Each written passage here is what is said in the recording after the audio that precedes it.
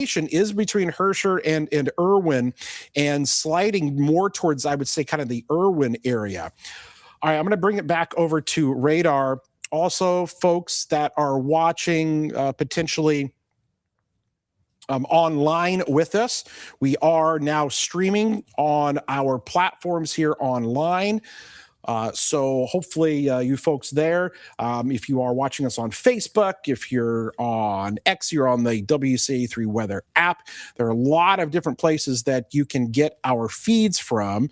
So make sure you guys chime in and let us know where you're watching from and if you get any reports of anything. Right now, big concern, and look at this thing, it is really starting to kind of take shape there. If you are in northern Iroquois County, right there on the Kankakee and the Iroquois County line, you need to be taking shelter right now. The rotating part of that storm right here. Here's your tornado, folks. Okay. It's not the typical orientation that you normally see, right? That kind of supercell is oriented usually about, if we turned that whole storm about 90 degrees to the left, that would be kind of that normal orientation. But since these storms are moving from north to south, we're not getting that typical view. But you still have that classic hook, that inflow into the storm, and the rotating part of the storm is clearly right here. And I'll put the little icon on it, and that's going to be where the tornado is located. Just to the northwest of Irwin. And that, again, has its eyes set on the Shabans area, right on the Iroquois and Kankakee County line. So you need to be doing what you do to take shelter. All right, let me just zoom in a little bit more on this. It's kind of over the Goodrich area. It's going to be right along Highway 17 and then heading between 17 and 115 in Iroquois County. And again, it's now 6 miles from the, well, let me do that once again. From where that possible tornado is to the county line is now only about 8 miles from the line. Let's go back to Jacob here. Jacob's got a view of the storm. Jacob, what are you seeing there? Hey, Kevin, you're looking at the rotating updraft of the storm, the mesocyclone, and underneath it, the base sits really low here. As I zoom in, you'll see it's very much low to the ground. And one of the reasons is it's right on this boundary. And so we're just going to have to watch under here as it moves our way. I tend to think it's not going to be quite as far to the left as I'm looking now, but I'll follow that all the way down there just to make sure that's the boundary that it's riding on. Where it kind of comes back to the right here, I'm looking now more north. That's where I believe the tornado is going to be. And I can see in the updraft itself here, as I zoom out, I can see the structure. I mean, this is an impressive supercell thunderstorm, Kevin. Tornado possible at any time with this. It is strengthening. It is in the right position right now, heading into Iroquois County. We've got a great view of it, Kevin. There's lightning in the updraft. It's very well structured, very well organized. This has the potential to be a dangerous storm. Not only are we concerning about tornado, Kevin, but also the hail potential is there and the damaging wind potential. You may not get the tornado threat from this directly over you, but there may be some large hail in Kankakee, and that could be east of I-57 as it moves into Iroquois County. Kevin, I'm going to keep my eyes on it. If I see anything, I will holler, and we'll get you an update. Northwest of Shabans, I'm Jacob Dickey. Back to you. Thank you, Jacob. Thank you for the report there. Doing a great job with that storm. Here's the wide view of things, because I just want to kind of show everybody also what's going on. Here in Champaign County, yeah, you've got some storms that are happening there from between Rantoul, Penfield down to St. Joe. Nothing is severe with that, but we do have a large concern with this cell right here that is moving to the south. And they've kind of trimmed a little bit of that warning, and you can kind of see where that red polygon is. And what I'll do is we're going to clear the radar off. Now you can see the areas that are under that tornado warning. So we're looking at Clifton, we're looking at Ashcombe. Okay, we're going to be looking at kind of rural portions of Iroquois County that get over there into the kind of far western portions of Iroquois County. A lot of farmland up that way. And so you folks there, if any of you are out, some people that are out there on this storm or live in that area, or, some farmers out that way, make sure that they kind of know what's going on, because that storm is headed right for them. They're basically west of Clifton, Shabans area. This is going to move to the south. Let me just kind of show you once again, the movement of this over the last 30 minutes, and you can kind of see it's kind of a southeasterly movement. And within this, you're going to have probably some hail. The Kankakee area actually might get a little bit of hail from this. But right here, if this would kind of continue, this is what you're looking at, folks. Possibly there, Clifton, close to Ashcombe, if this kind of dives to the south and east, could eventually come towards just west of the Martinton area. And this thing is looking impressive on radar in terms of some of the rotation on it right over the Irwin area. If you're in Shabans right now, I would be taking shelter. I think this is a serious enough situation where this thing is really strong. There's a lot of instability. And instability is what these storms sort of feed off of. And we have an incredible amount. And this is kind of the time of the day when you've got all of that energy for these storms to feed off of.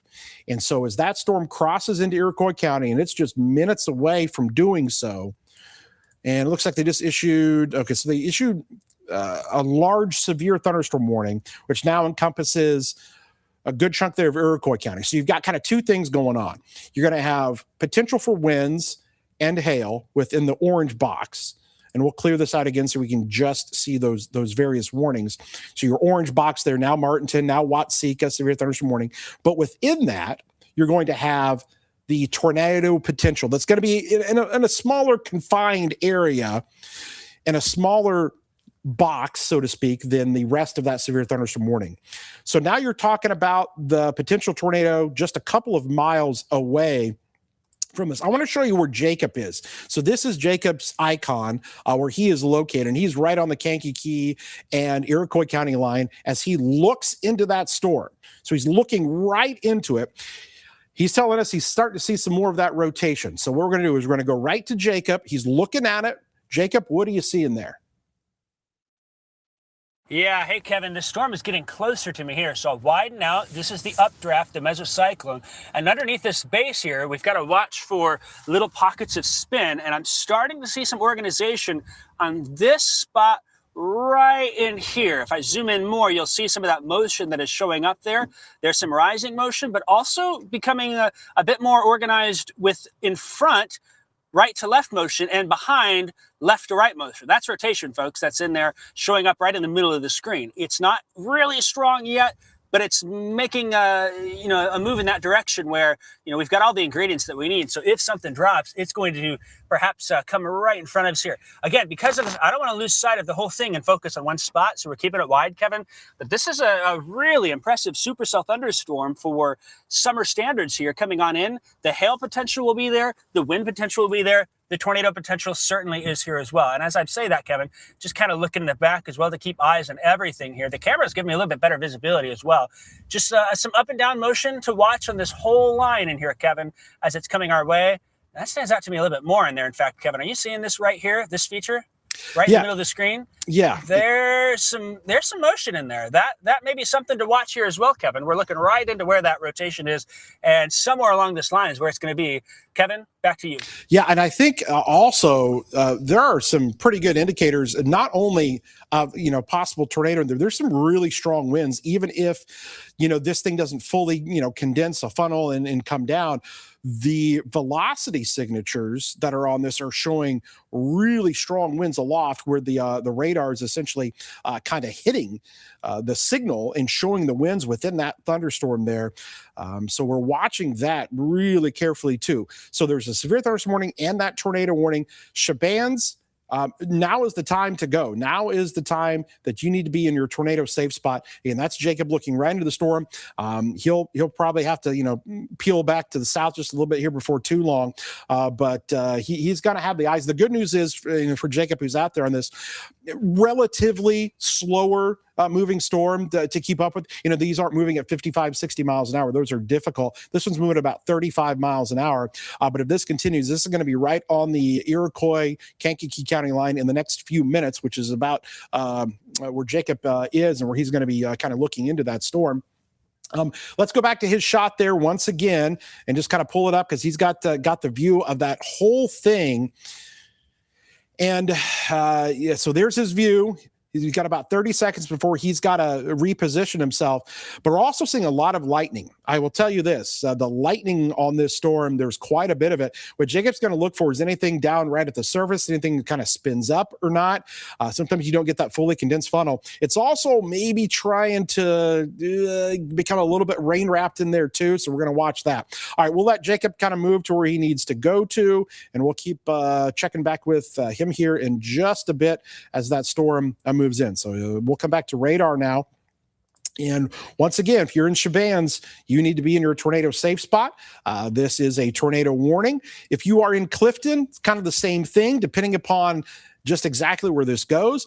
I think up towards the Kankakee area, they're getting hit pretty good by quite a bit of hail. There might be some hail in that storm, but that little hook, see that little area that's right in here is where that potential tornado is going to be.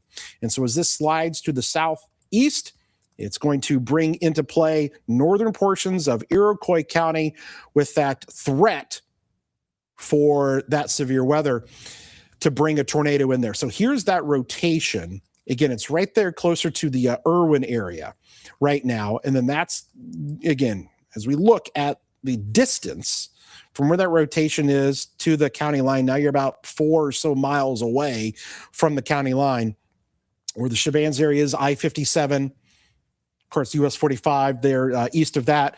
But it is a growing concern with this storm as it moves to the south.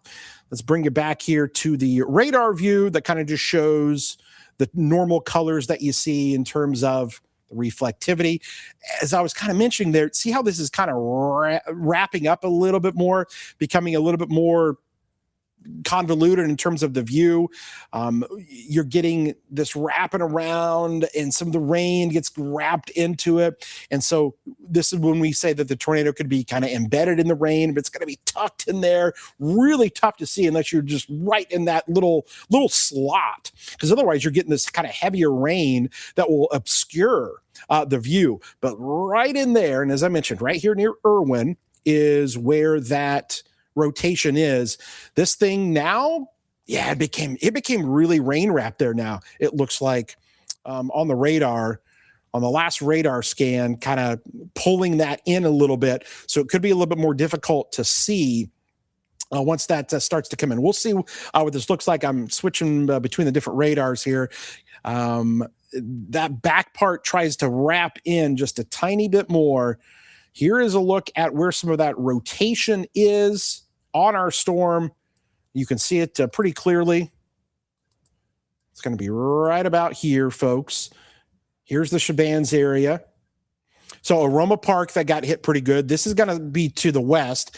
Again, the tornadic part west of Kankakee, but this is going to put more into line northern parts of Iroquois County.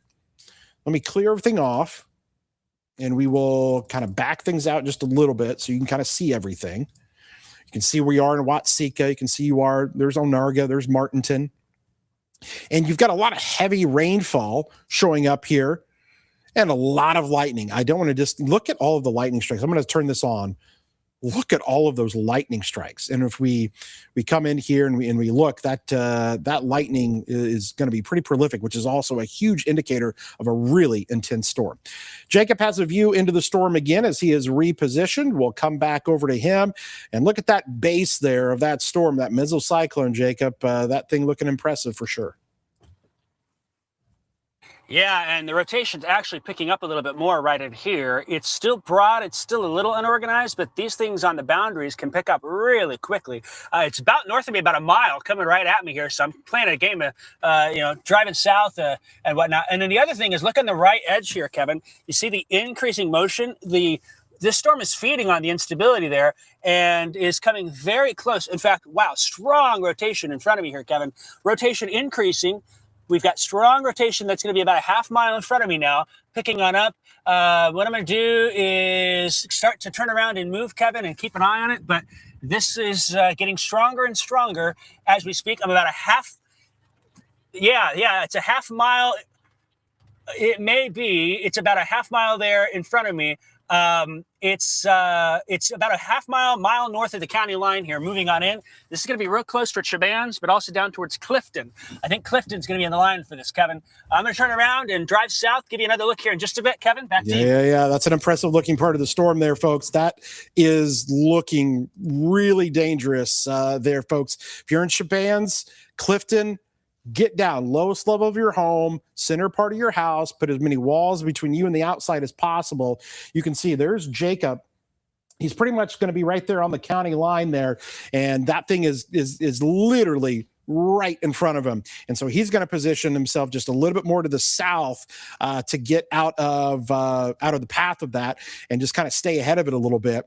And he's going to be able to do that on, there's a lot of good county roads there that you can kind of go on and kind of crisscross a lot of, squares, right? The 1 mile by 1 mile kind of squares there that you can get on those little county roads there to reposition.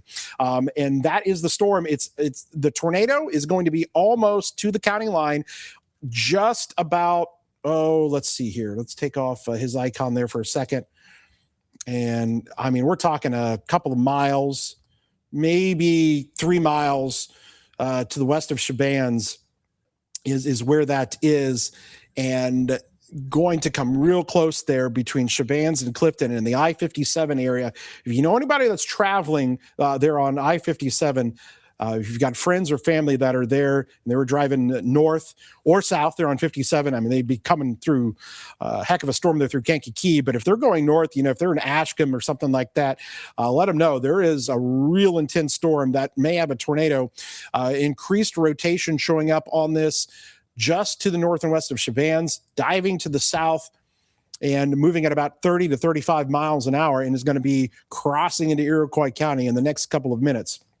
So the folks here that are watching in northern Iroquois County, take shelter right now. This storm, at the very least, has got some 60-mile-an-hour winds and the possibility of some of that hail.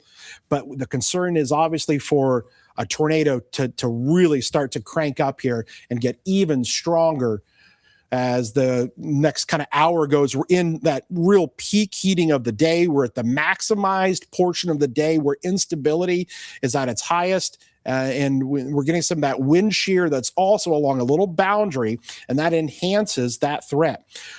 This will be a difficult storm potentially to kind of look into, see where some of that rotation is, see some of that rain that is there. I'm going to switch things back over to our velocity. See what we can see here. There it is. Those reds and greens that are right next to one another. It's right there. In that, when that new scan comes up, it is going to show up probably right there on the county line when this new scan comes across on the radar, which is going to happen in the next minute or two. It is knocking on the doorstep there of Cheban's to Clifton. I-57, rural portions of extreme northwestern. Actually, it's right on the county line now. So the new scan that just came in, it has got that tornado just on the west side of Cheban's. I'm talking probably a mile west of Cheban's where that rotation is now. So I'm going to wait for that new scan to come across to us. But boy, that thing is ramping up there.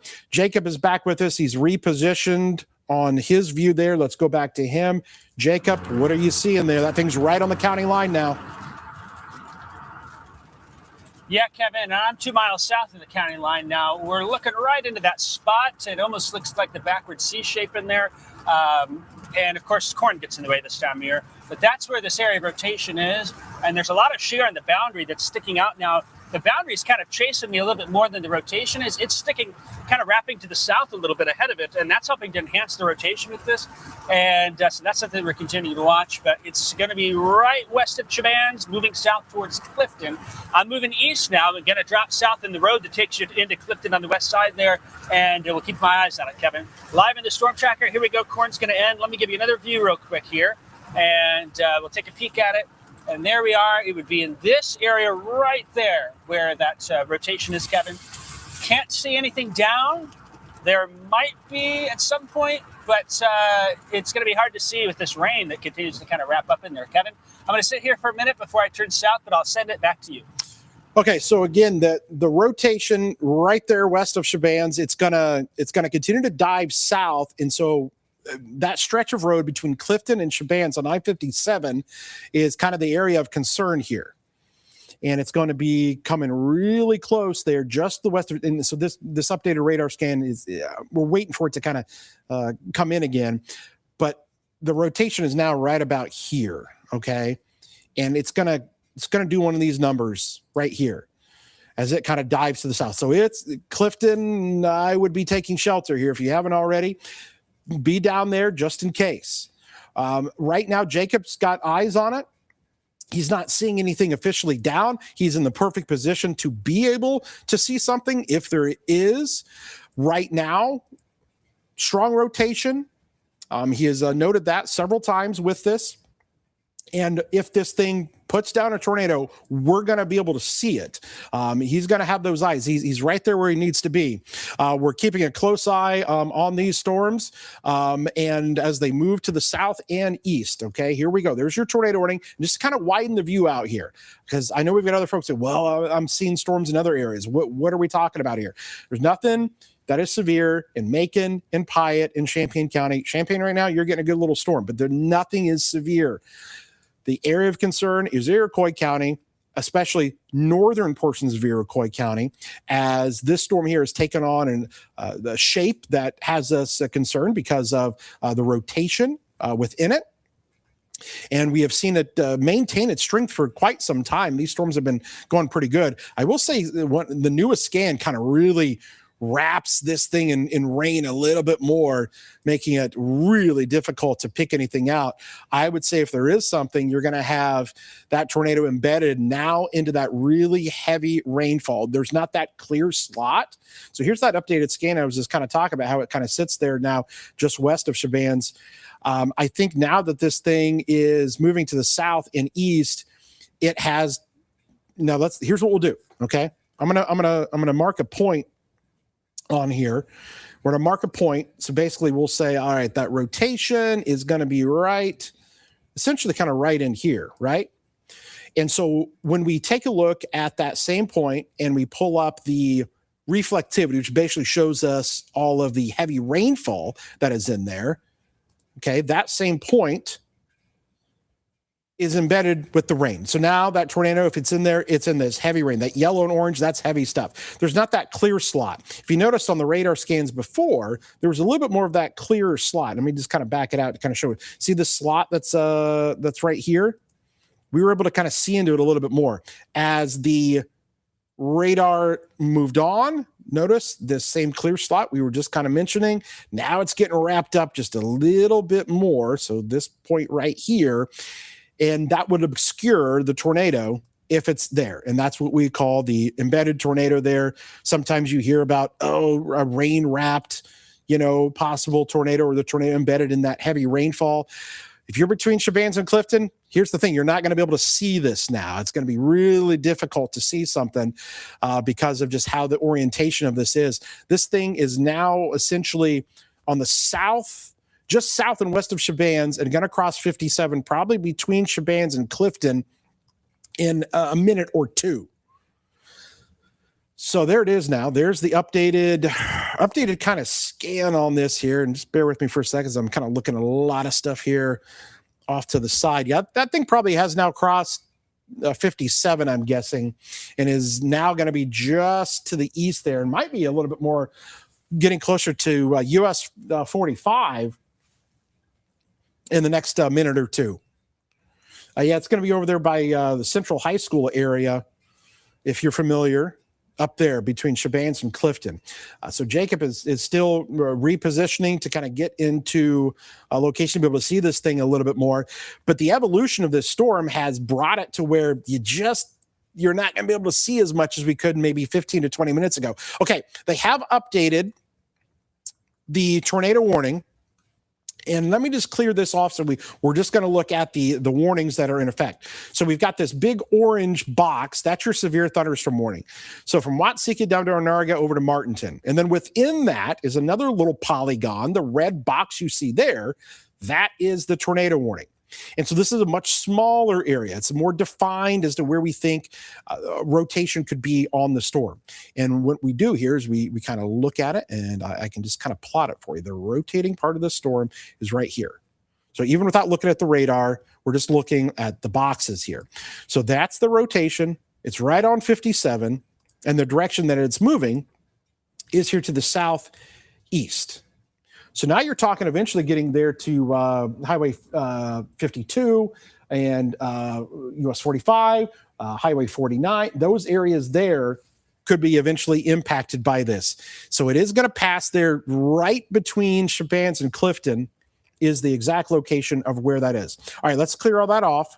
I just sometimes I just like to kind of show you guys the bare bones kind of basic stuff, take off all the colors from the radar and just kind of show you exactly where this is. And I'll even zoom in a little bit more and plot in some of these areas so you can kind of see where Martinton is, where basically US 52 is, and that is going to be the area of highest concern. All right, now we'll bring back all the colors so you can kind of see things here, what it looks like on radar. And again, I just think this thing has really kind of pulled in that rain. Sometimes you get that. And Jacob stopped by a train there. Jacob, you stopped by a train there at that intersection. Where are you at? I don't know if he can hear us or not. He may not be able to hear us over there where he's at. So he's that's the kind of the nature of things. Or some of those train. Okay, there he is. Jacob, go ahead. I see you stopped by a train there. What's your location? Hey. Yeah, so I'm straight west of the high school there. Got a train in my way. The tornado's to my northeast if it's down, and so I'm in a safe spot here. Not worried about that, but I'd like to get through and see what's going on here. And yeah, I just lost you for a second with cell service there, but we're sitting here waiting, and we'll see what happens. But still really impressed by this storm. You're right, though, losing that visibility we had earlier, the rain coming around it. The other thing that sticks out to me, though, is we'll just have to watch the northwest side of the storm here. The backside back up by Irwin, maybe it's trying to do another little hook. And sometimes on these boundaries, these storms can do that. They can let one go and have a new one. There's the train. Hooray. So we'll be working our way to the east, Kevin. Live in the Storm Tracker, Jacob Dickey, back to you. Jacob was just kind of mentioning that. So here's what I'll point out. See this other little hook that's trying to kind of form back out there towards that Irwin area? So these storms will go through these little cycles. They basically cut. Careful, guys. I'm texting the newsroom. Funny, and I'm texting the newsroom about any potential with Iroquois County. I know Chicago, there were a lot of trains that were canceled. We're working to learn if any of those were heading south. And our newsroom is continuing to watch for any crashes along 57, as I know, Kevin, you mentioned it was crossing over there. All right, very good. Yeah, so back to the radar here, and you can see there's our storm there between Shabans and Clifton. But as I was just trying to kind of point out here, Jacob was kind of mentioning, sometimes you get one part of the storm, it gets cut off. You get the air that kind of just the downdraft that kind of just kind of loses punch, but sometimes it'll redevelop on the backside another little area. So we have to watch these because sometimes you get that little secondary little push, and where the rotating part of the storm was before is not there anymore, and then a new circulation begins to form, and that could potentially be happening. We are monitoring things here carefully to see kind of how things are developing with this. The tornado warning does continue for northern portions of Iroquois County. We're still treating this as if there could be a tornado embedded in this heavy rainfall, and that is going to be now just kind of southeast of Shabans, maybe east of the Clifton area where that rotation is. Just east there, and that's going to be on top of US 45 in the next, like I said, minute or two, as where that rotation is going to be. So we'll be watching this carefully. It is going to run probably between Ashcombe and, let's say, Martinton. So right in between Ashcombe, Clifton, and Martinton. If we put those three together as a little bit of a triangle there, okay.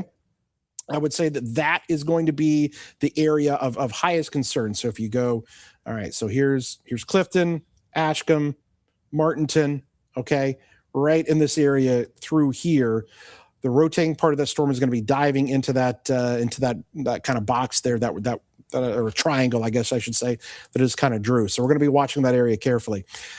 Jacob, are you starting to get a little bit of a better view at all into this storm to see kind of what it's doing?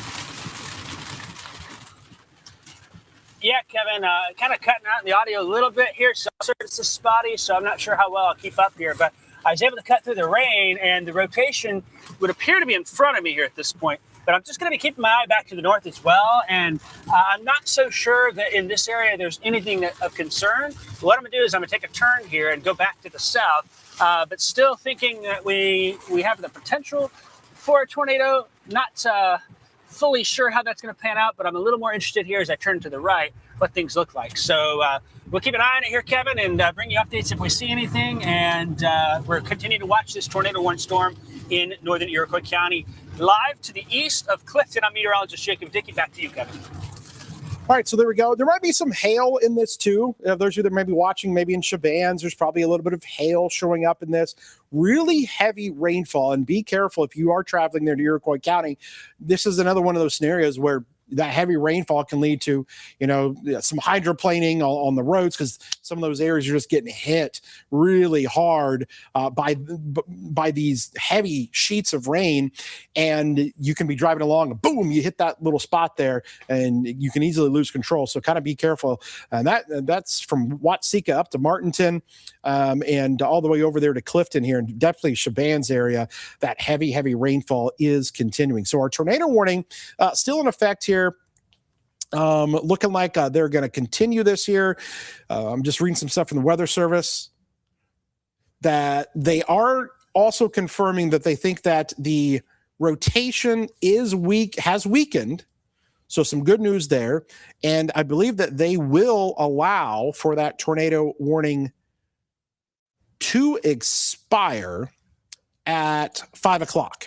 So just for the purposes of all of our folks here in the control room, and for our news folks here, this most likely is going to expire at 5 o'clock in terms of the tornado warning. We will kind of go back into our regular news coverage, as is our policy, where we stay on for tornado warnings. We get you through that. We continue to monitor things and then pop back on if a new warning gets issued. But we're about 90 seconds away from top of the hour at 5 o'clock and this tornado warning expiring. So we will proceed into our regular news coverage. Jacob is going to stay on the storm here. There is still that good threat there across a good chunk of Iroquois County. As this storm continues to dive south and east, Watseka, we're watching you, Iroquois, Donovan, Sheldon, Crescent City. We're watching all of these areas for the potential for this thing to still ramp up. Here's the thing. We're not out of the woods. There's a severe thunderstorm watch. It's in effect until 5 o'clock. Until 9 o'clock tonight. There's going to be this window of opportunity for any of these storms to still ramp up. So we're watching maybe Vermilion County. We're even going to keep a close eye on, Champaign County. But right now, as we look at these other storms, nothing is severe into Macon, Piatt, Champaign, Vermilion. We've got this one storm that is up here in Iroquois County that we've got the tornado warning on, and we're hoping that there is a continued weakening trend with this. We'll cross our fingers, but in the next 30 seconds or so, this tornado warning should expire. I will say there is still some broad rotation. It's east of Clifton. If you're watching Pittwood to Martinton, I would just be keeping an eye on things here. And as things go along, if other warnings get issued, of course, we're going to be letting you know about that. But like I said here, hopefully in about 10 seconds, we'll see that tornado warning expire. We're not going to go anywhere, folks. We've got Jacob with us in the storm tracker. I'm just going to be here watching the storm, and there you go. There's that red box. It's gone. So what we're going to do here, we're going to kick off our news here at 5 o'clock, and we will come back to you as we normally would throughout the newscast with our weather hits. If a new tornado warning gets issued, we're going to jump on. We're also still streaming online. I'm going to keep that feed going on all of our social platforms, all of our apps. You can go and check that out. But for now, we're going to kick things off with WC3 News at 5 o'clock. Watching your local news leader. This is WCIA 3 News at 5. All right, folks, we are tracking severe weather here. It's 5 o'clock. Thanks for hanging out here with us. Some of you are going, what storms are you talking about? I don't have any storms. It's not raining anywhere.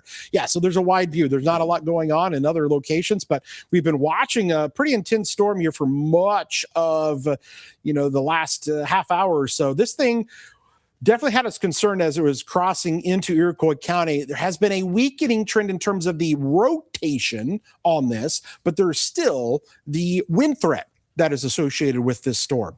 And that is the concern we have with it. So just to kind of give you an idea, this storm is moving to the south. There's a severe thunderstorm warning still in effect for Iroquois County. And so Watseka, we're watching you, Martinton, and then that severe thunderstorm watch that is also in effect until 9 o'clock.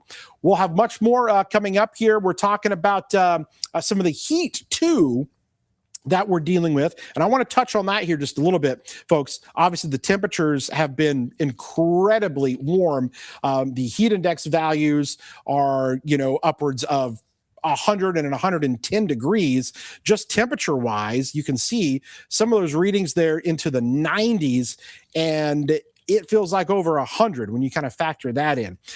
Heat is an issue with this, but there is a break soon heading in our direction. Unfortunately, we still have these extreme heat warnings and heat advisories that are in effect because of this. And that is kind of the other part to this big weather story of the day on this Monday. We'll send things over to Kelly with more here on this wild weather as we kick things off here today. What a way to start the new work week. Kevin, thank you, and Jacob as well. Early morning storms with an added punch of heat has affected many across central Illinois today, and those storms hitting our viewing area, as Kevin has been telling you right now. Good evening. I'm Kelly Finley. We have live team coverage. WCIA3 Chief Meteorologist. There you are, Kevin Leidy. Had to wait for you to get back in the mix. Okay, he's in the Weather Center. Derek Mitchell is live in Effingham, but we're going to begin with, are we starting with Derek first? Okay, we're going to check in with Derek because he's in Effingham, where we've been telling you about the storm damage and the flooding across the county. Close to 7 inches of rain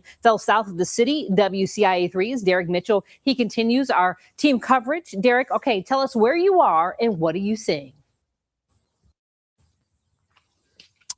Kelly, I'm here on 1800 Avenue in Effingham, where just a couple hours ago today, water was all the way up to my legs and water was covering this entire road. Now, around noon, we tried to drive through this road, but the water was just too high and our car could have been stuck. It was just not safe. I'll take a look at some of this video that was filmed earlier today. The only cars driving through are semi-trucks, and even their wheels were submerged under the water.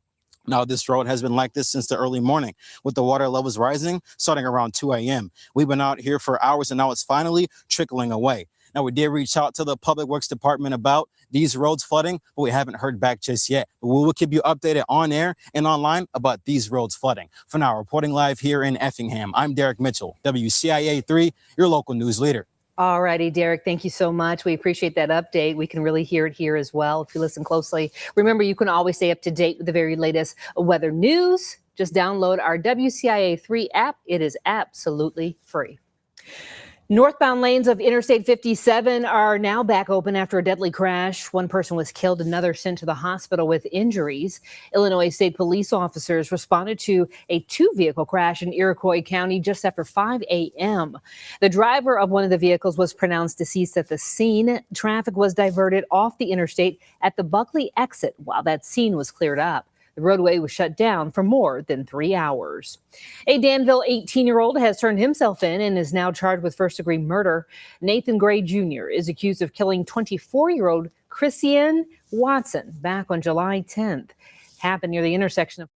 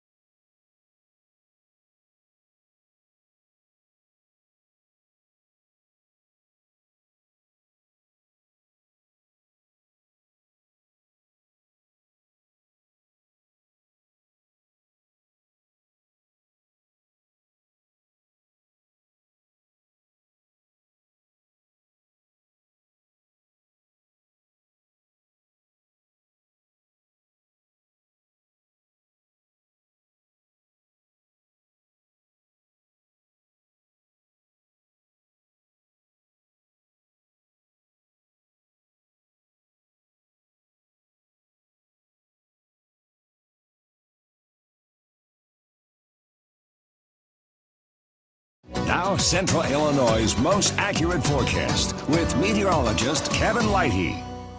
Okay, folks, we are tracking a pretty strong storm here, well, severe storm to be exact, into Iroquois County. This thing's ramped up a little bit in the last 10 minutes or so. I think we might be having potentially another circulation that's trying to form here. There's probably some pretty good hail coming down in Pittwood. Jacob just confirmed that, some hail showing up there, and that's where that purple color is that you see. And then just south and west of Pittwood, if you're in Watseka, listen, folks, I'll be paying attention. Okay. I know there's just a severe thunderstorm warning right now, but just be paying attention here as this storm is wanting to ramp up a little bit more. I'm just seeing more signs of rotation. That's going to be Route 1 there between Pittwood and Watseka. I want you guys to really monitor things here. I would obviously not go out at all with this storm as it is moving to the south and east. Jacob, we've got his shot there on the bottom right. He is actually traveling south there on Route 1 between Watseka and Pittwood. And as I mentioned, he did mention that he was getting a little bit of that hail as that storm is moving to the south and east. They also just issued a new severe thunderstorm warning to account for this cell into northern Vermilion County. So now you're talking, Milford, or now we're talking, or I should say, no, I guess that doesn't go all the way to it. It's just the rest of Iroquois County. Let's forget how big Iroquois County is. It actually goes right to the Iroquois and Vermilion County line, but up there near Hoopeston is where that is. So the severe thunderstorm warning there is hugging right up to the Vermilion County area. Okay, so the biggest concern there is going to be right here. See this, where this little kind of hook is? Right here. All right, we had this earlier, and that is where the potential was for a tornado, was right in that little hook. Okay, there's also an incredible amount of lightning showing up on this. And so I'm going to turn on this feature here that shows the lightning and watch this. I mean, it covered, I mean, that is a relatively, really high amount of lightning strikes for this small of an area. We can actually query it and ask, hey, how many? That's 541 lightning strikes on this one storm. And folks, I got to tell you, I think this thing is trying to do something again. If you're between Pittwood and Watseka, there's not a tornado warning yet. I'm not going to be surprised if one gets issued. I'm just going by previous experience, looking at the radar, seeing what this thing looks like. I think there's another circulation that's trying to form. It's going to be just north of Crescent City. It's going to be northwest of Watseka. This is an area that I have concern here, folks. I just want to err on the side of caution, just given kind of what some of the radar signatures are showing here. South of Pittwood and Watseka. You folks there's a hail core associated with this, and that's what this is right here. Let me just kind of draw the area. So you got this little hail core. See this little purple color? That's going to be your hail. Tucked in here is going to be where that might be a potential tornado. And so if you're in Watseka, I just want you guys to be paying attention here, because this thing still has that rotation with it. Currently not a tornado warning. Jacob's in Watseka. Jacob, if you can go ahead and just give us a report of what you're seeing, because this thing, it's got that little hook shape once again. What do you got there in Watseka? Yeah, Kevin, when I was north at Pittwood, the hail started to come down around me, and I didn't want to be around it. So I blasted south here, and I'm in Watseka now. I'm going to cut back to the west side of town and try and get a look at the area of rotation. But I do know there's large hail. I saw it firsthand there. Couldn't get an accurate size. Was on the move, but you could hear it hitting the vehicle. And the lightning has been extremely impressive with this. For a period of time, I was cutting from Larab to the east and south, and I had almost constant cloud-to-ground lightning with the storm. That was showing me it was strengthening. So very concerned for parts of Iroquois County. I'm going to head to the east side of Watseka and take a view to the north, Kevin. We'll get another report with you shortly. Live in the Storm Tracker in Watseka, I'm Jacob Dickey. Back to you. Okay, folks, so we're watching this here. We currently don't have a tornado warning, and so we just kind of wanted to let the folks know there in Watseka, be paying attention, even Sheldon, okay, as this storm kind of rolls in. What we're going to do is we're going to toss the break here, come back, and there might be some more information that comes into us here, and we'll get you an update on that. But if you are in Watseka, I would just be standing by to go to shelter if you need to here, and we'll have much more coming up after the break. Stay tuned.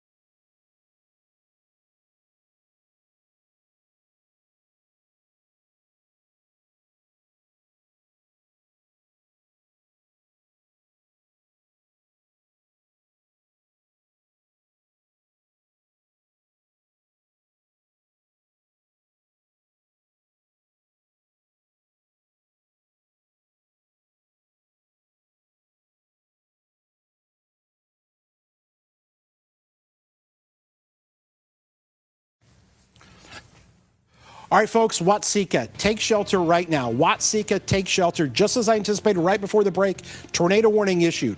Watseka, take shelter. This storm is just on your northwest side. This thing is coming right towards Watseka. If you are watching this right now in Watseka, get to your tornado safe spot, lowest level. Jacob is there. He's got rotation. Jacob, live shot from you. Tell us what you're seeing. Yeah, Kevin, a lot of strong rotation visible right here in front of me. It's coming into the northwest side of Watseka, and there I get the camera turned a little bit more up. It's going to be about a mile north of 24 and about a mile northwest of the Smiley Water Tower on the west side, moving into town here, kind of moving to the south and east. And so we're keeping a close eye, going to stay ahead of it, and we're going to keep monitoring things. But strong rotation, very obvious here. This could produce a tornado at any time, Kevin. Live in the Storm Tracker, a meteorologist, Jacob Dickey, back to you. Yeah, folks, here really into this is actually one of the stronger rotational couplets that I've actually seen here today. This is a serious situation. If you are in Watseka, you know anybody there, Watseka, between Watseka and Crescent City, anybody along Highway 24 there, US 24, between Crescent City and Watseka, take shelter right now. Strong rotation on this storm, and it is going to cross right over 24 there, maybe the west side of Watseka. Going to be right there. If you know 24 there, and it takes that little curve up there to the north just a little bit, kind of takes that little left jog, and then eventually right back there into Watseka. It's going to be coming just maybe close to the west of that area there, as we've kind of zoomed in on it. The rotation is right here, folks. There it is. And Jacob has got the view on it there as he's kind of looking into the storm. You can see that the bottom right-hand corner of your screen. If you're between Crescent City and Watseka, tornado warning in effect for you. If you're in the Woodland area, you need to be on the lookout too. Milford, you're technically in this. Woodworth, down the line. Highest concern at this very second is going to be between Watseka and Crescent City and right along US 24 there. Jacob, what do you got there in front of you? Yeah, so I'm looking back east towards town, Kevin, and the rear flank downdraft is right on my left, going to be coming into me. You can see the rotation right in front of me. It tried really hard to spin up there, and as this rear flank downdraft wraps around, if something's going to happen, it's going to be right in front of us, Kevin. So I'm keeping my eyes open to the north to make sure I'm not missing anything, but it's very much almost it's on top of me and in front of me here, Kevin. This base here with strong rotation continues to move onto the west side of Watseka as it moves south and east, Kevin. I have not seen any debris flying. I have not seen any power flashes. That'll be the first thing we look for in addition to condensated funnel cloud. Haven't had any of that yet, Kevin, but this storm is trying hard. And I'm looking as well, Kevin, it's still on the lake boundary. The boundary keeps pushing south here, that outflow boundary. It's riding on it. It's going to be rotating for quite a while longer here, I suspect, Kevin, until it can either break away from that or maybe hit some more stable air. So we're going to watch things, keep a very close eye on it, and monitor things in Iroquois County. Watseka, time to shelter is now if you haven't done so. And moving south of Watseka, then we're going to be watching Woodland and Milford closely, Kevin. In the storm tracker near Watseka, I'm back to you, Kevin. All right, so this storm also has a really big hail core on it. That hail core is just to the northeast of Watseka. That's going to be this purple color that you see here. Okay, so you've got the hail threat, but then that rotation is right in that little hook. That little area right here, and it's going to be sitting almost there on 24 where Jacob is, as this kind of moves to the south and east. The rotation on this is pretty strong, folks. And also that tornado might actually be embedded a little bit more into the rain. It might be tucked in just a little bit more in there. But if you're in Woodland, if you're in Watseka, you need to be in your tornado safe spot, absolute lowest level of your home, center part of your house, put as many walls between you and the outside as possible. Watseka, right now, tornado safe spot. That tornado is going to be there possibly just to the north and west of town. It's going to be right there where the little jog is there to the north as if you're traveling there on 24. And you kind of take that little left turn and then peel back there to the right as you come into town there. That is going to be the area of concern, folks. You need to be in your tornado safe spot in Watseka right now. The rotation on this is really strong, and so is the lightning. The amount of lightning strikes that are showing up with this is really impressive. What that tells us essentially is this is a really strong storm, highly electrically charged, a lot of energy there. We have a ton of instability for these storms to feed off of. The peak time of the day, if you look at all the statistics for tornadoes, the number one time of day for tornadoes is between 5 and 6 o'clock. We are in that little hour of where you can sometimes get some of the most intense storms to form because you're maxing everything out. A lot of times the instability. In this case, there's also some decent wind shear that's located there. So there's a little bit of a boundary. And we think that this thing has formed, again, a little bit of a hook there. This thing is going to be coming possibly right there to the, as I look at it, southwest side of Watseka. So right there on the southwest side of Watseka is where the rotation possibly is on that. You can see it kind of sitting right there on Highway 24 right now on US 24 and on the west side of town. If there is something in there, you may not be able to fully see it because the tornado might be embedded into that heavy rainfall that we've got. So that's the storm there along US 24. You can see, again, what we're looking at, the wide view of this. So you've got this huge area where you're going to have a huge hail core on it. And then on this tiny little area, it's just a little small area here, where you've got this rain-free base and a little bit of an inflow and this little notch. That's what you're seeing. Jacob has a view now. Jacob, what are you seeing? Yeah, Kevin, I think it's going to be more over here now on the southwest side of Watseka, kind of looking in that area and monitoring. Very much the rear flank downdraft. I've got a north wind where I am now, so I'm on the west side of that rotation. The clouds directly over me are quite turbulent, but I think that rotation actually is in front here, and you can kind of make out that structure a little bit more, drifting off to the south. Now, Watseka, give us a few more minutes for Watseka proper. South of Watseka down to Milford. That's the next in line for this, Kevin, and towards Woodland and west of Woodland, west of Milford, kind of where this is heading. So keeping a close eye on this, Kevin. We'll let you know if we see anything. In the Storm Tracker, I'm Jacob Dickey. Back to you. Yeah, I still think that possibly the rotation, would you say the rotation's kind of possibly even still embedded a little bit more to the west, northwest at all? So I'm kind of looking here, and I do see where the hook extends out a little bit more, but to me, it looks like it's the lake boundaries pushing it up here, or that outflow boundary this storm's been riding on, because there's some heavy rain towards Crescent City, but I can see that north to south motion to my north, and so I think it's going to be more in front of me. I'll keep an eye out, but this there's a lot of turbulence, a lot of motion at this, Kevin, and it definitely has my attention here in Iroquois County, so we'll keep an eye on it. Kevin? Okay, so that is the storm there of concern. You're talking right there in the heart of Iroquois County, or for friends there in Watseka and Woodland. Crescent City, you are technically in the warning. That rotation is just to your east by a few miles, but is really close. I would lean a little bit more towards concern with Watseka right now with that rotation on our storm. We'll see what the new updated radar scan does. Jacob is in the view. So he is basically, let me see if I can't, I'm going to pull up his location, and bear with me here as we kind of reset things for a second. Wow, look at that hail core, that purple color. I mean, that's a lot of hail in there. And then what we can do here. So Jacob is essentially located on the storm there. He is right there, and we'll pull in his icon. And so there he is. That's where he's at. And so he's got the view into where there would be that possible tornado. And that's going to be basically just to his north.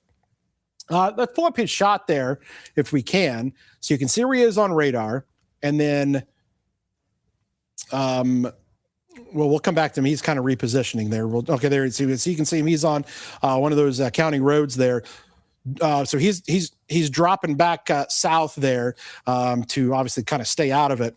But I think that thing is still showing decent signs of rotation that might be kind of still coming in there to the south and west sides of Watseka as it moves to the southeast. The latest movement on this is actually only 25 miles an hour. So it's really moving slow. And that movement actually does help out Jacob in his quest there to try to stay ahead of the storm and kind of position himself in a way that allows him to kind of see this thing. So they just kind of updated it. It does look like the rotation is, again, southwest of Watseka. And it's going to be Woodland, the Woodland area I'd be concerned about if this continues to drop. So we just kind of move the radar just a little bit here. So more towards the Woodland area, between Woodland and Woodworth, not to get those two confused, Woodland and Woodworth, in between those areas, but definitely more towards Woodland. And was that a hail? I thought I might have heard a hailstone hit the storm tracker there for a second. I know that there is a pretty decent hail core in this too, and that's that purple color. That's going to be probably, I'd be surprised if folks there into Watseka might be getting a little bit of hail. I'll see if any of the folks there. All right. Yeah. I just kind of peered into our chat here. So we're streaming on all of our platforms on Facebook and X and on the WCA3 weather app. And I just got a report. It's hailing really bad in Watseka. Looks like maybe some quarter-size hail in Watseka. Lots of hail in Watseka. That's what we're hearing here from the folks there, and that lines up. So this purple color, okay, this is your hail core, and look at those purple colors there. That is where that hail is dropping, and so we're hearing some quarter-size hail there. It's just to the south and west of that is where the rotating part of the storm would be. And that's kind of where Jacob is here. Okay. So here's your rotation, and that's going to be heading towards Woodland. But that hail core is just on the north side there and east side of Watseka. And that's what you're looking at. So thanks for the folks there in our chat here talking about some of that hail. Actually, just got a golf ball size hail report, Watseka, coming into us, maybe some golf ball size hail. So Watseka, you guys are getting the hail part of this. I think the tornado part of this is going to be just, unless there's a new circulation trying to form, is just to your south and west. But right now, concern is going to be for, I think, Woodland areas there along Route 1, north of Milford and more towards the Woodland area. Pretty decent hail core in this, and I think some golf balls are definitely possible. We've already had one report of that. If you have any pictures of that hail, feel free to send that in to us. You can send emails to news@wcia.com with your hail or any damage photos, news@wcia.com. I know Watseka just got hit really hard by hail. And so for those of you who are watching, you've got more of the hail issue than the tornado issue. That tornado is going to be southwest of Watseka and going to be heading, as I keep mentioning, the Woodland area. So now you're talking along Route 1 there. As you head south there on Route 1, County Road 1200 North, 1400 North, 1200 North, that area. And then, again, we're going to be watching Milford. You guys also still under that tornado warning, but it's going to be kind of west of Route 1, the highest concern. And Jacob is positioned on the storm to give us the view of kind of what's going on. He's driving east into Woodland here right now, so he is just going to be repositioning himself. But yeah, let us know. Might even, again, this is going by the chat, but somebody just said maybe even some tennis ball size hail possible there into Watseka. So there might be some really large, dangerous hail here that's occurring. Again, if you've got some of those, if you have any pictures of it, once it's safe to do so, folks, don't go out there in the middle of the hailstorm and go out there and wait. The hail's good. If the hail's that big, it's not going to melt. That quick. It'll still be there. So please do not go out and do that in the middle while it's happening. That can hurt you. You get hit in the head by a tennis ball sized piece of ice. That's not great. So just wait. There'll be time. That hail core now maybe sliding there from Woodland. The new warning is just going to come out here for Vermilion County. So we've got this huge area for a severe thunderstorm warning. They're going to tack on to this a new warning there for Vermilion County to take into account that wind and hail threat. And so that's going to populate on your screen here momentarily. And then you folks there will see just how kind of far south that warning goes. But we'll be getting that warning here briefly. And actually, there's another warning that just got issued for southern Vermilion County and Edgar County. So this is another storm from Georgetown to Ridge Farm and down to Crispin. And that's a separate storm there, folks. And so I don't want to kind of leave any other folks out that are now under that other different warning. So the severe thunderstorm warning, southern Vermilion County. And I have a feeling that, yes, they'll probably add on to the northern Vermilion County here if this storm continues to move to the south like it's doing. Can you talk about the lightning that you mentioned earlier? Yeah, there's a ton of lightning on the storm here, incredible amount of lightning. And you can see when we just kind of query the radar and say, hey, how many lightning strikes are just on that one storm? 521 lightning strikes is a pretty insane amount on one storm there. That's constant lightning. I mean, and these are lightning strikes over the past 15 minutes. And you notice each one of those new ones that pops up, that's going to be a new lightning strike. So what I can do is I can just show you lightning over the past 3 minutes. That's lightning only over the past 3 minutes, which is just wild to see that many lightning strikes that are. So I can do this again. These are just lightning over the past 3 minutes. We'll query that. 127 lightning strikes in the past 3 minutes. We can do some fairly quick math. That's about 42 lightning strikes a minute right? So you're almost getting a lightning strike, every 2 seconds or so. So that's pretty wild. That's also telling us that this storm is extremely strong and may pack a punch. Yeah, Jacob's with us. Jacob, what do you got? Hey, the wind is really intense here in the backside, and there's pieces of hail falling. I've seen golf balls falling here. Probably looking at some 60. Put that corn down here. Okay, so Jacob falling to pieces here, but some intense wind now. Kevin, we are to the northwest of Milford, so moving towards Milford. Kevin, back to you. Okay, yeah. So Jacob, there, you're on Route 1 now, right? You're on Route 1. No, I'm west You're of not Route yet? 1 by about a couple miles. Gotcha. I'm trying to avoid it because I don't want to get in the hail. Yeah, Let yeah. me turn around and show you this wind that's blasting here. Look at this wind that's blasting here, Kevin. Strong wind. Kevin? Okay, so there's Jacob on the storm there. He is going to be south of Woodland. He's south of Woodland. 1200 north, 1980 east. 1200 north. South of Woodland, 1 mile. Gotcha. 1200 north, 1980 east is essentially where he is.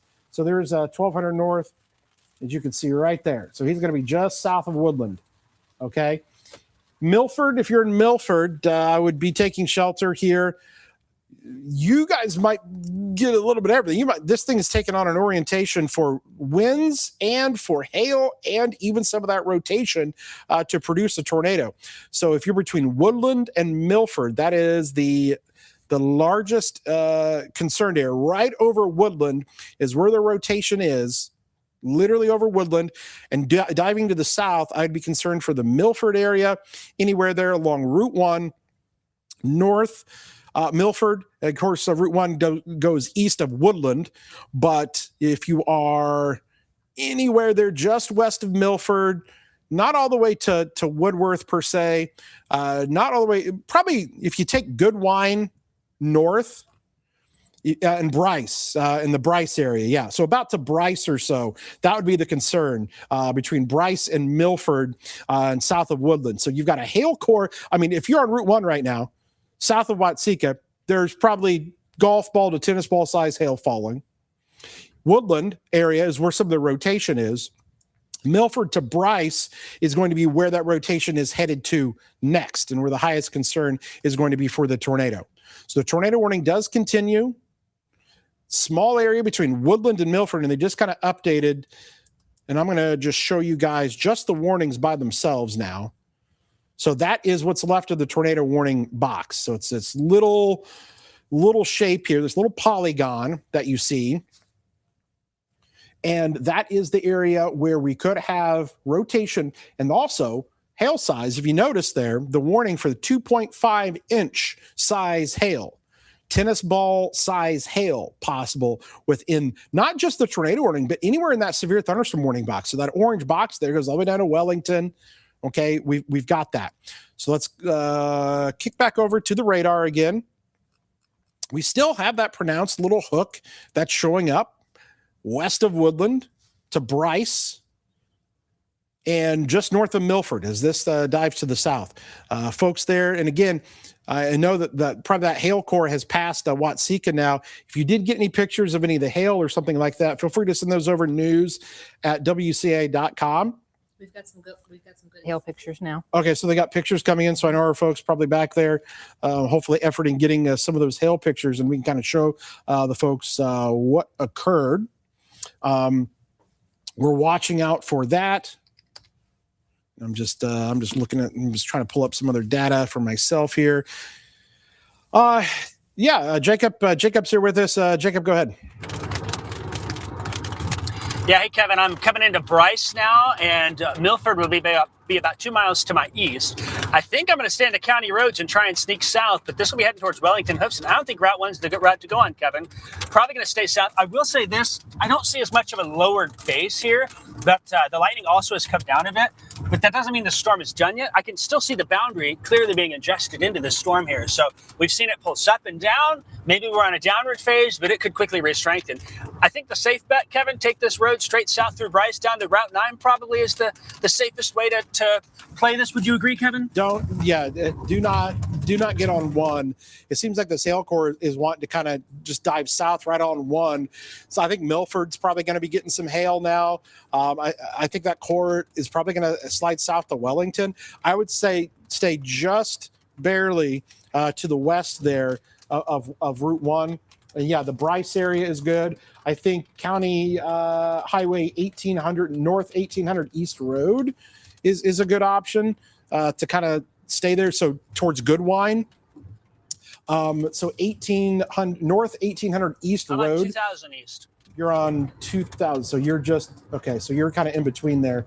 Yeah, I mean anywhere.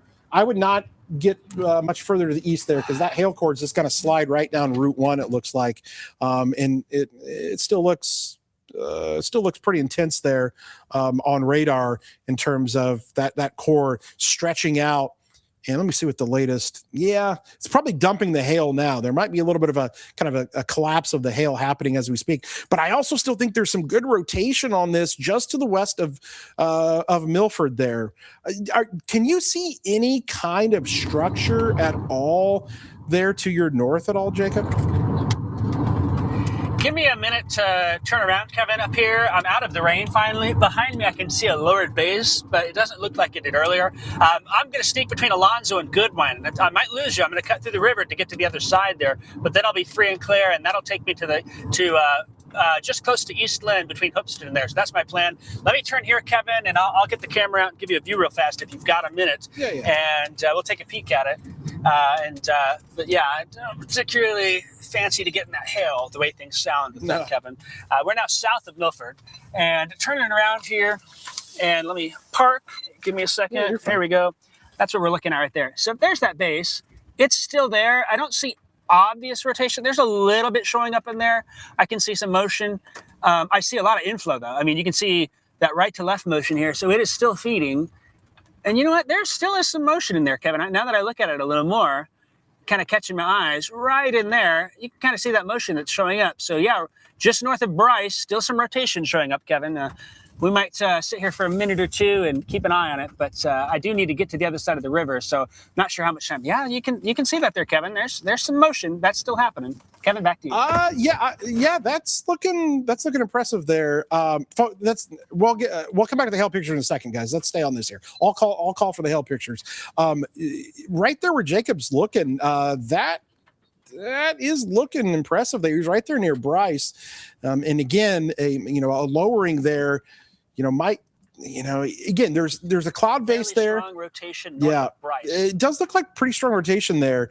Still showing up. If you're in Milford there, just on the west side there of Milford. Ooh, man, I heard the thunder Kevin, there. I'm gonna bail. Okay, so Jacob's going to have to move here as that thing's kind of coming towards him. We'll come back here to the radar view.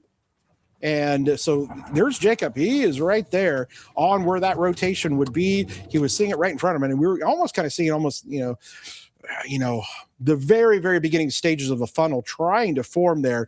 So if you're in Milford, I want you guys to be in your tornado safe spot.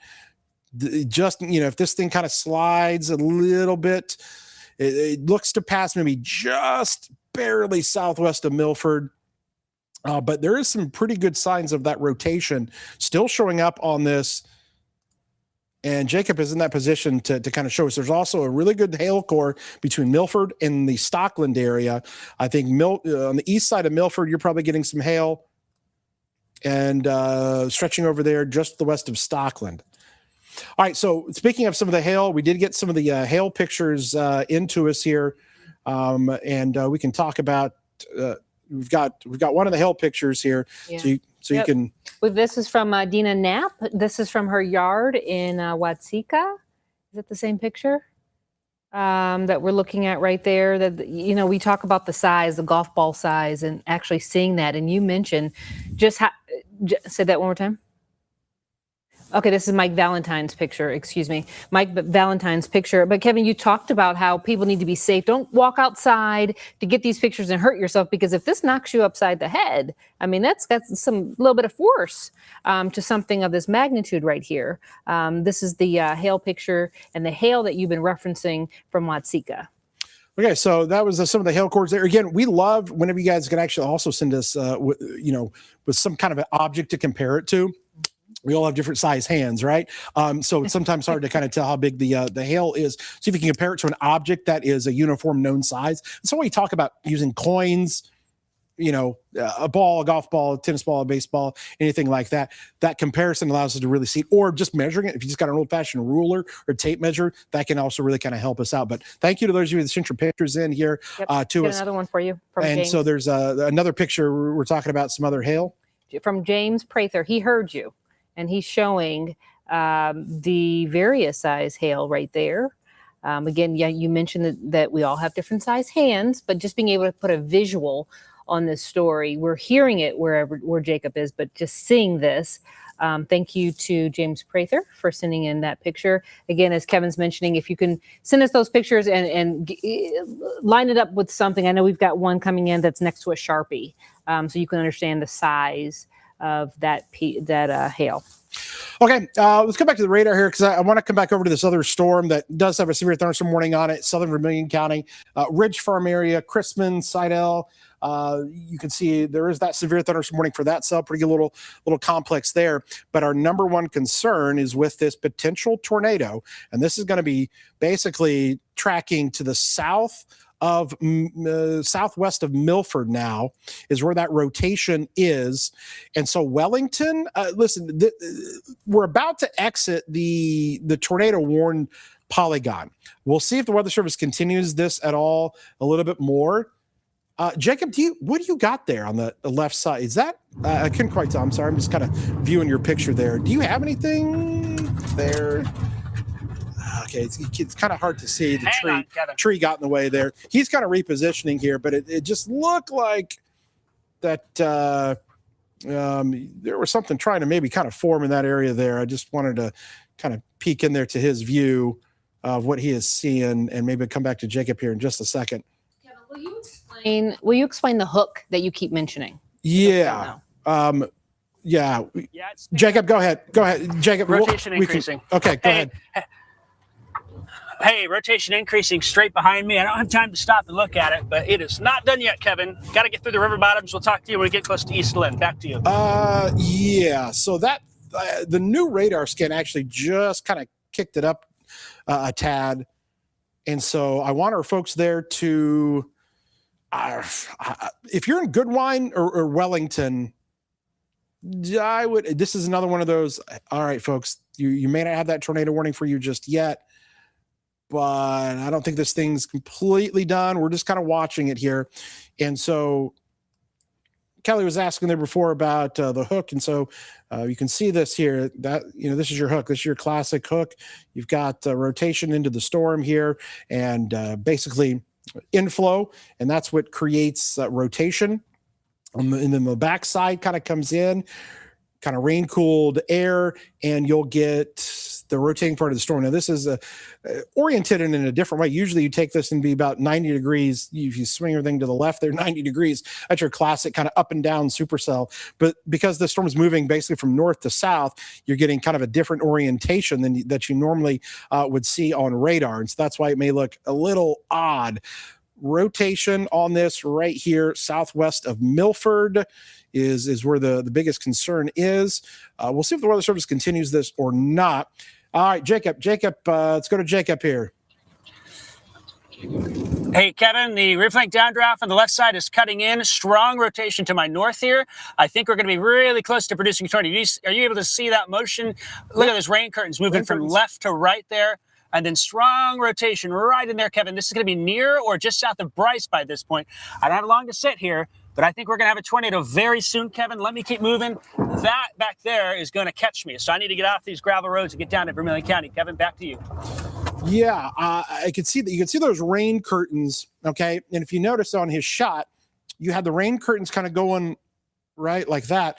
And then those back clouds kind of doing this. And so that is your rotation. And you can kind of see when the rain curtains kind of wrapping around in the backside of those clouds, and that's what you're looking for. He just gave us a shot of that. That's over Bryce. It's going to be there just northeast of Goodwine. We're waiting for there's that new updated scan there. So there it is right there. So that's going to be southwest of Milford. I'm just going to put the little rotating marker on this again. It's going to be right here, folks. This is where that possible tornado is located. Right here. So if we look at it here, all right, so there's Goodwine. You've got 1800 east. You've got 2100 east. And then you've got Route 1. So this is going to be west of Route 1. And so Jacob is kind of positioned right in between that. He's on 1900 east. And so the rotation there is going to be right there between 1800 and 2100 east, basically southwest of Milford, south of Bryce, south of East 1000 North Road. Be in your tornado safe spot there. We'll see. I will say this. So the Weather Service, they're looking at this. This gets into a tricky area for them in Chicago. This is technically the Chicago office. And this is literally the southern fringe of the area that they cover. So they cover all the way up there to the Vermilion, Iroquois County line, and so it's getting little further from their radar, so it can be difficult to see things. Fortunately, we've got Jacob there, and he's going to be able to provide us any reports if they come into us. Once this gets into Vermilion County, this passes over to the Lincoln Weather Service office, and then they start making decisions on whether they issue a tornado warning or not. Right now, they've not carried this further into Iroquois County just yet. Tornado warning does continue there for Bryce and Milford. Technically, Goodwine and Wellington, you don't have that warning at this time, but there's still some of that rotation there, and Jacob was kind of noting it there on radar. I'm trying to see. We've got two different radars to look at. We've got the Lincoln office, and we've got the Chicago radar to look at, and I'm just trying to bounce between those because this is an area, and this is a conversation for another day, but it becomes kind of that almost dead area for us in between where you're really shooting far off in the distance with the radar beam between either Chicago and Lincoln to try to get southern Iroquois and northern Vermilion County. And so sometimes you can't always get a clear picture there. So I will say this, it's still showing up there. There's still that classic hook. There's still some of that rotation in that. If you are between Milford and Wellington, and the Goodwine areas, be paying attention with this. We're coming up here on 6 o'clock here. And folks that are in the control room there, for your purposes, again, this is almost a very similar situation that happened to us earlier here at 5 o'clock. But let me check here, because this tornado warning is in effect until 6:15, but it's going to be moving out of the tornado warned area. And if they don't, and they haven't done it yet, they may not carry this on. What we will do is we'll switch back. So our policy is tornado warnings. We're on wall to wall. We stay on. We tell you what's going on. We continue our streaming coverage online for severe thunderstorm warnings. Even though from what we could kind of see on radar and what Jacob's kind of seeing out there, that this is an intense storm, there might be maybe just slight weakening according to radar. But Jacob's, he's got his eyes out there on this, and he's kind of seeing things firsthand, and that kind of helps us determine what's going on. But we may transition back into our news coverage. We may have to pop back here because we're not done. We've got a severe thunderstorm watch, and let me just pull that up here real quick. That is in effect here until 9 o'clock, and it's basically for the counties here right along the Indiana-Illinois state line, and that kind of two tiers of counties. Does include Champaign, Edgar, Coles, Cumberland County. So there's still that threat. And while the biggest threat probably is going to be winds, there could be tornadoes. Let's go to Jacob here one more time. And Jacob, what are you seeing? Yeah, so Kevin, a couple things may have happened here. I don't see the rotation as obvious right now, that this rain really cut in. It may be embedded in that rain there, just kind of looking to see what we're looking at. But then as I look over here to the right, still seeing some low clouds. The boundary is right over me. And so right back in there is where anything spins up, it's going to be. You can still see there is some rotation in this cloud here, and it's there. It's maybe not as organized as it was briefly, but just because it's not organized now doesn't mean it won't trend that way. We're just going to watch it closely here, but we're at a comfortable distance out of the river bottoms there, and now in the southern part of Iroquois County. So maybe radar isn't getting a good look, Kevin, but we've got eyes down here. We're going to keep a close eye on it and have updates as we move through the evening. Live in the storm tracker west of the Goodwine area, I'm meteorologist Jacob Dickey. Back to you. All right, folks. So here we are. We're gonna, in about a minute, we're gonna transition back into our regular 6 o'clock news coverage here, and we're gonna do that because this storm has moved out of the tornado warned area. I will say a new severe thunderstorm warning has been issued, and there it is. So they've actually canceled the warning. The severe thunderstorm warning is still in effect. If you're in Hoopeston right now, you're starting to get that storm. Rossville, okay, coming for you next, and the rest of Vermilion County. This does have what is known as the tornado possible tag associated with it, which basically means, yeah, winds are the biggest threat, but there could be a tornado that forms. Here's the motion to the south, about 25, 30 miles an hour. Along Route 1, you're going to see that hail threat, you're going to see a wind threat, and potentially this thing could ramp up again with a tornado threat on it. What we're going to do is, for those of you that are watching on the stream, we're going to switch back over to the radar. You're going to see that. We're going to go into our newscast. You can turn on the TV. We're going to be doing our normal weathercast and whatnot. We'll jump back on. If a tornado warning gets issued, boom, we're in there. We're telling you what's up. So for now, if the folks are ready there in the control room, we are going to go ahead and kick things off here with our 6 o'clock newscast. And of course, we will be back with more of my regular weather segments coming up here in just a few minutes, and the whole team on it once again. All right, guys, let's go ahead and kick off WCA3 News at 6 o'clock now. You're watching your local news leader. This is WCIA3 News at 6. Okay, folks, we are tracking these storms here for you. We've got Vermilion County still under the gun. Severe thunderstorm warning continues as this storm dives to the southeast. We've had some points where we've had rotation on this, pretty intense rotation, and some wall clouds trying to develop. Also, big-time hail reported up in the Watseka area, and I have a feeling in other locations there into southeastern Iroquois County probably are getting hit too. Folks, we're watching you there into Vermilion County, Rossville, down the line Bismarck. We're going to watch you guys there in Danville for this storm. We're also keeping a close eye on this other storm into Edgar County. You guys are getting hit pretty good. Chrisman, Paris, we're watching for you folks. So the wide view shows Champaign calm, Decatur, Springfield, not a whole lot.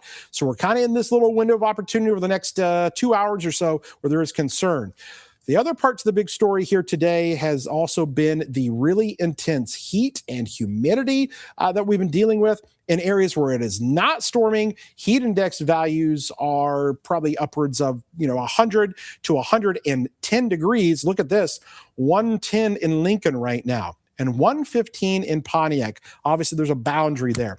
We're going to have much more with the storms and the heat, and we'll throw things over to Kelly to talk about more about what kind of happened down in Effingham here today. Kelly? Yeah, thank you, Kevin. That is Chief Meteorologist Kevin Lindy. I am Kelly Finley. While our WCIA weather team continues to monitor all these conditions, some central Illinois communities are still recovering from storms earlier this morning, and that includes Effingham, where one farm is now dealing with property damage. WCIA3's Derek Mitchell was there today and spoke to the farm's owner. Derek, you are joining us now live. Let us know, how is everyone doing? Kelly, this shed behind me in around me used to house 24 sheep, but now, as you can see, it's completely destroyed. I'll take a look at some of the video that was shot earlier today showing the damage to farmer Dave Kester's property after storms this morning. Kester tells me he and his wife woke up to loud noises. That's when they came outside to see their shed was a total loss. It's not the first time this happened on his property, though. Kester says storms ripped apart a different shed of his just last month. Now, he and his family are starting the process of cleaning up. And the boy got up to go to work at 3:45, and he told me that the sheds were down. So we had that one up there by the road that went down, and this one here, the siding where the whole roof and everything came off, took it over there to the trees. And I had to move the sheep out of here at 4 o'clock.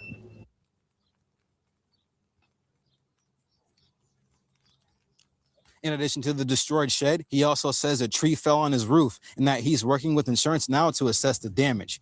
Even though his property has been damaged, though, Kester tells me all 24 of the sheep are safe. For now, reporting live in Effingham, I'm Derek Mitchell, WCIA 3, your local news leader. Alrighty, Derek, thank you so much for that update. Taking a look at storms and the impact further north, that's where 2 contractors were rescued after being trapped in a sewer. This happened in Downers Grove, which is about 30 minutes west of Chicago. Police there say the workers were cleaning sewers for the village when the storms hit. This is video from our sister station, WGN, showing crews loading a firefighter onto a stretcher at the scene. But as for the condition of the contractors, it is unknown at this time. Back here closer to home, Urbana police are asking for your help identifying the suspect in a recent theft. It happened earlier this month at the Dollar General on North Cunningham Avenue. Urbana police say the female suspect that you see on your screen right there stole another customer's misplaced purse, then left that store in a white Dodge Ram pickup truck. If you have any information which can assist in this investigation, you are urged to contact Crime Stoppers. We have a link on our website, WCIA.com. Alrighty, we're going to check back in with Kevin. Yeah, I've got a new tornado warning here. I thought that might happen, and it's a small one, and it's basically Wellington. If you're in Wellington here, be in your tornado safe spot. Hoopeston, just be watching things here too, because you're technically in the severe thunderstorm warning, but look how close this is, right? I mean, that's the county line right there. This is the transition between the Chicago Weather Service office and the Vermilion or the Lincoln Weather Service office in the jurisdiction, so they're issuing warnings. So they'll see what happens here. Route 1, if you're on Route 1 there, Wellington, this thing has kind of ramped up a little bit. Definitely seeing some of those signs of rotation. If you're in Wellington along Route 1, get into your tornado safe spot. I'll just say this too, just in case, if this continues, Hoopeston, Northern Vermilion County. Okay, there it is. Boom. Vermilion County now. So they went ahead and carried this further. This is Route 1. This is the Route 1 storm here. This is Hoopeston down to Rossville eventually. So new warning now for Vermilion County is going off. Okay. Route 1, there it is. Right now, it's Wellington. Rotation on this storm here, right there near the Wellington area, right along Route 1. If there's a tornado, it's right there near Wellington, folks. So I need you to be in your tornado safe spot right now. Rotation showing up on our storm here. If you're now in Hoopeston as well, you're watching this. Rossville, your tornado, your outdoor warning sirens are going off. Your phones are probably going to be going off. And concern is definitely here for a tornado that could form. I know we've got Jacob that is out there too, and we'll be checking in with him here in just a little bit as he is just kind of repositioning. And so we've got him on the storm, and we're going to go back to him here in about a minute or so. But right now, biggest concern, extreme southern portions of Iroquois County between Wellington to Hoopeston. Right now, the rotation on this is right there. I mean, it is right there near Wellington. Okay, and it's moving to the south. This is your usual kind of west to east moving storm. So this area here is the concern for this severe weather and this potential tornado here. Let's see here. We're watching. I'm just kind of looking at Jacob's shot. I'm going to try to pull up. Let me do this here before we go to Jacob. So what we can do here, we're able to kind of plot what his looking. All right. We're gonna go to Jacob here. Jacob, go ahead, and I'm gonna kind of show people where you are on radar. Go ahead. Yeah, so I don't have a whole lot of time to sit and look here, but there is clear rotation. I cut back to Route 1, Kevin. We talked about that because I saw the older rotation kind of occluded, but the new one is right here now. I am on the county line north of Hoopeston, and it's about 2 miles north of me, and this is where there would be a tornado should it come on down. So we're going to watch this closely. Hoopeston, this is heading right towards town. If you're in Hoopeston, you've got to be in your shelter there. Developing tornado based on what I'm seeing here with the rear flank downdraft cutting around here on the right side, Kevin. That's some of the early things I look for tornado genesis.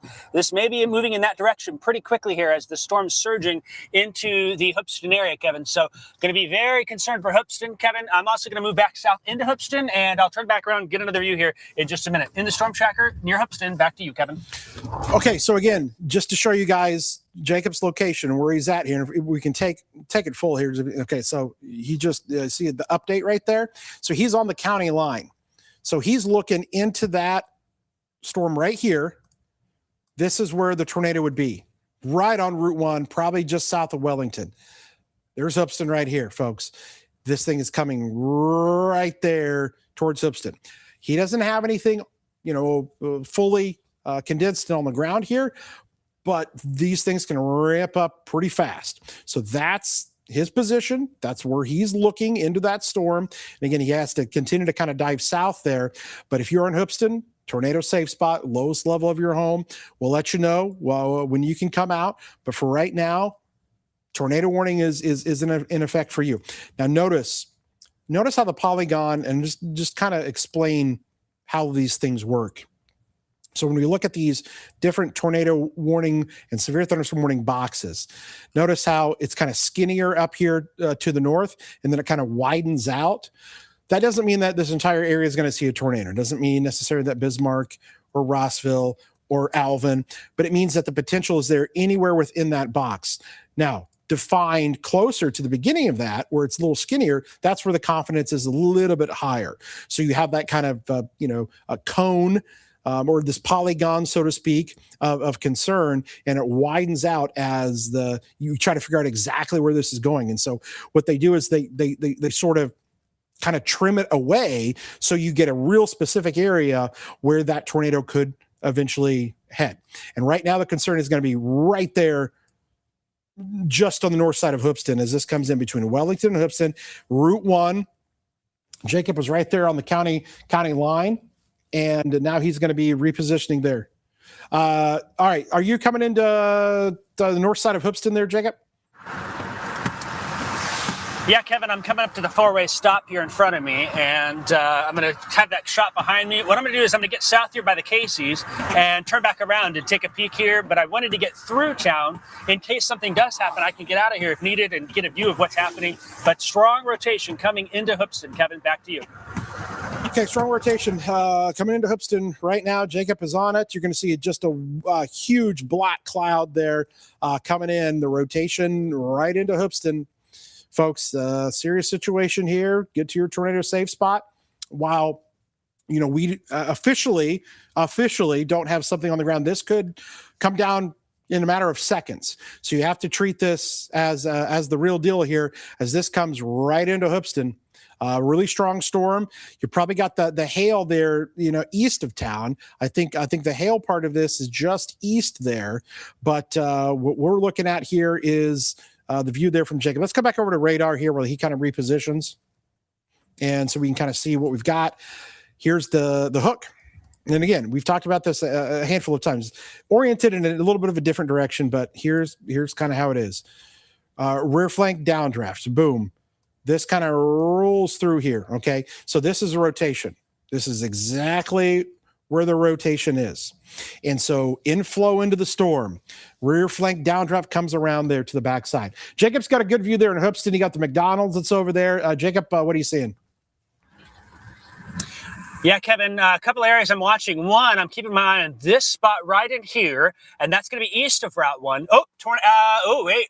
Kevin, I think we got a tornado in progress. We've got a tornado in progress, northwest side of Hoopeston. Tornado in progress, northwest side of Hoopeston. Can you see it there, Kevin? Yeah, tornado right on the there. ground, northwest side of Hoopeston. Okay, you see it right there, folks. Right there in the middle of your screen. You see it's just behind that pole. It was really skinny. It was really skinny. There was just a little area there.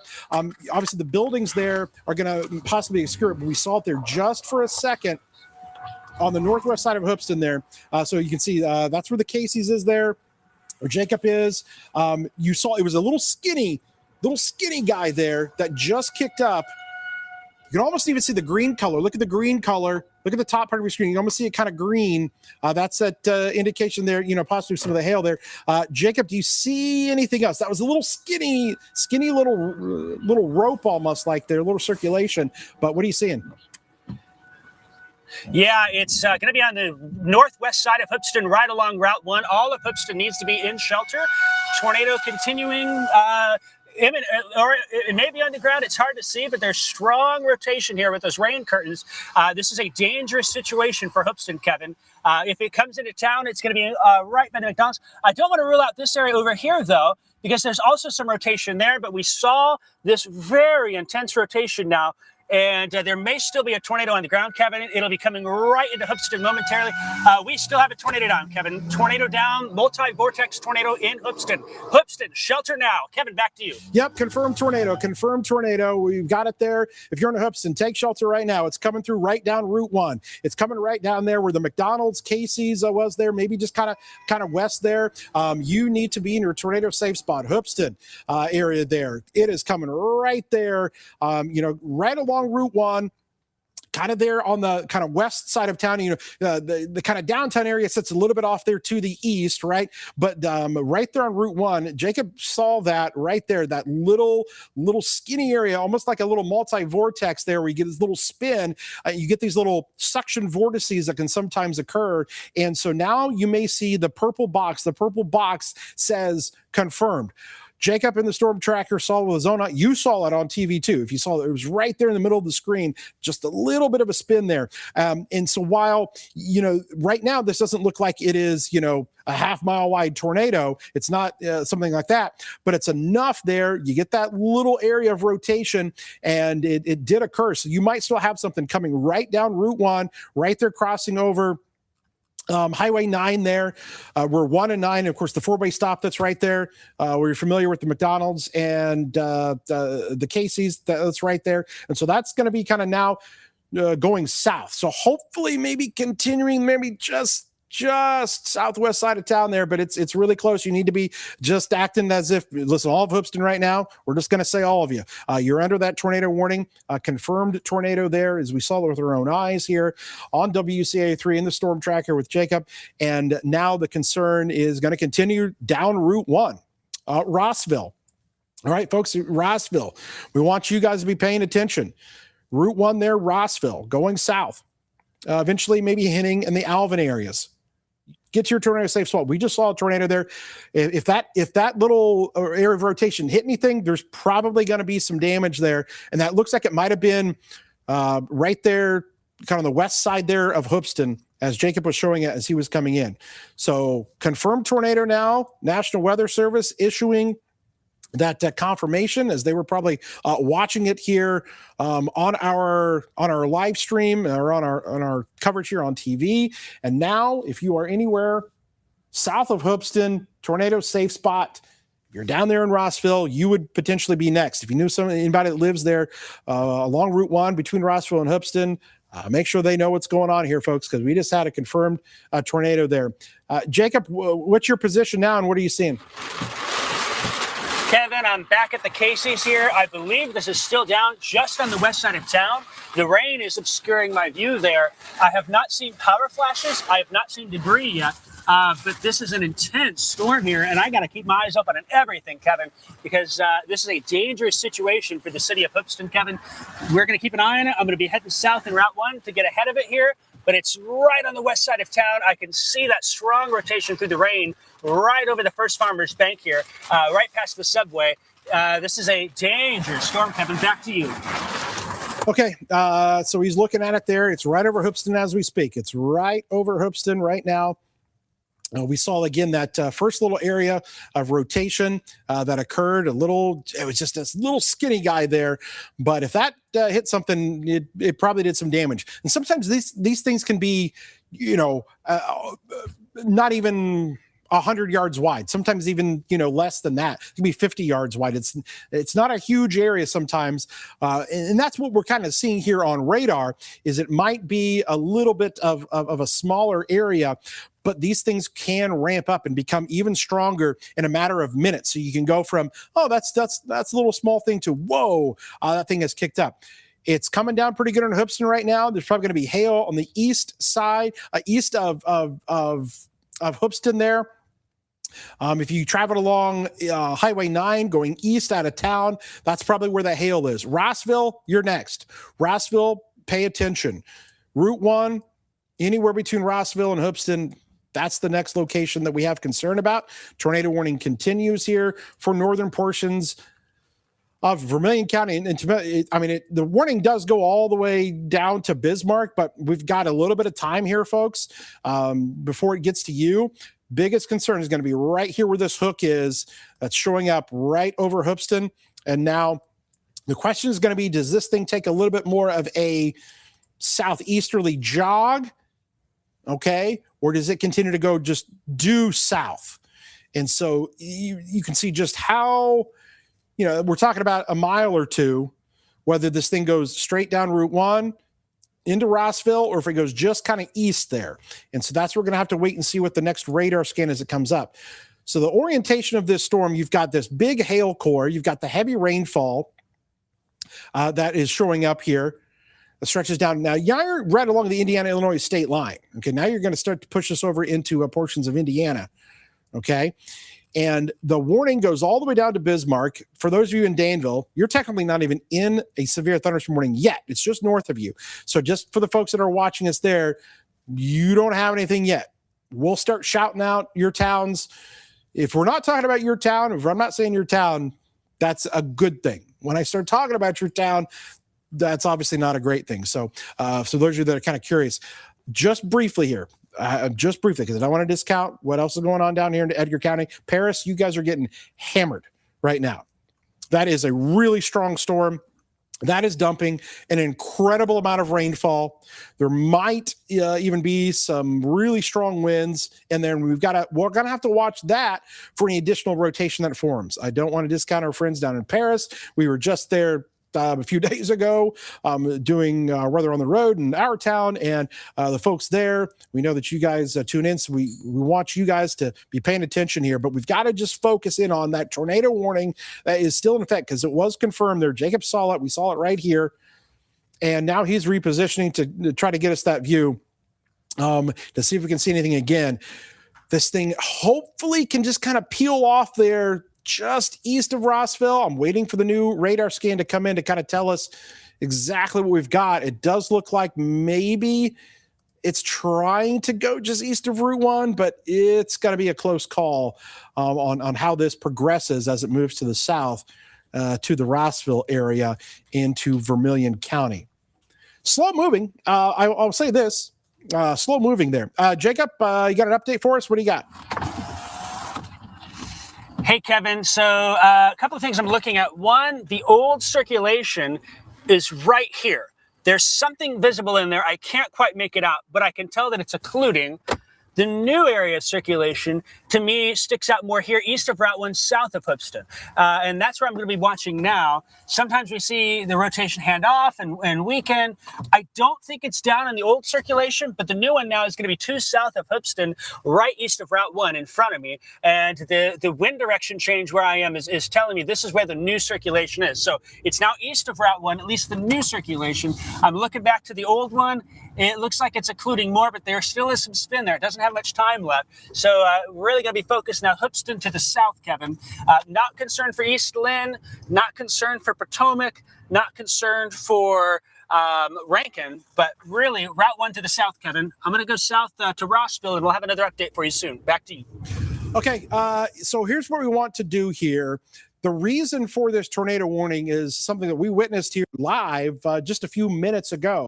So what I want to do, so this is Jacob in the Storm Tracker. What you're going to see here in a second, and you're going to see some power poles there because he's right in town. He's right there at 1 and 9, that 4-way stop that's right there.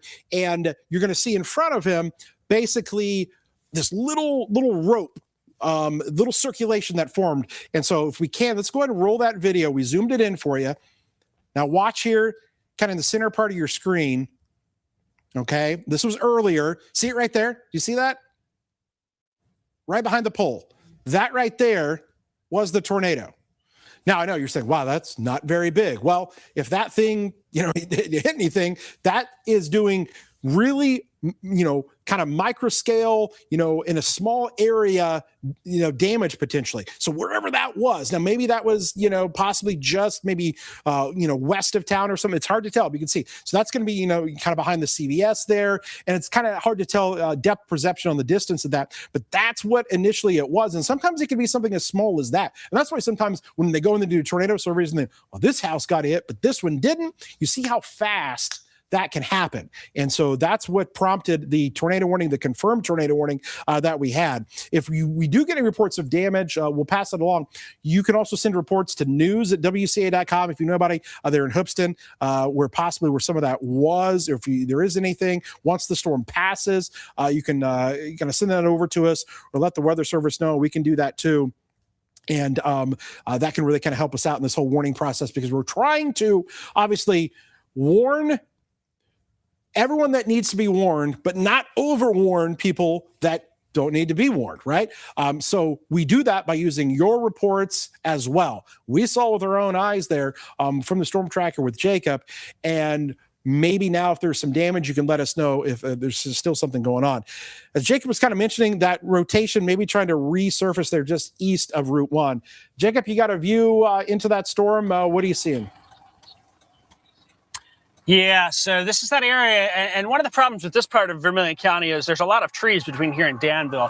But that's going to be where that new circulation's kind of picking up a little bit, and we're going to have to watch it closely. And I'm going to just turn this that way. If I can look behind me, that's northern Route 1, kind of looking up.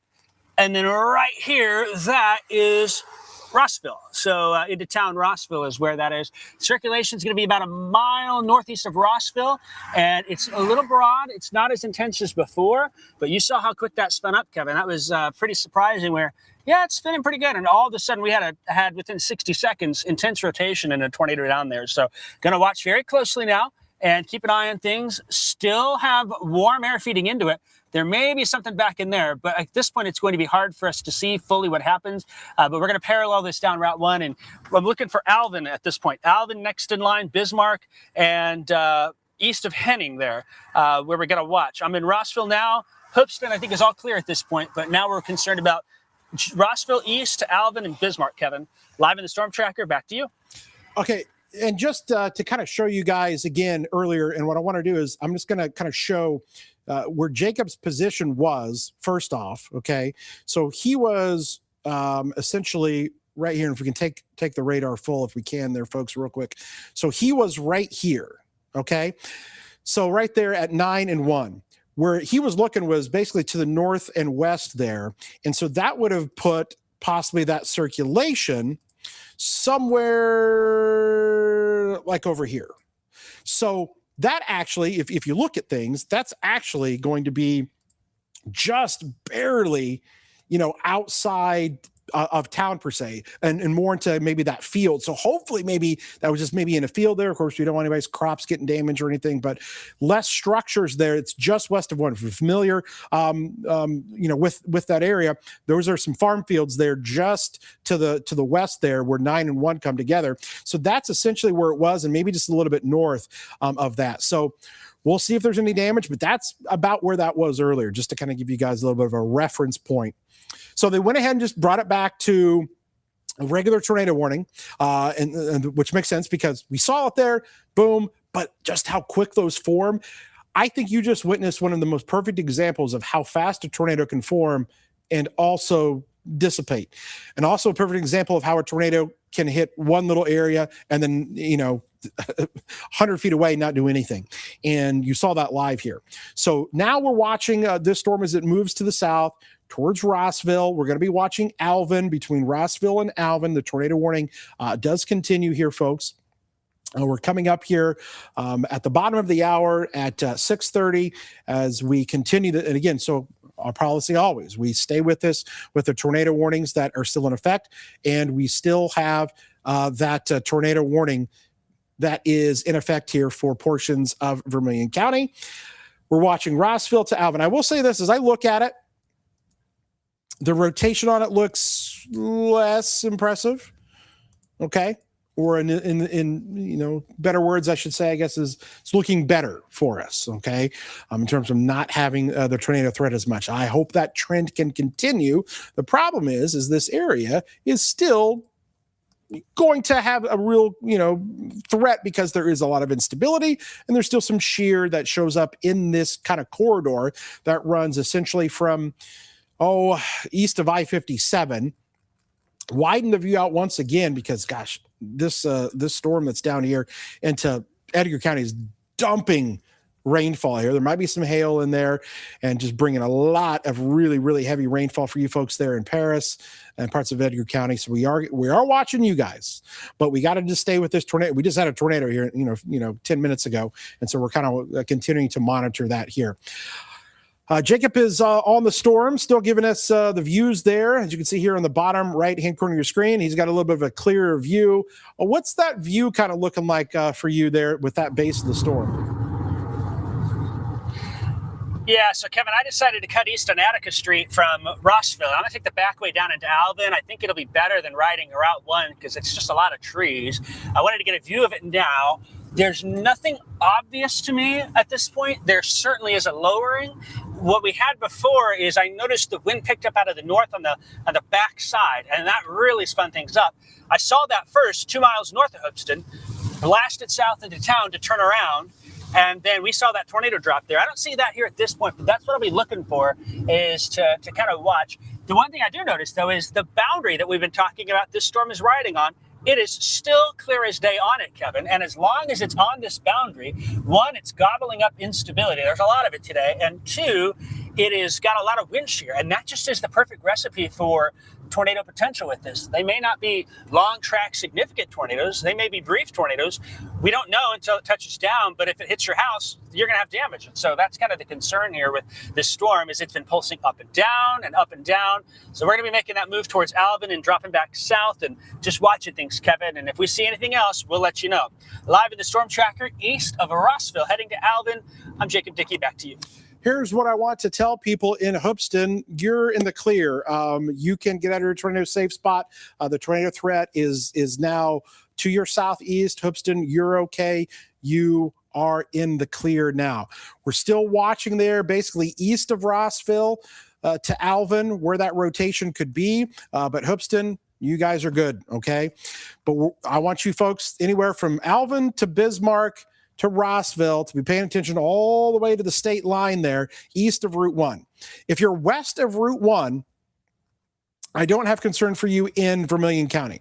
West of Route 1, as of right now, I don't have concern there. This is going to be just east of Route 1 now and in between the Rossville and Alvin here. So I'm just kind of, there we go, pull Alvin and Bismarck into that picture a little bit more so you can see it.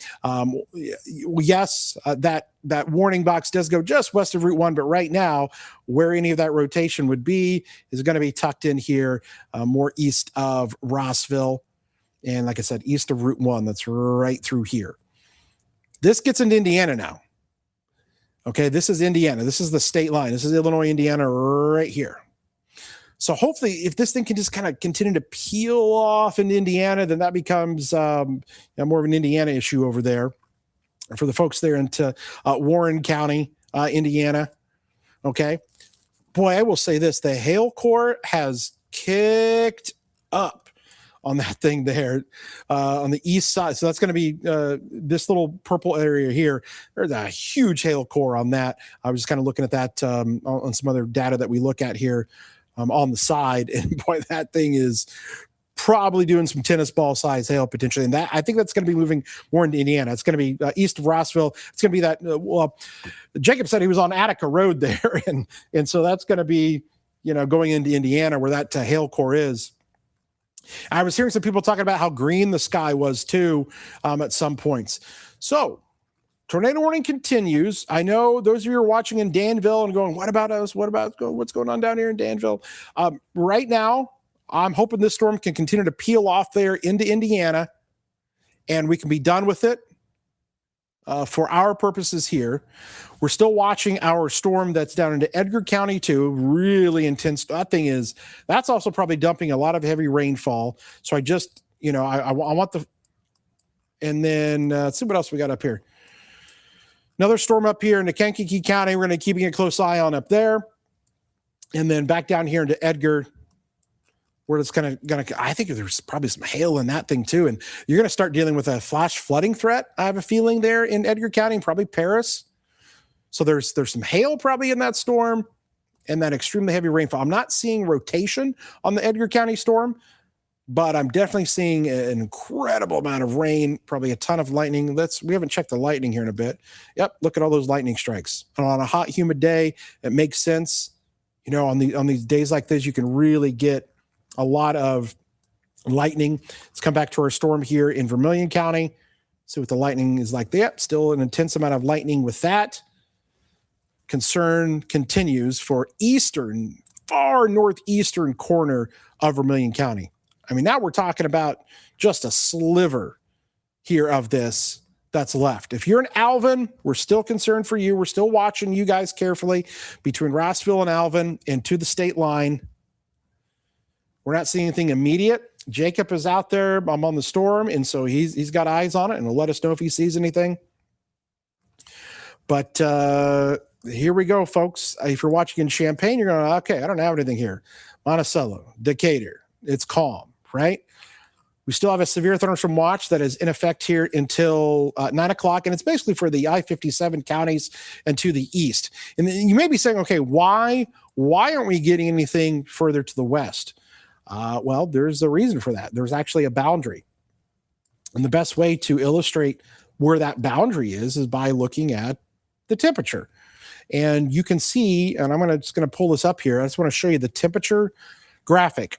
And it's going to show you where it's a little bit cooler and where it's a little bit warmer. And basically along that boundary on the cool side is where you have the better chance for some of those storms. Look at Springfield and Lincoln, you're 92. You know, you're 84 in Decatur, 83 in Champaign. And then you can also tell that by looking at the heat index there. It is a lot hotter in areas like Springfield. Look at these numbers, 107, 109. Then you get to Watseka, Danville, Paris.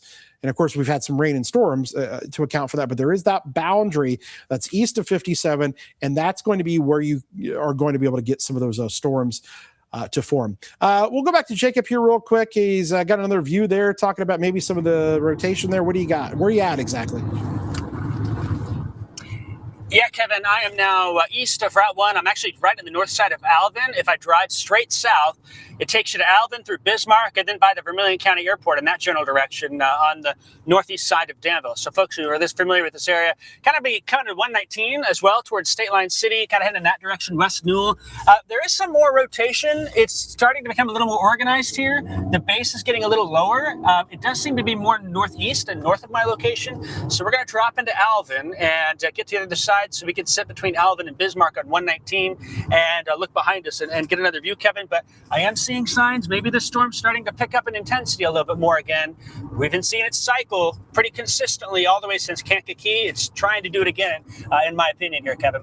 Live in the Storm Tracker in the Alvin area, I'm Jacob Dickey. Back to you. All right. So tornado warning still in effect here, Vermilion County. Tornado warning, Vermilion County. Between Alvin and Bismarck would be kind of the threat area there and all the way to the state line, kind of eastward. And so we're basically looking at this little feature that's tucked in right in here, all right, northeast of Alvin. And so we're watching this here between Alvin and Bismarck all the way to the state line. Hail core in this has got to be pretty decent too. And that's going to be heading into Indiana now, more of the hail core there. The tornado would be somewhere tucked in here if there is any rotation on it. And again, it doesn't take much. It can be real skinny like we saw a little bit earlier when that happened there kind of on the west side of Hoopeston. There's the wide view there of the storm in Vermilion County. Again, it is north of Danville.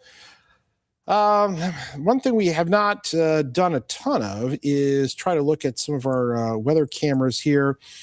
We can look at the camera in Danville and just try to get a view and see if we can see anything as we kind of peer off to the north.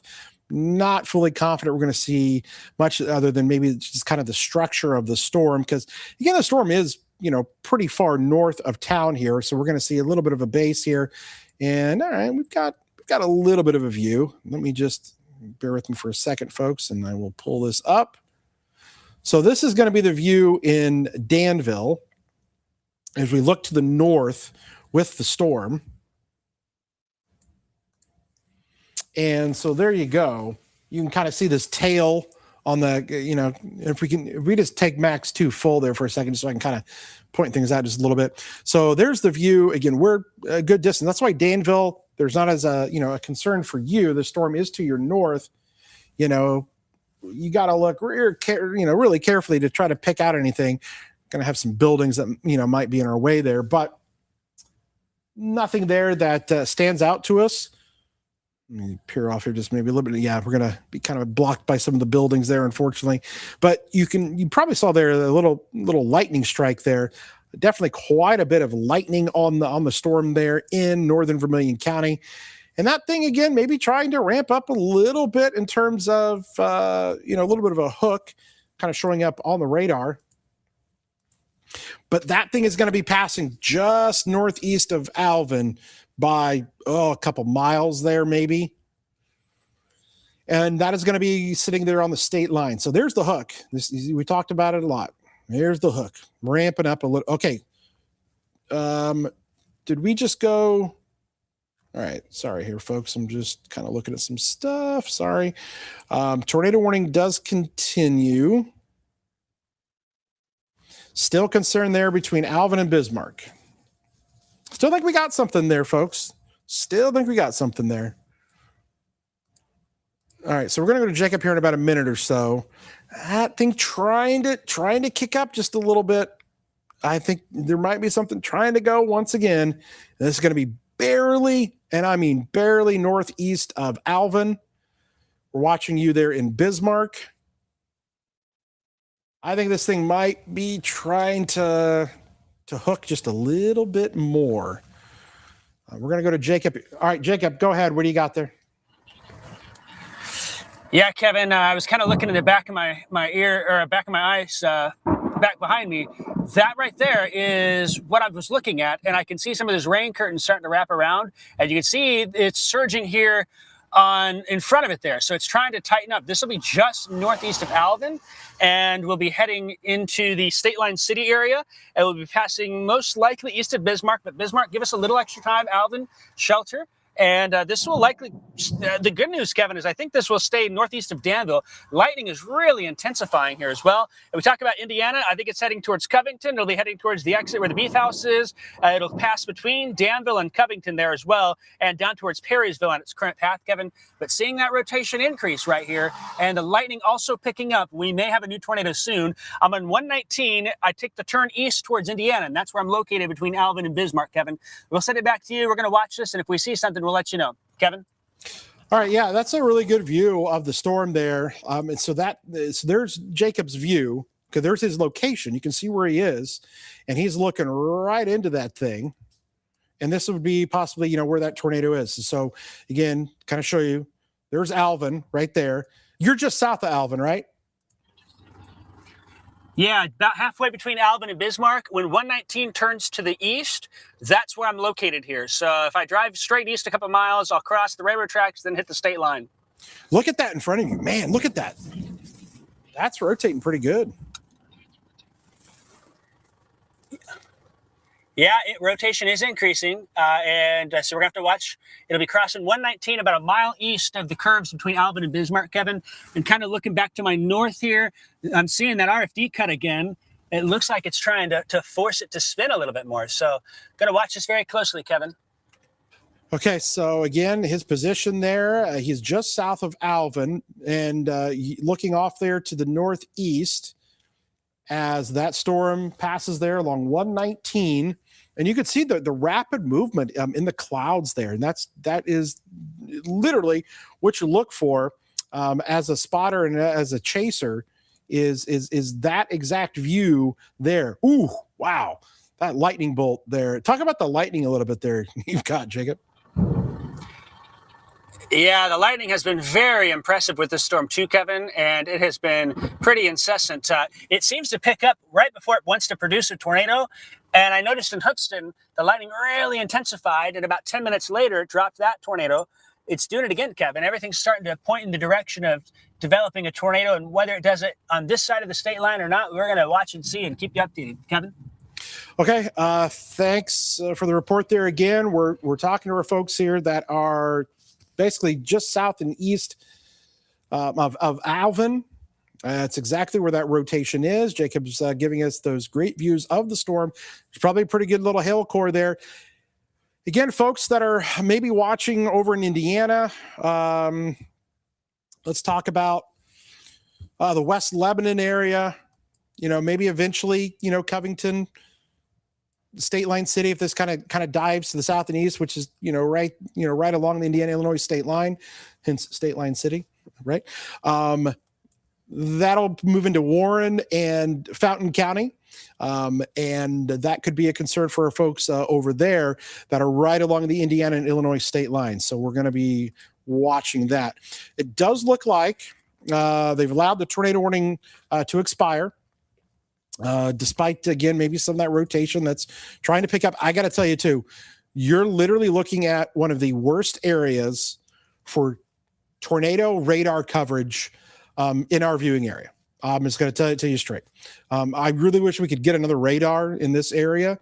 And we're just at the mercy of being smack dab between the Chicago, Indianapolis, and the Lincoln radar, and it's difficult to see things that happen here kind of northeastern Vermilion County. That's always kind of been the case. It's a limitation of the radar and the beam as it gets kind of shooting up way higher.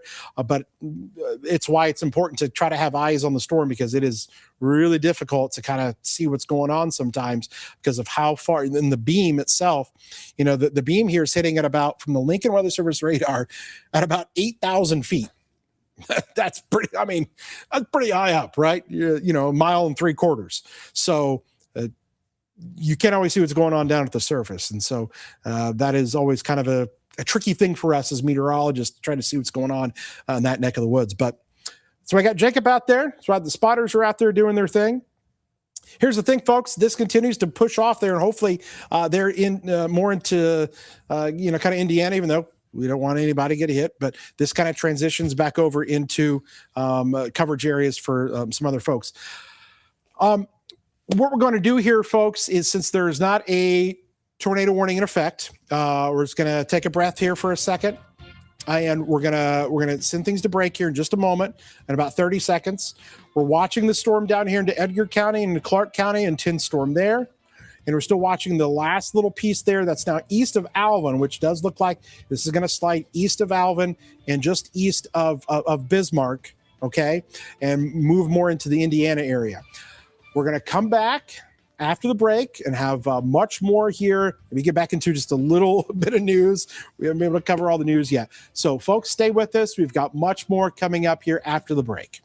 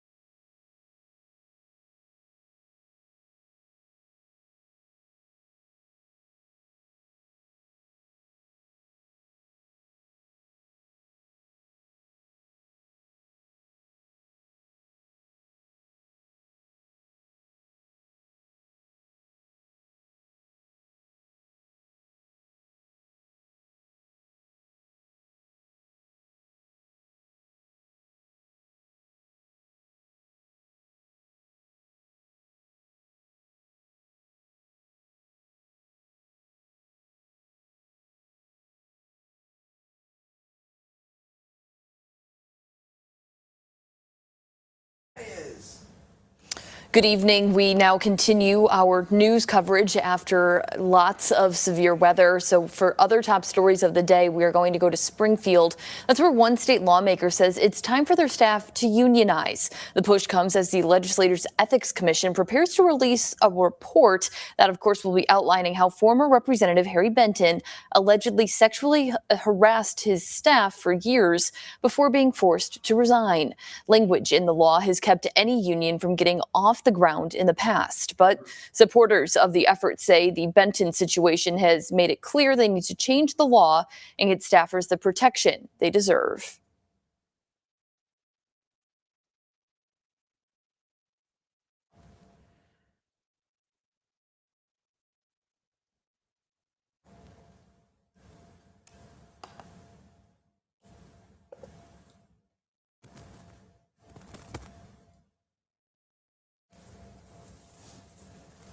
Just turn my mic off.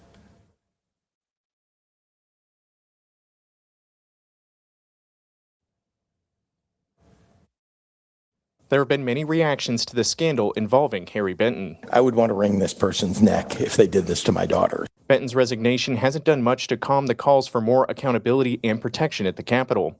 2 victims have come forward saying they were sexually harassed by Benton while they worked in his office, and that House leaders waited years before taking action. They painted the picture of a sometimes hostile, uncaring work environment, and one that Representative Stephanie Kifowit tells me is far too common in many district offices. It is unhealthy and really toxic to force our staff to work for 24 hours, which happened on the last day of session this year. It's unhealthy for lawmakers to be there 24 hours, and it's dysfunctional, to be quite honest. Kifowit says the solution to many of these issues are union protections for legislative staff. But there is one major issue keeping the group from organizing. The biggest roadblock is it's not allowed by law. So Illinois is supposed to be a union-friendly state, but in law, we specifically exclude our own staff from being able to join a union, which I think is hypocritical. The 1984 Public Labor Relations Act specifically exempts legislative staffers from collective bargaining. Lawmakers around the Capitol tell me it was because the General Assembly didn't want to deal with the headache of negotiating contracts around the unusual working hours and duties that come from being a legislative aide.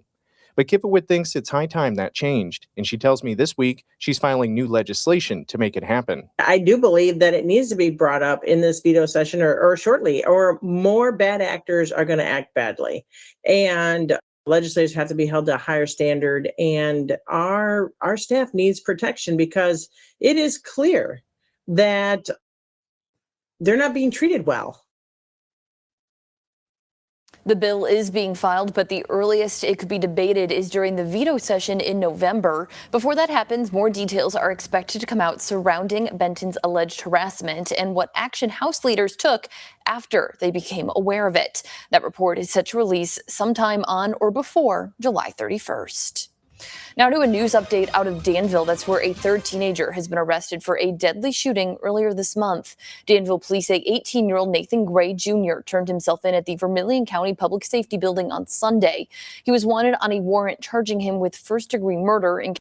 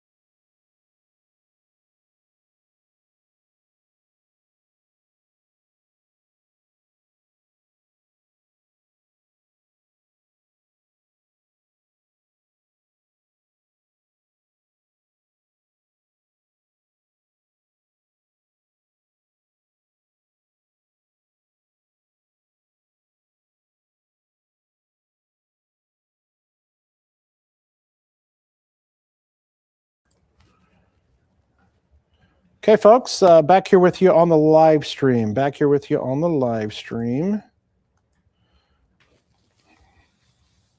So, all right, I'll be back with you folks here in just a second.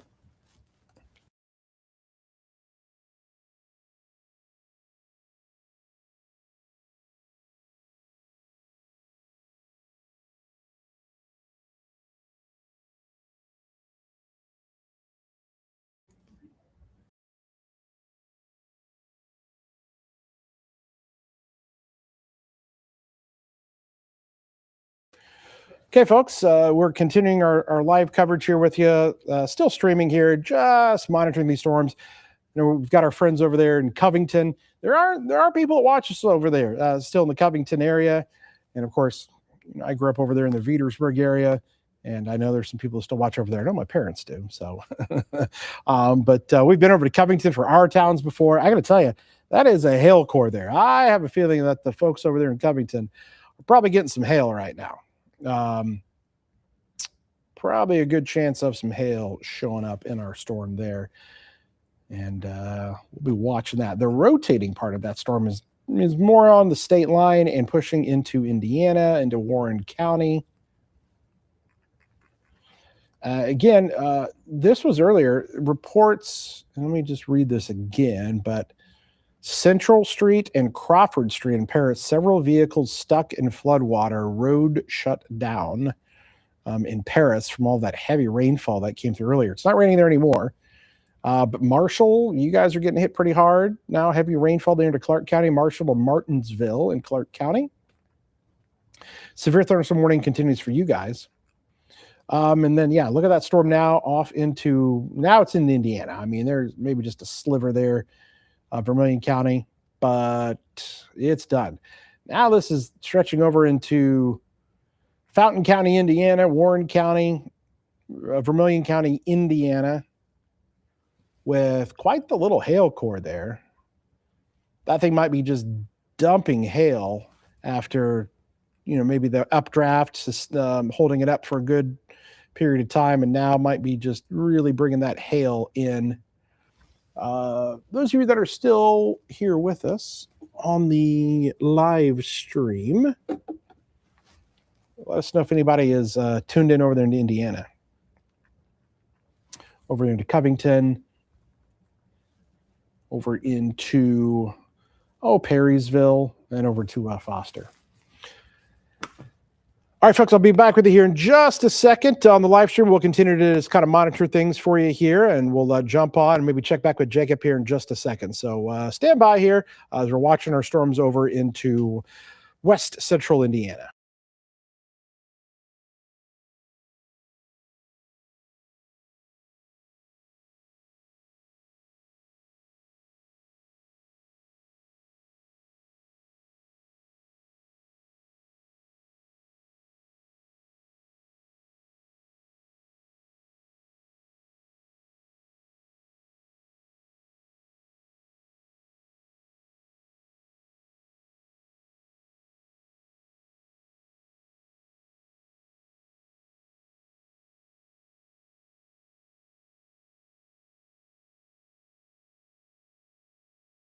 All right, back here with you on the live stream. We do have some people there watching in Perrysville, in Covington, Veedersburg, and the state line. So we're still going to hang with you folks here.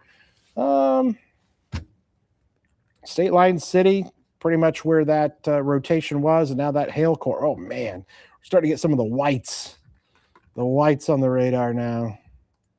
Make sure this is my Indy radar. Let me double check here, because now we're going to...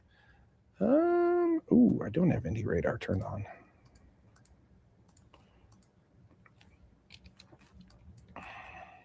Okay. Let me turn on Indianapolis. Good little hail core. There's going to be east of State Line City, and like I said, maybe heading over there towards Covington. Oh.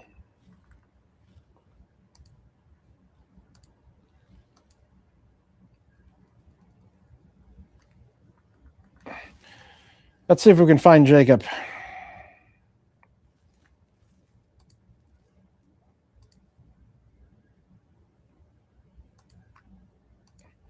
He's in a little rough area of coverage. All right. Ooh. Okay.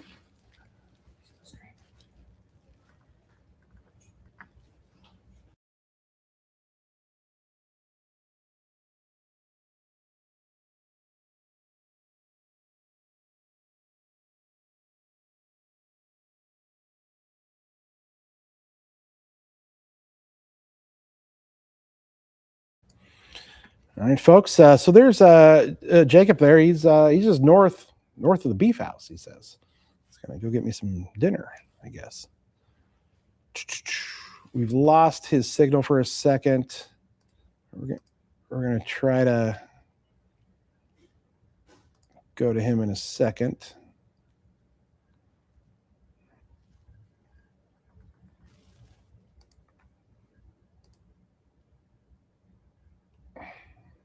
All right, Jacob, your mic's on. We see your back camera. Hey, Kevin, can you hear me okay? Yeah, go ahead. Hear me a little bit? Yeah. Go ahead. It's rough over here, but I'm not far from the beef house. Everyone knows where that is. The rain's kind of wrapping. I'm keeping a close eye on things here. I'm jutting to the south, trying to get a better view by the interstate as I head exit. So keeping an eye on things. I'll probably lose you about to go down to the river bottom. Kevin, back to you. All right. So we got his shot there. Shut his mic off. Come back here. What do we got here? Where did they just issue? Let me see real quick. Severe thunderstorm warning. Who's this for? Severe thunderstorm warning for. Oh, that's going to be down there. And Clark and Crawford.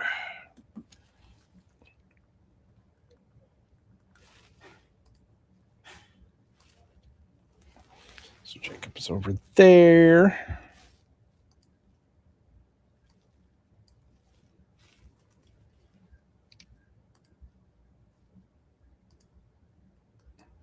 Man, there's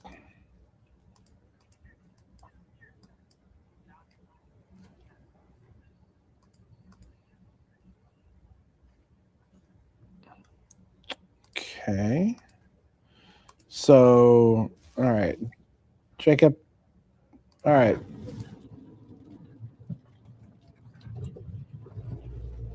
Hey, Kevin, I am located just to the northwest of the beef house exits, kind of in between state line seating where the beef house is. And I tell you what, I don't see any good lowerings at this point. Things look a bit mushier. The boundary, it looks like it's kicked out ahead of the storm, and now it's in that stable air. So that's good. You know, we wanted the storm to outrun the boundary or the boundary to outrun the storm. And the boundary has outran the storm, I think, here. Still seeing rain. Had some heavy rain earlier. There's probably still some hail. There appears to me as well to be some side lobe contamination on radar. There's some bright colors. It didn't stick out to me as an issue. But I bet there's some hail in Covington. We're right in that hook there. Coming up to the interstate pretty quickly here, and I'll cut back to the east towards Covington. But I think Covington, Perrysville points east. Going to get some large hail. I don't see a lot of tornadic concern right now. Doesn't mean it can't change, but it just doesn't look like it did by Hoopston and Rossville, Kevin. There's not a lot of organized, visible structure with this one. So maybe I'll get some beef house. Kevin, you got me a roll last time. You need me to get you a roll?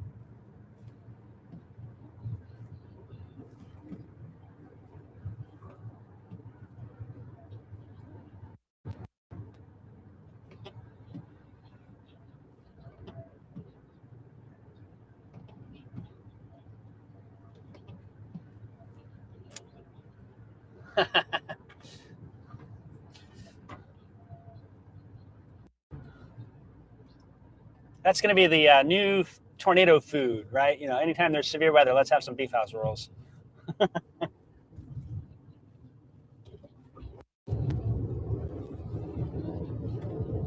Yeah. Yeah. Not bad. So here you go, Kevin. If you can see my camera, I'm going to drive into that rain. This is looking straight east. And all around me, I see no visible base here. It's all very mushy. It's all very much raining itself out, it appears. Maybe the storm's trying to split. I can't really tell, but there's nothing. I'm in the middle of that hook, if you can see my location, and there's nothing to my north or west that indicates a lowering or severe weather potential. So let me rephrase that. Tornado potential. I think there's still hail, obviously, and I might drive into Covington to find out. Hit the interstate, Kevin, but or maybe I'll take the highway. But anyways, that's kind of where we're at now, heading east towards, what's the highway there, Kevin? You know that area better than me. Is that 42? 63.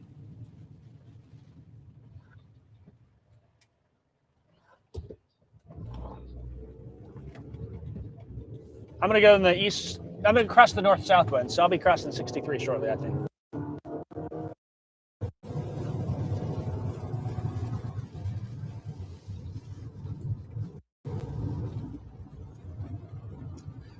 Get a chase over here enough to get Beef House. So. Oh, and speaking of, Kevin, you did leave your wallet in the car, so I'm going to be taking that in to get some of that food.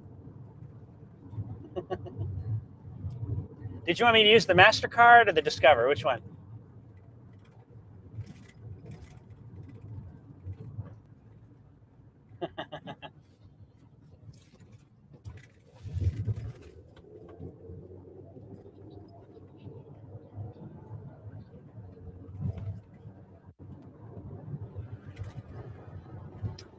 It's tropical, that's for sure.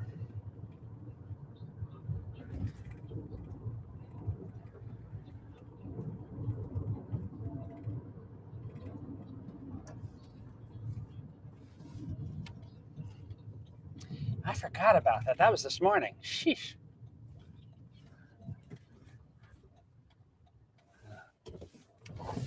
All right, I'm hopping on 136 heading east. I'll probably just drive. The wind looks like it's kind of hitting in front of me now a little bit more. So there we go. There's my front view. I'm getting more of a northeast wind at this place. Again, I just looked to my left. Heavy rain behind me, and I'm almost to 63 now. So, what kind of hail is this thing saying on radar, Kevin? Let's look. It's come down a little bit, but there might still be some half dollar size hail, I guess. Looks like we lost your audio there for a second.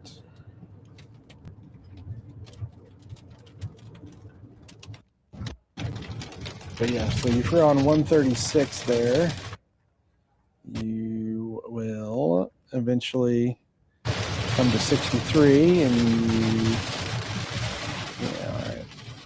Can you hear me, Kevin? Yeah, I can hear you there. You just came back. What'd you say hail size was? Half dollars.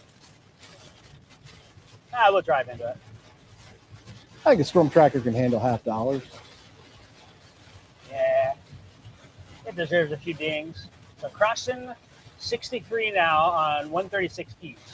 Okay. That's a heavy rain. So yeah, I have drove that stretch of road a million times in my lifetime.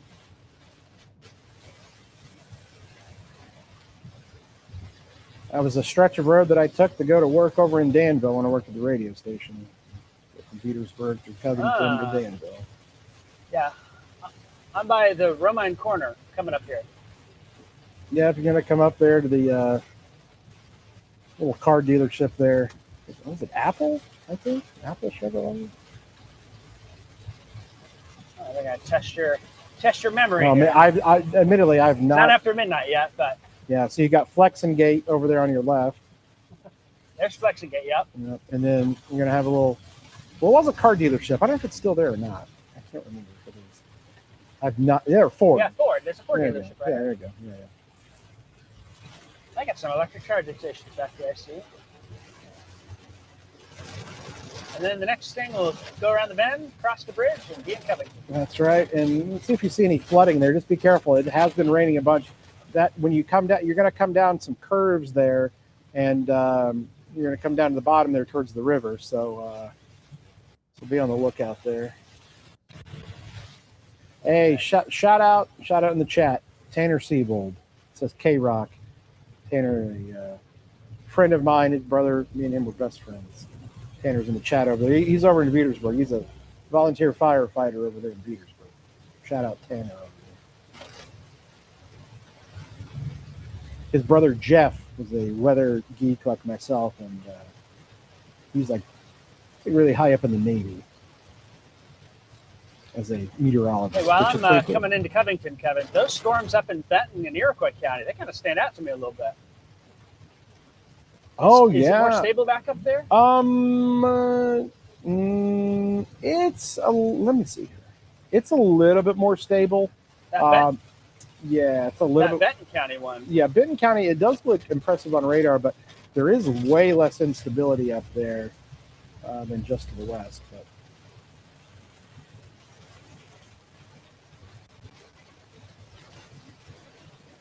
so it looks like that hill core passing just south of Covington now, so you probably just missed that. But let's peel in town there, see if you see any Yes, flooding.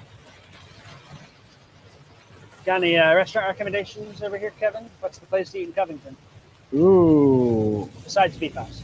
well, yeah, you could.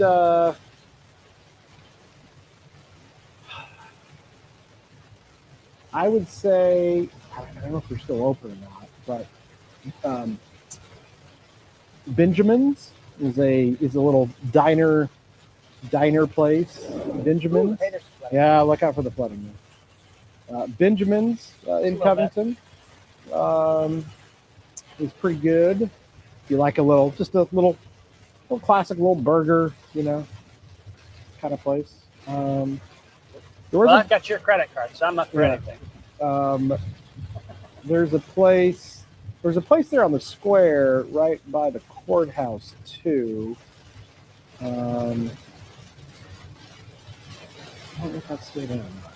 It's been a while.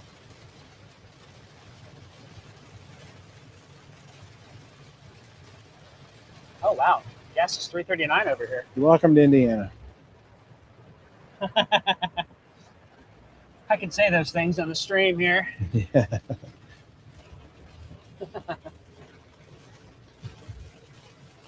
You're gonna come up to a little gas station on the right, and I believe is it an IGA? Is that an IGA that's going to be up there on your right? Coming into downtown here in Yeah. just a bit. The Fountain Trust Company Banking. Yep. You see a gas station there on There's your Subway, right. CVS, Yep. gas station. And then the grocery store just past that. It's raining pretty hard, I'll say that. There's Yeah. some minor ponding on the roadway. I haven't seen anything. There's the square. Yeah, come up to the stop sign there, hang a left. County Or Market. County Market. Okay, it used to be an IGA, I think. County Market. Sorry. Well, and then they're changing all the county markets. What are they calling them again? Is it Neiman? Oh yeah, Neiman's? I don't even Neiman know. Foods? Yeah. So that's They're downtown. probably only doing that in Illinois. That's downtown there. Cute little place. Yeah, they got little spots there. And so if you go down the road just a little bit more, on your right-hand side is going to be Benjamin's. That would be There's the UPS office, post office, USPS that is. By the way, folks, if you haven't figured it out, we are in what we consider to be the after midnight part of the show.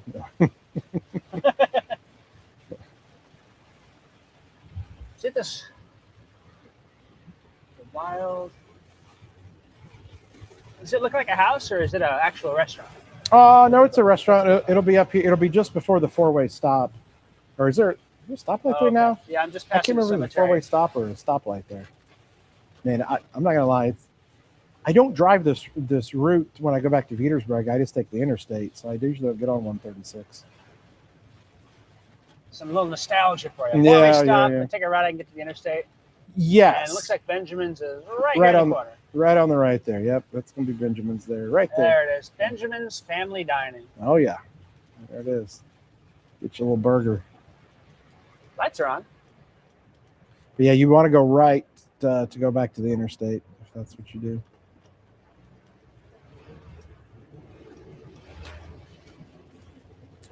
And you'll have the the VFW up there right in front of you. Used to be a restaurant there called Maple Corner, and yeah, it closed down a while back. They got the VFW and they got their plane in the Oh yeah, yard there. That's pretty cool. The Big Mac. yeah, big plane right there. It looks like they just put a severe thunderstorm warning on that Benton County storm.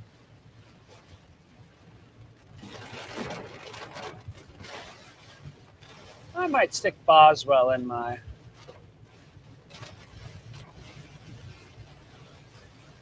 Looks like it's going to turn me back around through town. Yeah, we're going to turn back around and go from town to get to Boswell. Yeah, you'll have to. Like I say, you're gonna have to peel north back on 63. Yeah.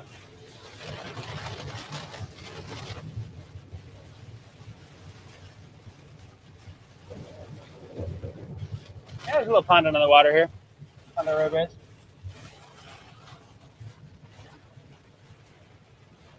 Jacob, remember, you do have to do the morning show. Oh, I don't go to bed till 10, 11 o'clock most nights anyways. Oh gosh, that's crazy. Yeah. I learned if I take naps, I crick my neck, and so no naps allowed. Let's not do that.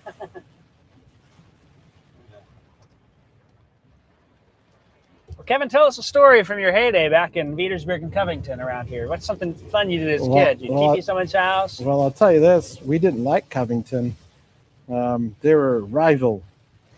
Covington. Actually, we didn't like Attica. Attica was more of a rival, but Covington and Attica, we were the three schools there in Fountain County. But yeah, Covington. I won't say what we called them. There was a nickname for them that I will not say on the live stream.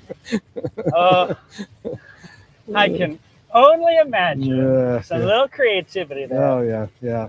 Had to do with the river. You probably called him.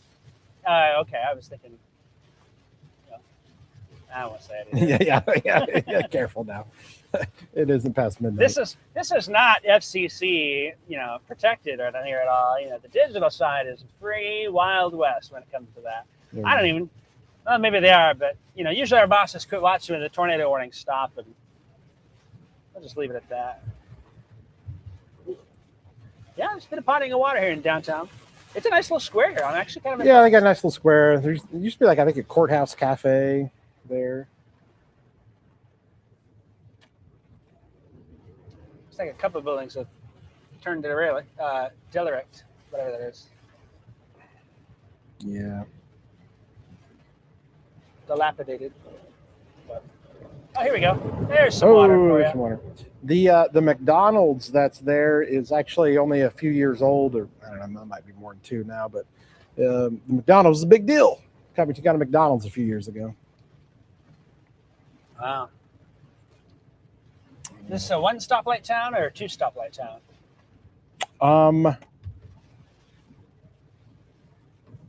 I think it's a 1. I'm trying to think because they've got those flashing lights there. Yeah, I really think it is just a 1. Yeah. Just a 1 stoplight there, right there on the square. I can't think of another one. I don't think there is. Yeah, there's the old new McDonald's. Newer. There's like an old restaurant right there by the McDonald's. It's not there anymore.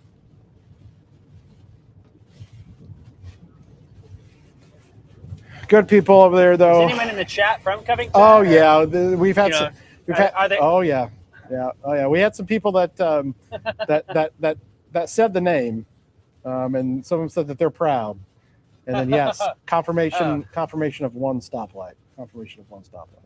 Did we just start a civil war in the county by taking a visit and stirring the pot? Well, probably. Pot stirrers were. Probably did, but yeah. Petersburg kid at heart. It's fine. Fountain County, though. Love to Fountain County and my folks over there in Indiana. Again, and I think what people don't really some people may not fully realize is, so Fountain County and Indiana, growing up, we were able to see the Champaign stations and the Indy stations. It's back when we got both markets, and so The old analog signal. Yeah, exactly. You got it all. And so you could see Champaign and you could see Indianapolis. Well, a lot of us would watch Champaign because that's where the storms came from. And, Indianapolis wouldn't cover us as much. We're clear on the west side of the viewing area. But we'd watch Judy and Robert and all them tell us about the storms coming our way. And so there are still people that can watch us from over there. Again, we did our town, Covington, and so yeah, it's kind of nostalgic.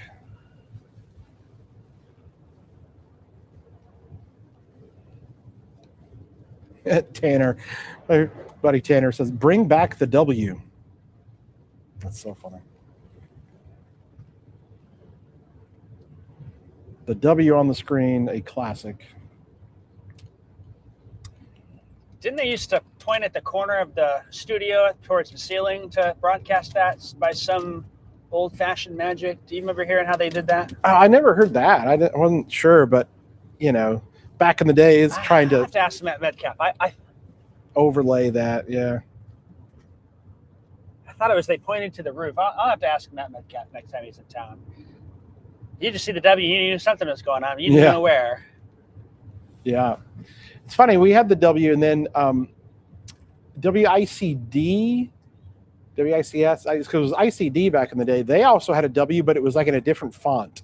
And I always find it so interesting, when the W was on, both stations. WICD had it too. It wasn't just WCIA. I don't know what WAND did. I can't remember.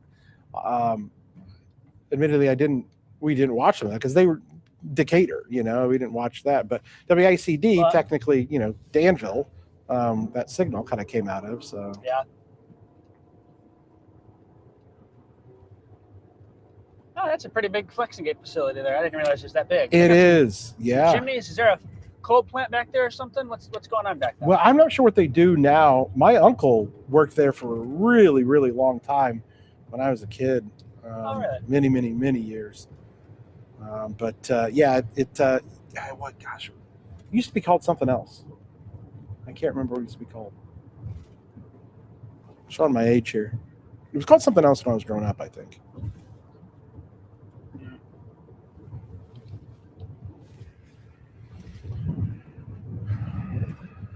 All right, let's see what we got here on radar.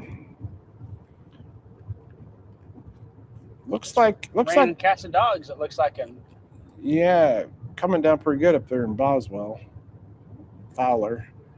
Looks like the storm largely kind of passed the parents there in Petersburg. They didn't get as much over in Petersburg.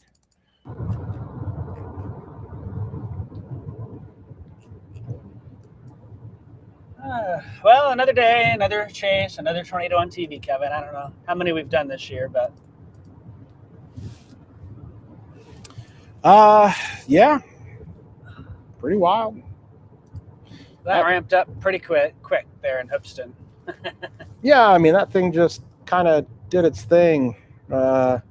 Just right there. It's really interesting. And again, it was center on your video, but there were some of the power poles in front of you. It's like you kind of see it. It was so skinny, but pretty clear. And again, I think it might have been just west. It might have been out in that field there, just kind of based upon what we were looking at, because they're 1 and 9. You know, that kind of starts the west side of town there, and there's those farm fields just west there of 1. So hadn't heard of any damage or anything.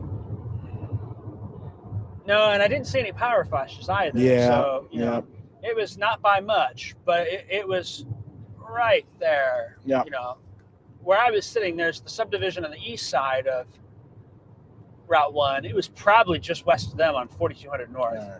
You know, it was pretty close. So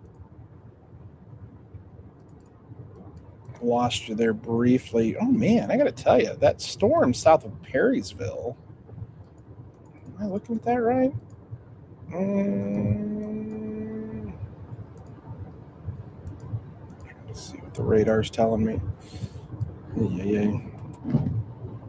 Such a bad area to see stuff.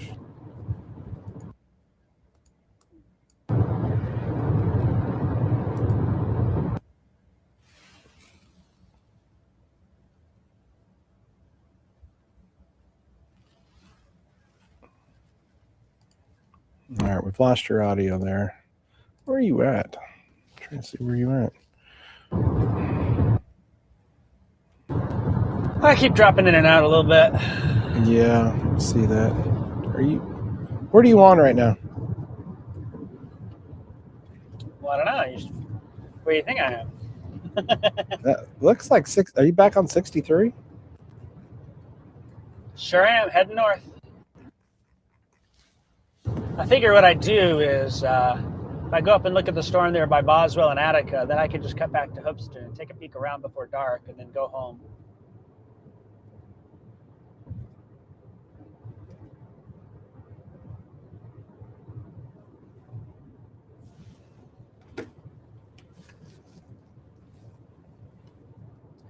Honestly, for as bad as the guidance was for all these storms, I kind of felt like we did good with the placement of stuff. Like, Yeah. what? Hang on.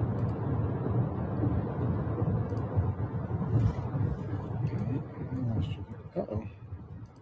What is going on? I just got a triggered for Tornado something. warning. Crawford County. Crawford County tornado warning. I say something just went off. All Tornado north of Robinson. right. Yeah, I see a little something there. Yeah. Oh, wow. Yep. Okay. Oh man, there's a couple areas of circulation there. One of them looks like it's dead center where that hail is. All right, yeah, let's come down to our Robinson storm.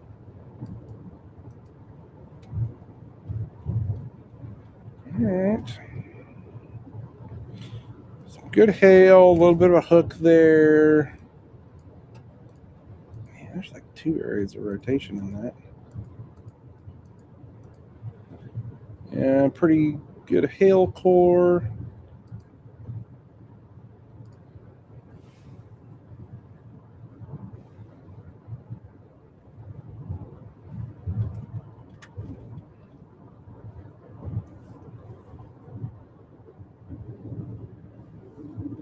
Oh, wow, it's already 8:30. No, I'm in Eastern time. It's 7:30. Yeah, Eastern time. You get an hour back. You get an hour back.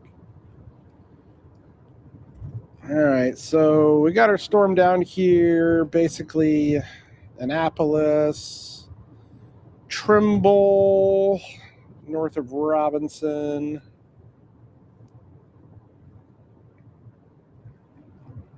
Just a little bit of rotation.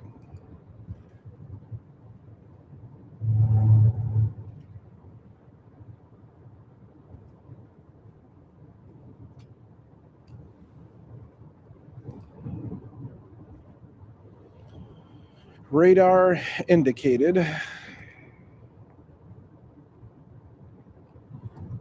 Yeah, and I think largely, it is so hard to get these north-south storms to kick up a tornado, and I think a lot of that has to do with not having the same kind of backed winds at the surface sometimes.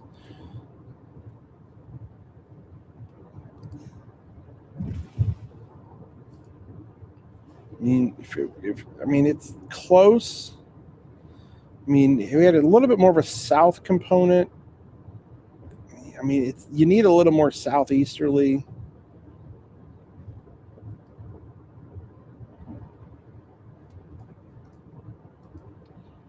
I think the other thing is the boundary that it was on. That was very helpful in that, to have a southward boundary come through. I was pretty impressed by that. Typically north to south storms, and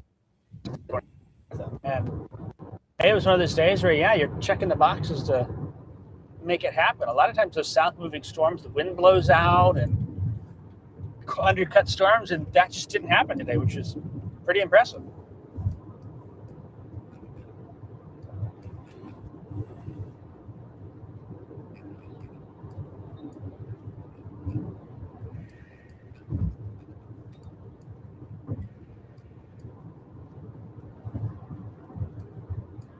Robinson is in line for this storm if it's got anything in it. So, folks down there, be paying attention.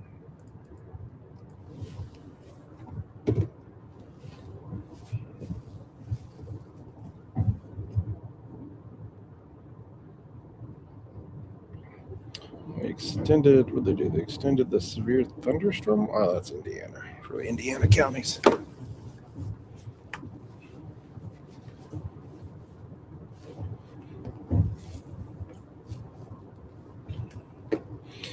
So again, Crawford County is technically Terre Haute coverage area, but we know that we've got people that watch us down there because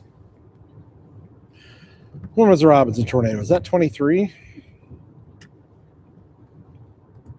Yes, March 31st, 2023. 2023.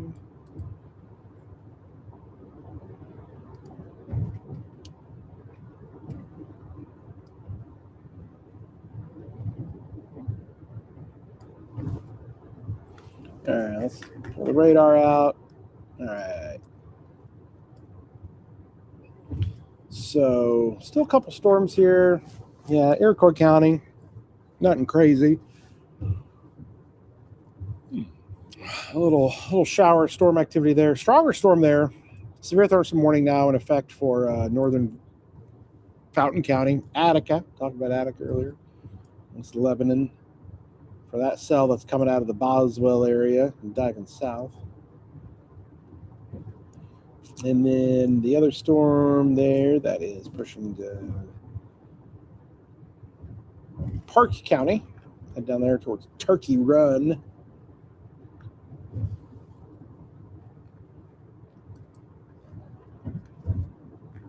And then our other cell down here into Crawford County. Another little hail core there west of Trimble. I would be trembling if I was in Trimble and had my car out in this hail.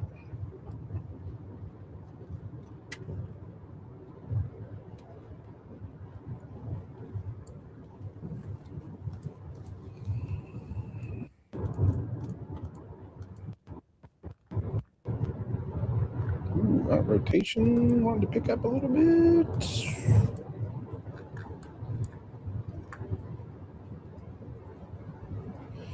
Just so hard this area here. Anything along the state line, I'm like, do I use Evansville, Indianapolis, Lincoln, or Chicago?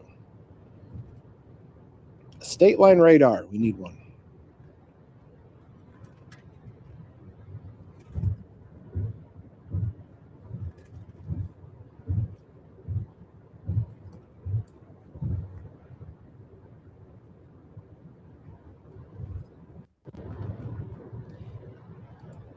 Meanwhile, I'm about to drive into it now between Attica and Boswell for the Benton County storm. All right, here, let's pull up your camera.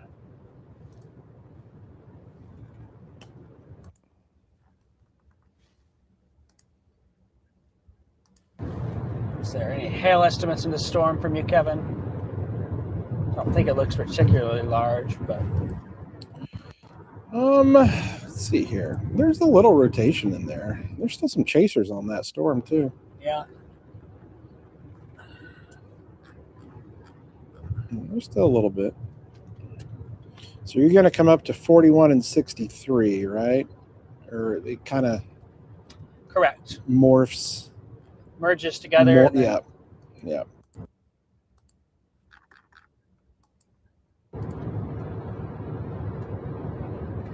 Looks like there's maybe a little bit to my northwest. So hopefully I Yeah, can clear some should- of these trees over here. Should be just to your northwest. Just barely. There's still some broad rotation in there. In front of me, you can see these clouds are moving pretty quickly right to left. They're moving east to west into it. Which is kind of weird to see. Stuff's going backwards, but Yeah. that's what you have to think about. You know, south moving storms, everything's Yeah, turned 90 degrees. Yeah. I think it's got a hail core in it, man. It's not a. It might be. It's kind of healthy. Ooh, there's a little hook trying to form. Well, I might stop once I get under where the. Are you thinking that hook is closer to that, or is it up by Ambia? Just southeast of Ambia. I see that there. Okay, coming around the corner, we'll get a peek here. It's very dark, I'll say that. Some of the green color earlier tonight was pretty Yeah. impressive to me. Well, that's why I was like, oh man, we're about to do another one, because last time we had green, we had multiple tornadoes. That rotation's between Stoy and Robinson's pretty impressive too. Just kind of peeking at that. And that might be our last storm, as long as this Iroquois County one behind this one stays tame. It doesn't look that impressive. But No, it doesn't. how much do I trust things right now? 0. Yeah, well, be glad to get this out of here. Yeah.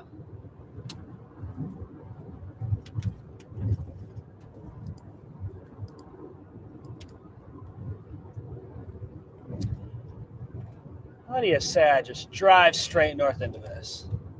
I'm gonna say, I'm surprised you're not in there. Are you on 41 now? Yeah. Sure am. All right. I'm surprised you're not in the rain yet. Honestly, you're not wrong about that. Just should, unless it's. Oh, it might have passed. Ooh, that's green. Yeah, I would say there's a hail cord in there. There's a lot of green in there. Yeah.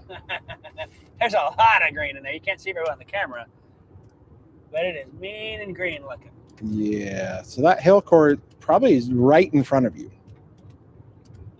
Yeah, it really is. It's going to be between me and where Route 9 turns into. Is it Route 9 turned into Indiana 22? Does that sound right? You take it all the way to Lafayette from 26. 26? Yeah, it's between me and 26 there. All right, so I can see actually a pretty decent low base to my left over there. I wouldn't drive too far north. You're going to get into that hail. Oh, why not?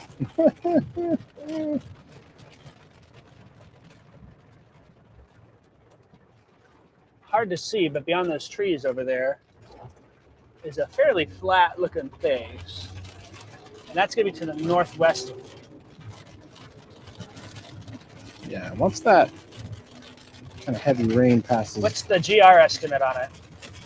2.06.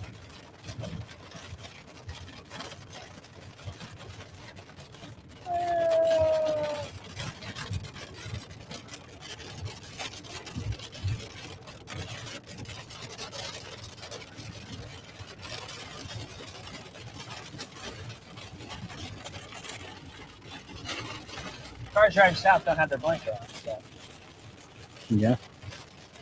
Well, I think that's a good sign. in the next 2 minutes that heavy rain is going to start passing just east of 41, and then you'll see right into the base clear.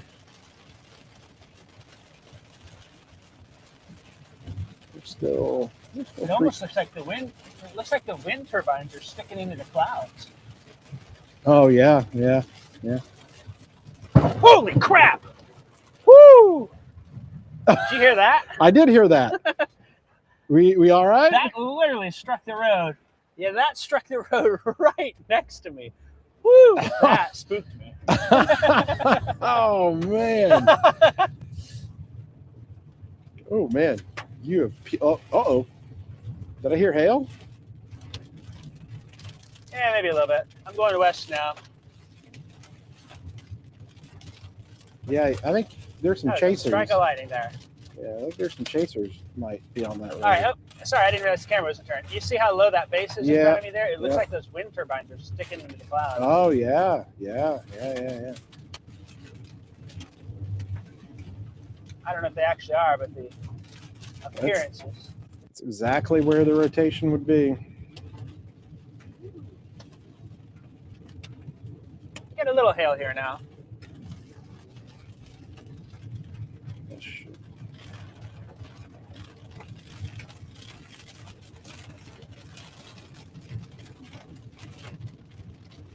by driving west, I'll avoid the hill a little more. Ooh, the hail ticked up 2.79. Well, I'm heading west. I think I'll be out of it then. Woo.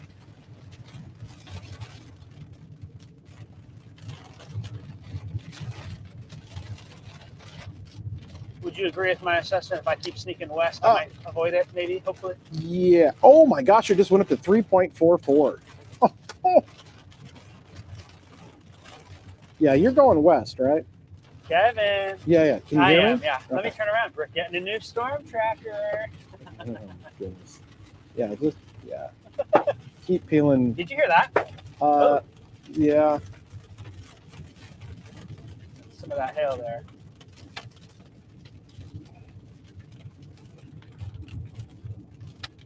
Oh, Let's look at, is that a little green up in front of you there? oh yeah, there's some hail, Kevin. Okay. All right, stop sign there. Watch it. I see it. I figure out which way to go. So wait, so that's west. So I mean, I guess you probably need to peel south, right? I'm trying to find my location. In a Hold map on, here. yeah, so am I. Oh man, dude, you were right there. Yeah, I'm gonna go south. Yeah, I mean, you can't go north It's pretty dark. and you can't go east.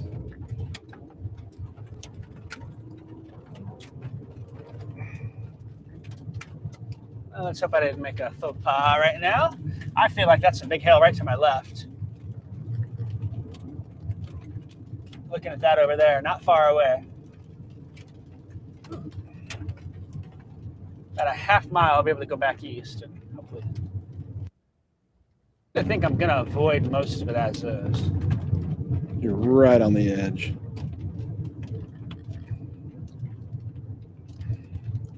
I'm right where I want to be. You're right on the edge.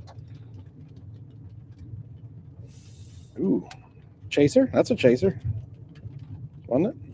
Yeah, Well, you know you're in the right he's spot turning there. around. Yeah, right.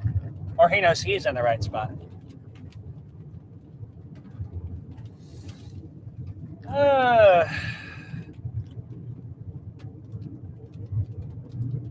Robinson's getting hit pretty good with probably some hail now. Looks like the Good grief. I'm right in the hook of that thing here in Benton County. yes, you are. Robinson, I think Robinson has got probably hit by some pretty good hail. Rotating part of that, probably just southwest of town.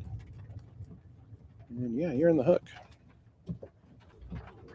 Okay, I'm heading east. Heading west, I'm sorry. Try to find you here. All right. Yeah, but, Bad connection there for a second. Got your back. All right, let's see here. I might be in a little pickle here, Kevin. Hold on. Let me check.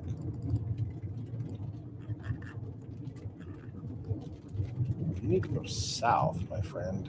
South, south, south.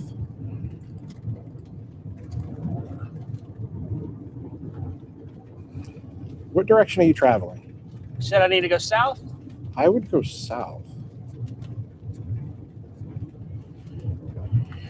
Not a lot Are of you good traveling options out west? there. I've got a mile and a half to go, and I think I'm just going to get stuck in it. So it's been nice knowing you, Kevin. What direction are you traveling right now? West. Okay. I'm a mile away from 600 West Road. Let's see. This is West Road, but I don't have an option south here. It's a dirt road. I ain't taking that. 600 west, if you can go south on that, can get you out of it. Not making it time. It's definitely raining hard in front of me, so. Yeah. Is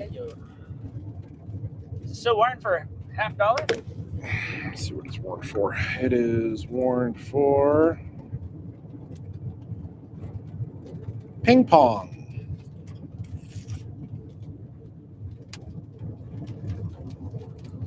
Orange for ping pongs. Oh yeah, there's hail in front of me. All right, buckle up. Here we go.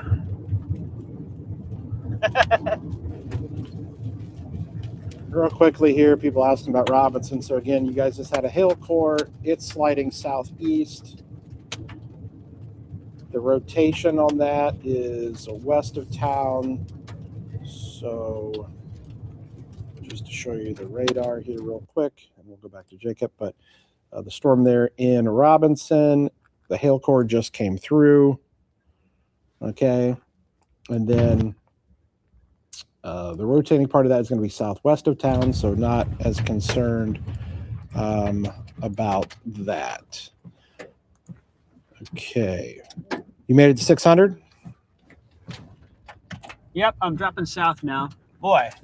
You were right on Look the how edge. dark this is over here. You were right on the edge. Man. See how dark that is over there? Yep, yep.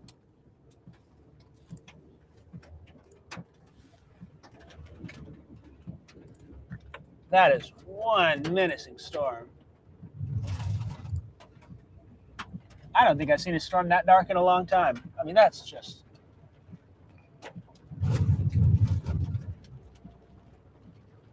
Yep.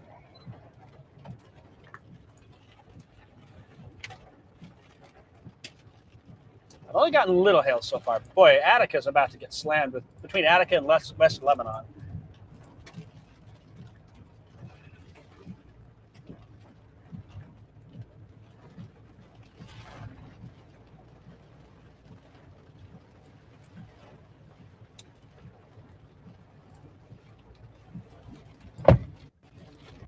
Yeah, you just barely made it out of that hail core.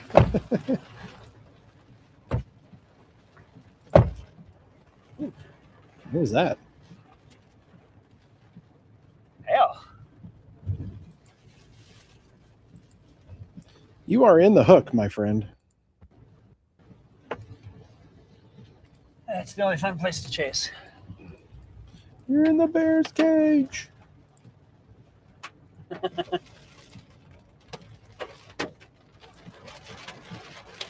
Seems like maybe more of the hail's off to my east now. It should be off to your north and east, but you still got a little pocket of heavy rain you got to fight through there.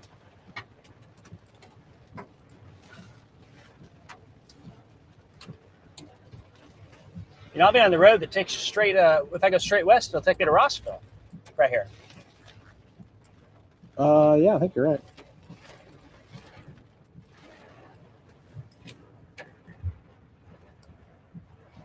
Yeah, Attica I kind of want Road. to go east, though, Kevin. You know, it's not often I get fun. I'm going to just peek east a little bit.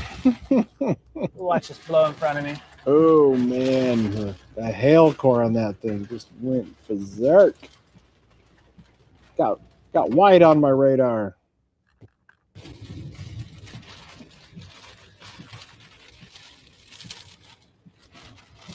Something tries and spins up. It's going to be real close in front of me here. Yes, it will be. Yes, it will be. But I haven't seen a lot of lightning, so.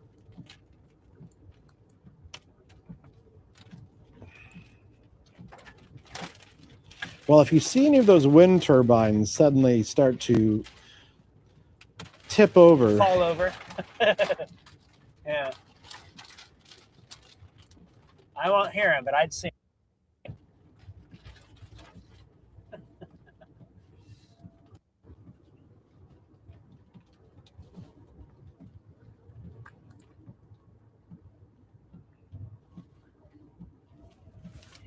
I'm barely getting any rain where I am now. It's kind of weird. you're in the hook. Yeah. You're in the rain-free base Look there. around. Let's see, wind direction now. It's not moving a whole lot. Fellow chasers in front of you there. I don't know. Locals.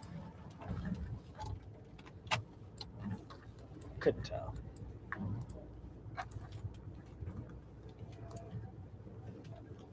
I guess the hail core is still to my northeast, isn't it?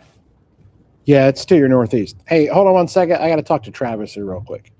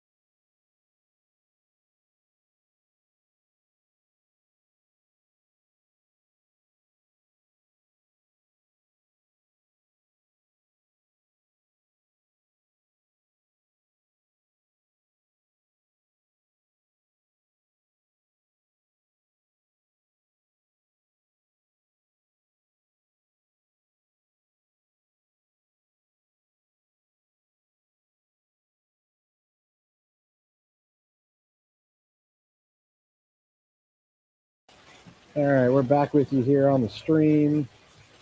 We got Jacob, who is in the deluge. I'm in Judyville.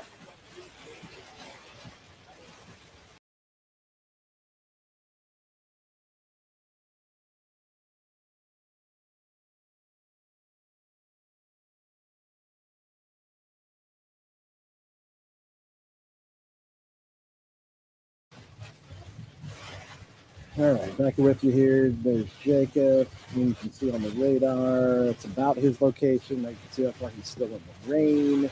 Hail core coming down a Just little past bit. Judyville. Just past Judyville. And there's still a hail core there. But they did issue, it's interesting, they issued a new severe thunderstorm this morning. This one does include the old Petersburg area there. So it's kind of, it's diving south and east, and so got a new warning here that does encompass more of Fountain County.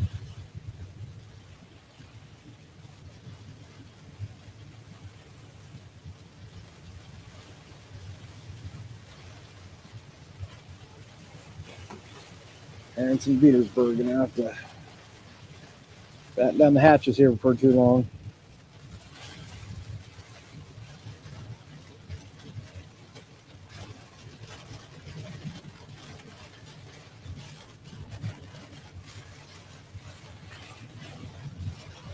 Are you going east or south?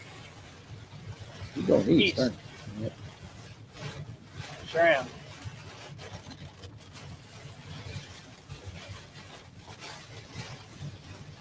There was hail. I wanted to see it. How big do you think you had when that was hitting the car? Is it quarter? Probably quarter, yeah. It didn't seem terribly big. I'm starting to get a little bit now. Let's say Oh, yeah. you're gonna get back into it here.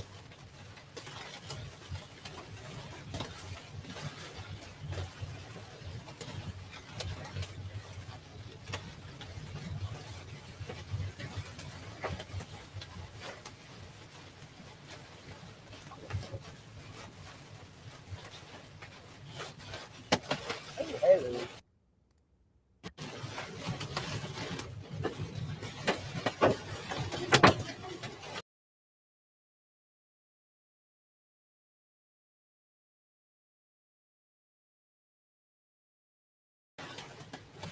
All right, folks, we're still here with you.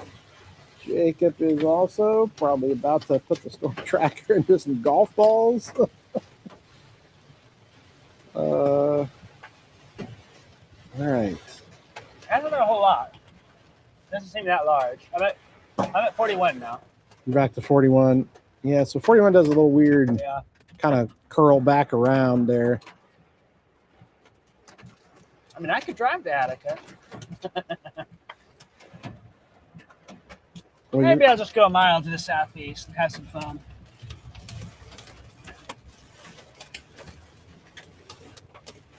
I would not want I to mean, I drive. would be right in the hail court. You would be in the hail court. Yes, I would. I don't recommend. Do not recommend.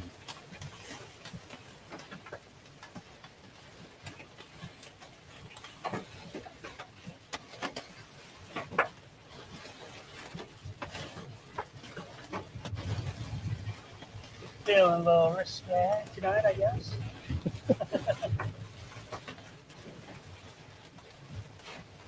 I've taken that exit a many a times coming back from Chicago when I've had to come down 41.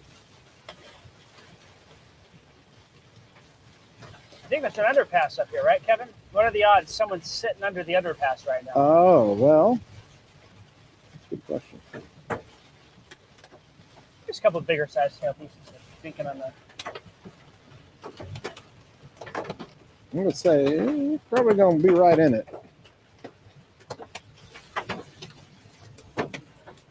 Hey, I just got to be on at 5 a.m. So.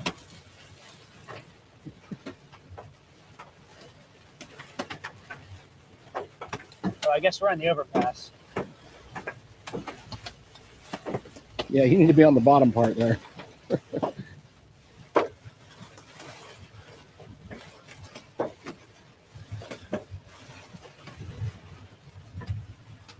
Not a lot of traffic in the highway. Some of the semis are moving slower down there. They don't look like they have their hazards on them. Oh, wow, that headcore really picked back up, didn't it? Yeah, how about that? Yeah, you're right in it, brother.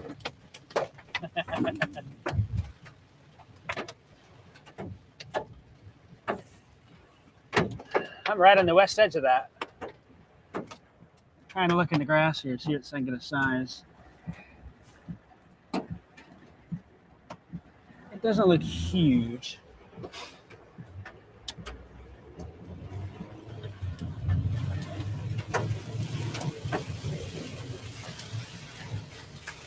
Keep in mind, this whole thing is diving south. Oh, well, I'm going southeast. Perfect. So, yeah.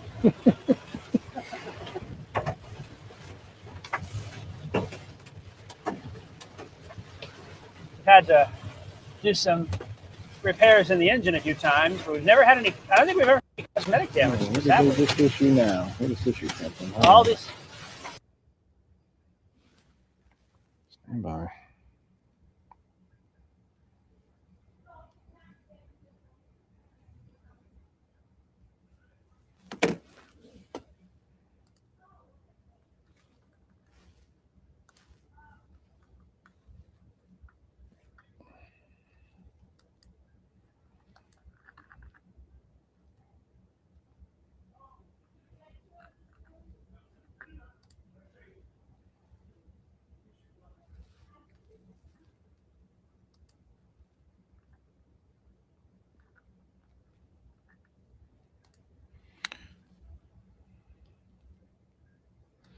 Okay, tornado warning no longer in effect down there into Crawford County.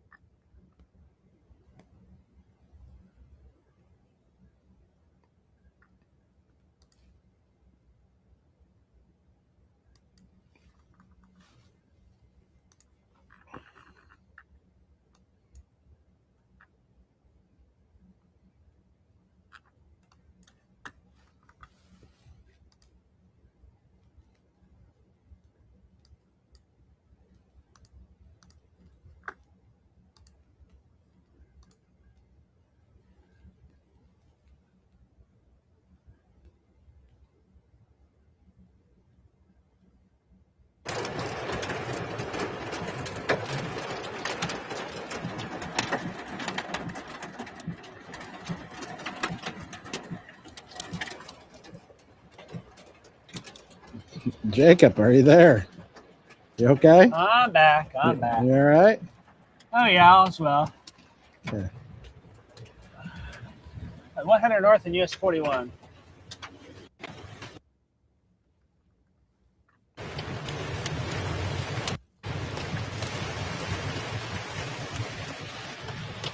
Hasn't seemed overly large. I've been unimpressed.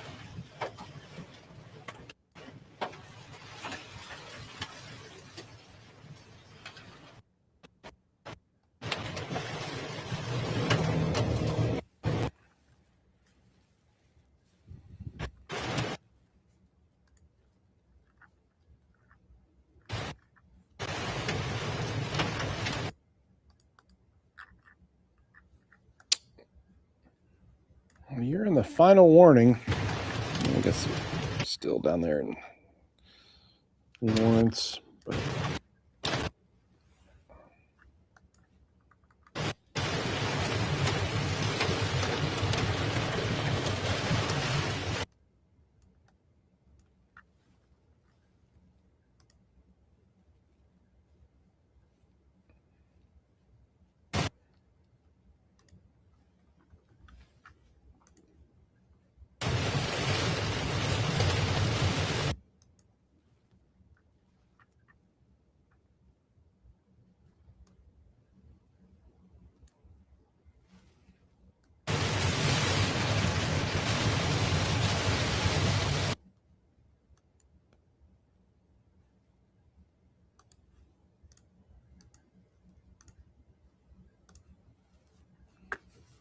we do get a nice little view here on the Danville camera looking northeast into the storm. We actually have a pretty little view. Check this out.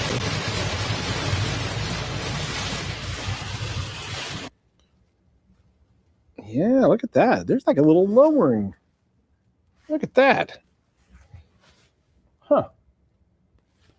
So that's looking, again, we're looking into the storm there towards Covington.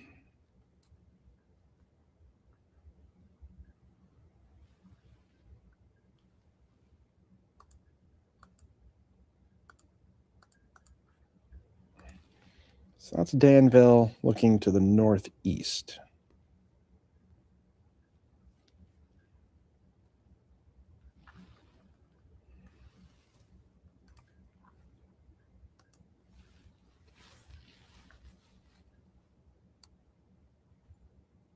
It's kind of peeking around. Just a big, long shelf cloud there.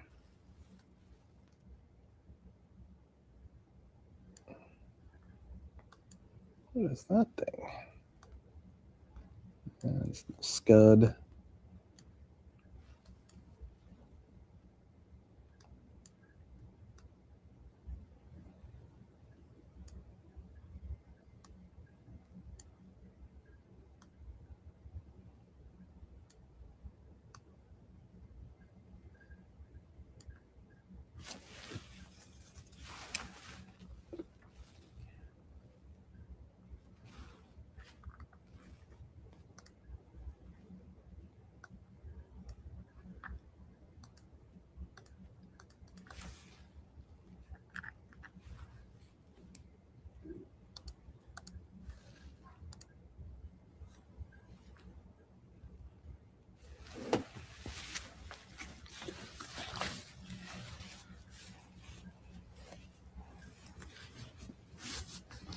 A lot of what we call scud.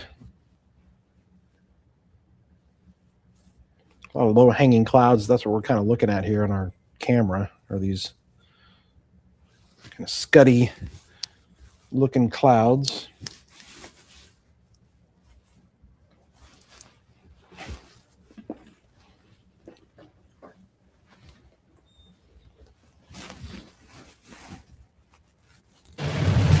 Oh, Jacob's back. Hello.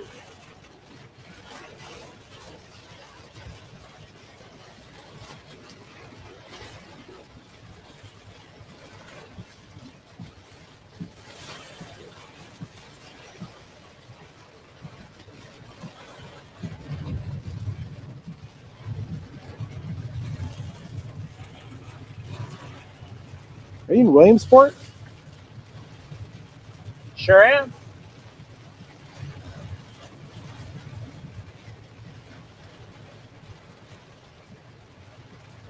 Seems like a nice little town.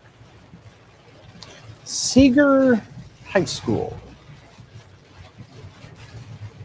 Another one of our rivals. Because what county am I in now? Am I in Warren County? You're in Warren County, yeah. Is that where I'm at? Yeah, you're in Warren. So did Williamsport had their own high school? Attica had their own high school? Yeah. So Attica and Covington and Fountain Central in Fountain County, even though technically Petersburg, but Covington was Covington High School. Attica was Attica High School, but it wasn't Petersburg High School. It was Fountain Central. Used to be Petersburg High School. My parents went there. But yeah, and then up there in Warren County was Seeger, which is technically west of Williamsport, north of West Lebanon. And they were called Seeger. Seeger High School. Where'd that name come from? That's a great question. I don't think I know. You get any flooding? Downtown Williamsport. Yeah. There's some ponding on the roadways, but nothing that sticks out to me. So Nice little downtown area here. Williamsport, actually known for, they have like a little hospital there. The Ascension or something like that? Yeah, Ascension St. Vincent Medical Center, which is like, I mean, it's the biggest, quote, hospital in the area. Oh, yeah, goodness.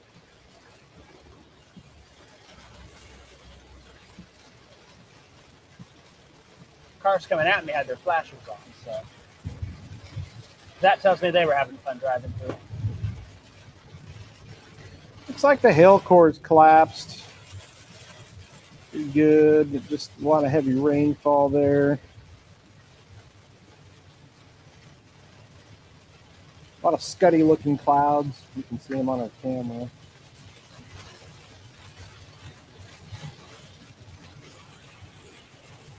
I think there's some power outages over here because I've noticed some homes don't have lights. That just past the Dollar General, the emergency lights are on inside. So there's been some power outages over here somehow.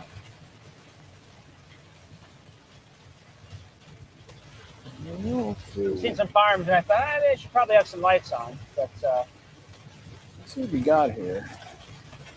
Ooh, looks like Clark County. Something must have down at Clark. They got 2,761 without power in Clark County. Indiana, let's come over here. Look, I'm not seeing much. People just go to bed early in Indiana, maybe. maybe with the Dollar General, you know, there's exit lights and the power goes out, the white lights turn on. Oh, yeah. I saw that. So some of these houses I'm passing now have their lights on. Oh, somebody answered the question about Seeger. Ura Seeger, a local farmer, donated the farmland years ago for our school. There you go. We must have some people from Indiana watching for fun. Yeah, there were. Yeah, quite a few. Even up there.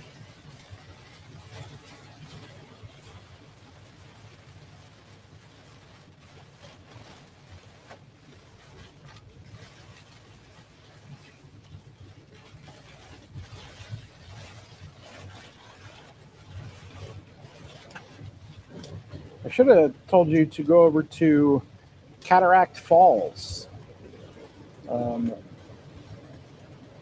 Cataract Falls is the largest waterfall in the state of Indiana over there. Or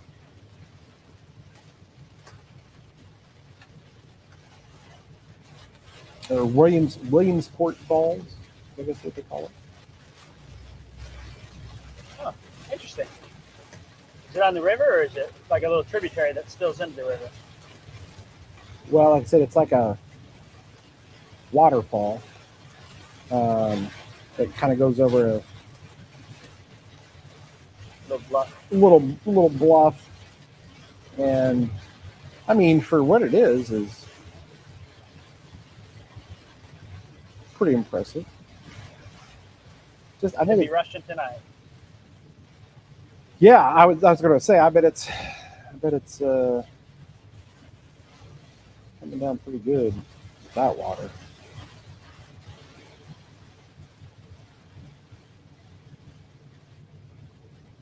The tallest waterfall in the state. At 12 feet high. Yeah, no, yeah. Let's see here. Williamsport. Let me see if I can find this. Williamsport Falls, a height of 90 feet. Oh, sorry. According to this, Really? second tallest waterfall in Indiana.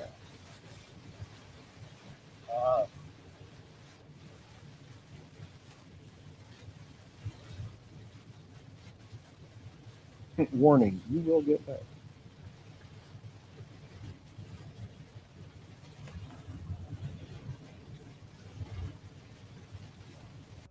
Learning you will what? Warning, you will get wet. There. Oh, yeah. Ooh, man. Got a nice little camera view here on a Danville camera looking into that storm. Going into Covington again.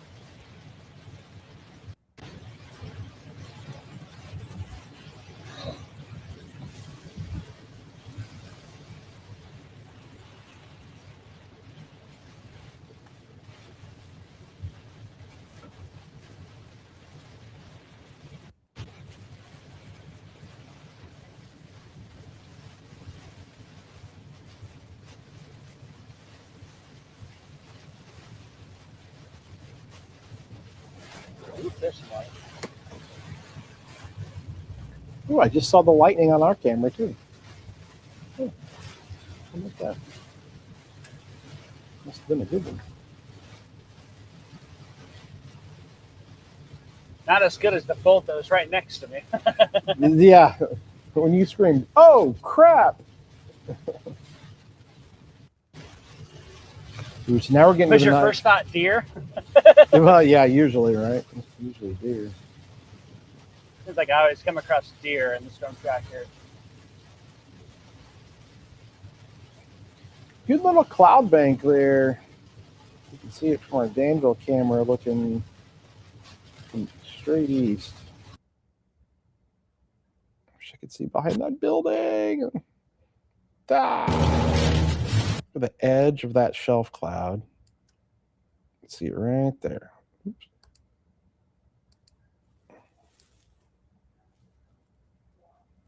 I want to see right there. Right there is where I want to see. Oh, did you see that flash? Oh, building's always in the way.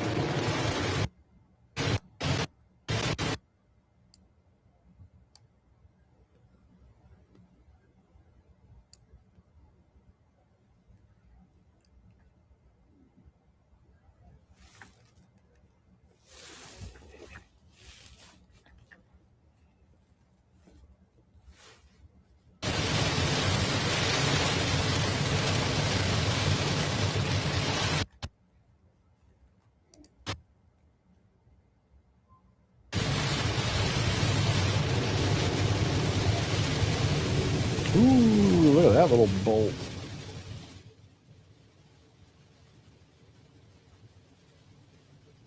I think this is wanting to back build a little bit into Vermilion County.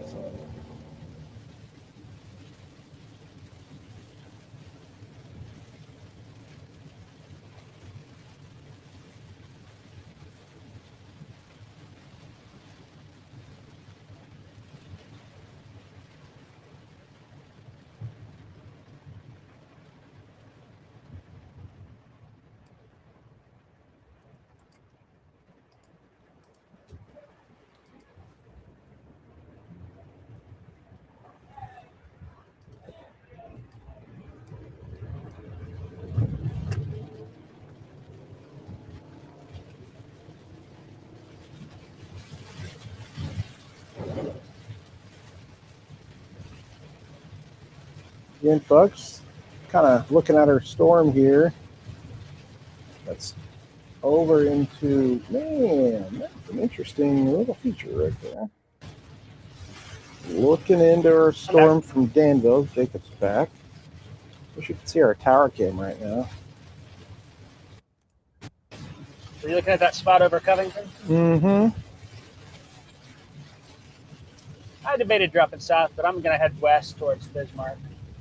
I figure I get out of the rain that way. Also, I don't know if you had a chance to look at power outage numbers on the Indiana side of things.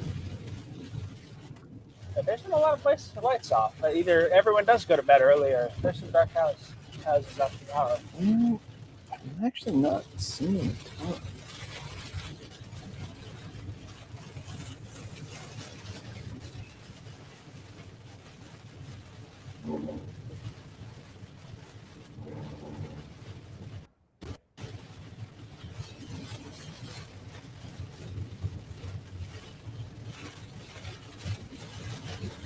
Folks, this is looking straight east from Danville. So essentially right towards Vermilion County, Indiana, and towards Covington. I heard none of that. What'd you say? I was just telling people what we're looking at on the camera here, looking straight east into Indiana. That storm kind of back built towards Alvin and Bismarck a little bit. Strongest part still clearly there between Covington and Petersburg. But man, that's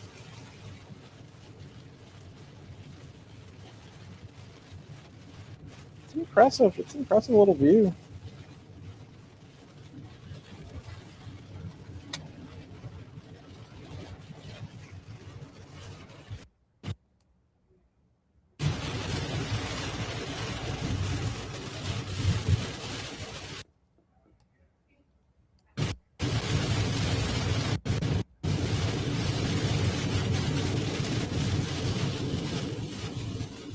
A lot of lightning. Lots of lightning.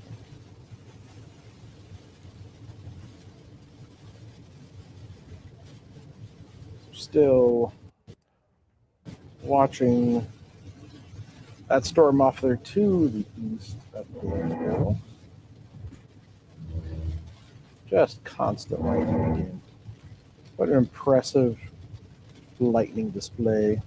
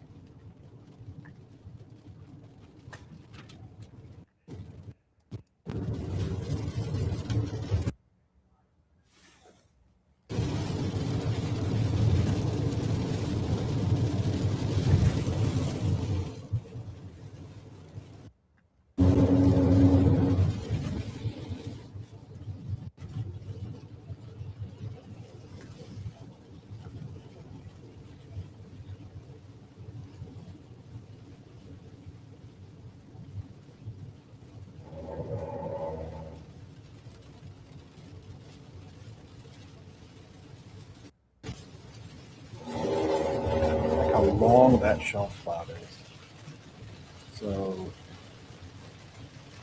stretching all across the sky like that. Whole thing. That's pretty cool.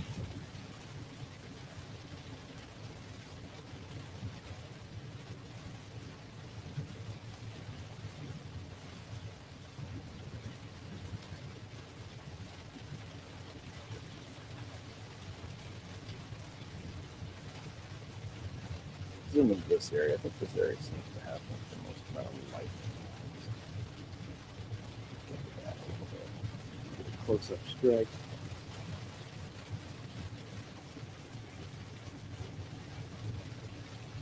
Ooh, there's one. Here it comes. Watch this, folks. Oh, yeah.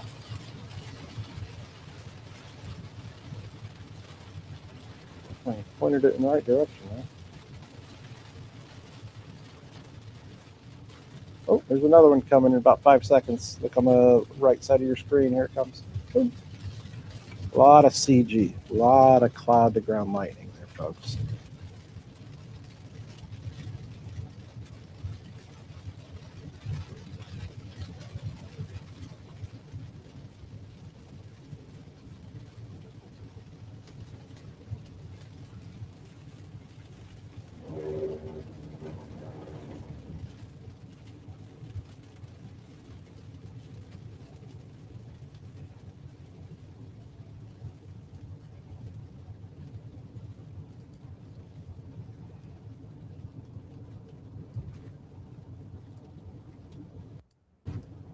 There's another one there.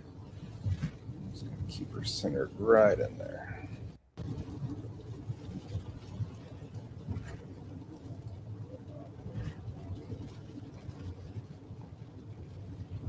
We can't catch a lightning strike right center screen, close by. Oh, there it is. Here it comes, folks. About 3 seconds. Boom.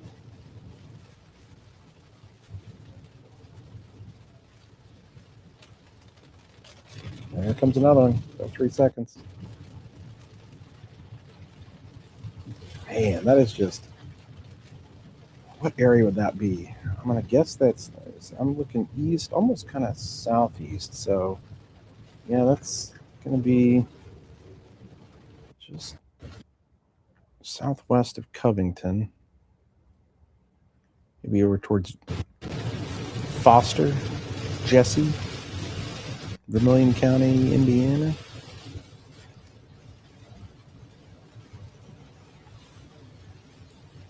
Starting to get dark now, but that CG just continues to pummel. Danville camera just looking right into that storm 10 miles away. Just watching the lightning constant, cloud to ground.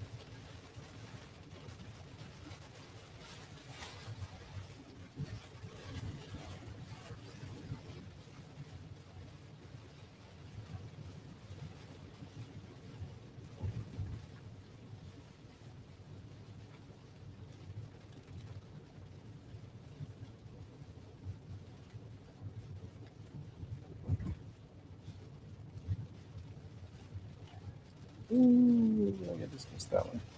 Darn it. Yeah, let's keep it over here. Let's see what we got over here.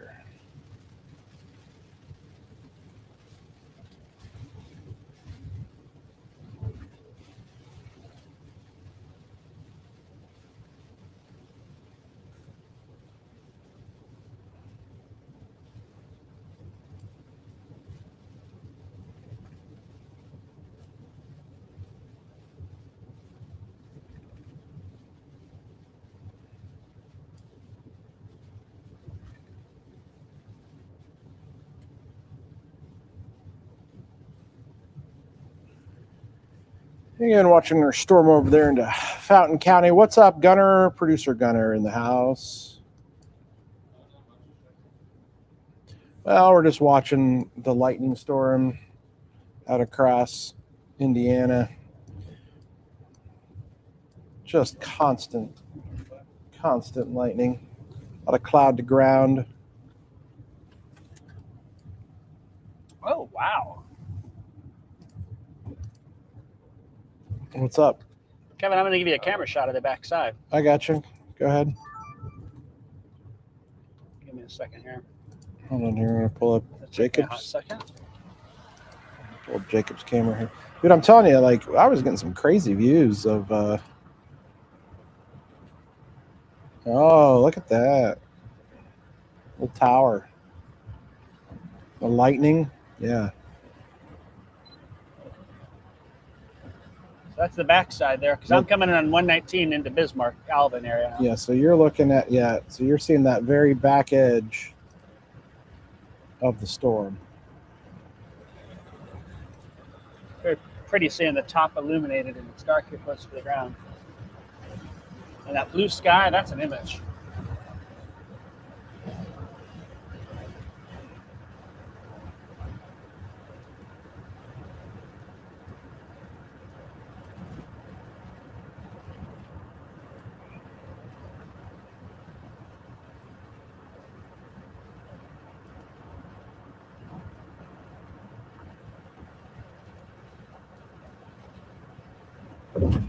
Well, looks like she's continuing to weaken a little bit here, but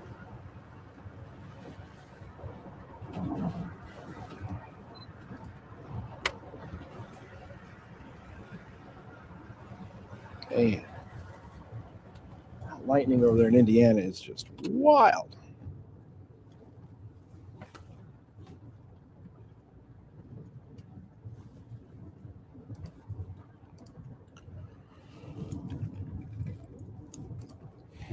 Switch over to the radar and pull up the lightning strikes again.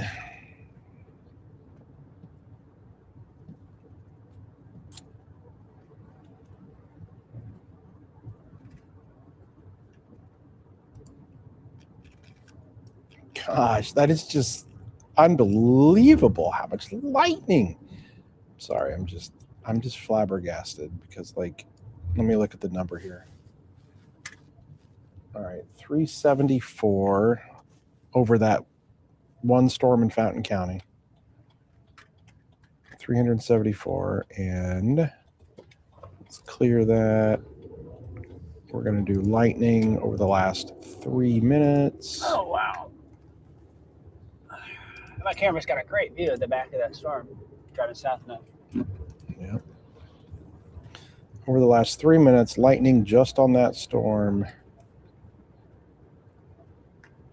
87 lightning strikes in the past 3 minutes. That's a lightning strike every 3 seconds.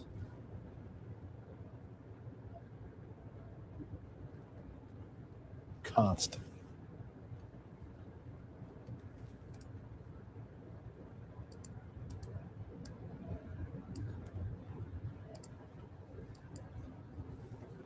Constant lightning.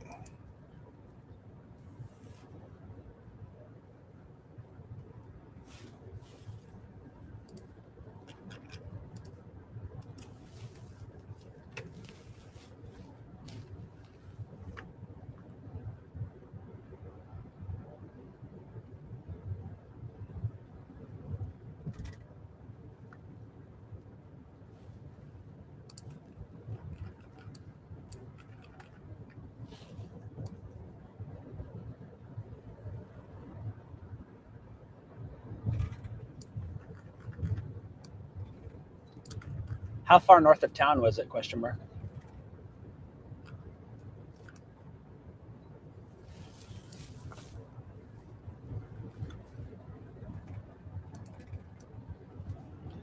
I've got the coolest little view in the backside here, Kevin.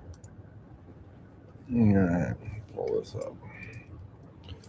All right, here's Jacob's view of that backside of the storm. That's what, State Line City. And I just passed Bismarck. you just passed Bismarck. Looking at Going that, south. coming back south.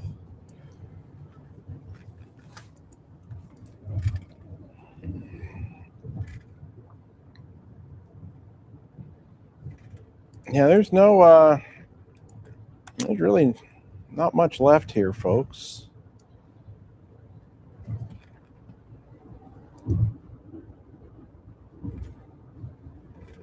A lot of scary looking clouds out there, people, but as of right now, don't foresee a whole lot. Oh my goodness, yeah, look at wow. What a view. I tell you, I'm not going to lie. If I normally would see this, I'd be like, whoa. So that's looking, I mean, almost straight east. Sorry here. I got to switch over. Give me a second. And this is what I mean. Oh, nope. Hold on. Look at this view. This is our view from our camera in Danville looking east.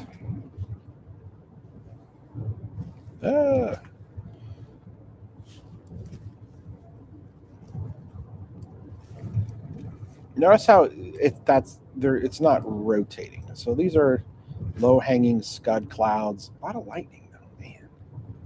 A lot of lightning. But they're not rapidly rotating, right? Got a little motion.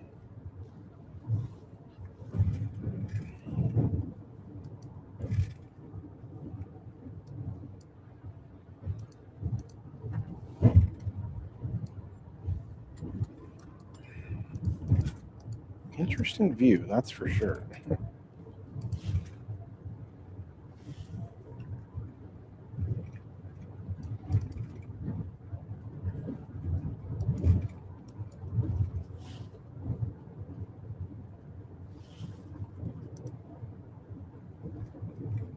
Somebody said Covington just lost power.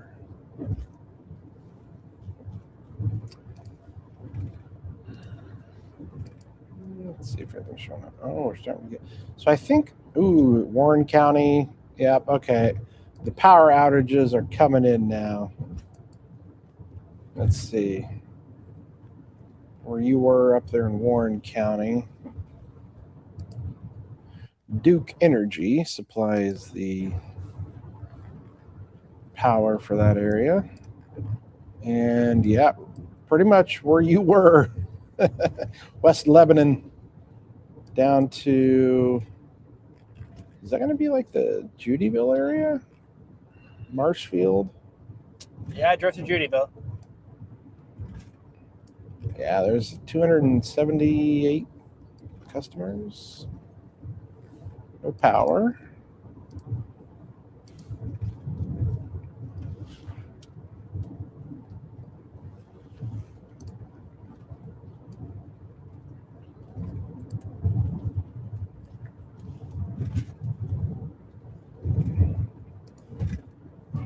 And 491 in Vermilion County, Indiana. It's going to be.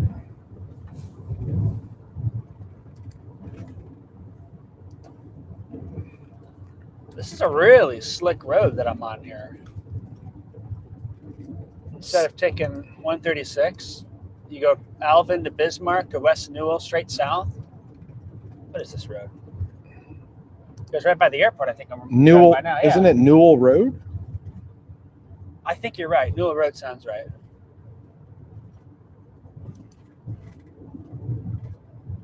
It's a slick road. I like it.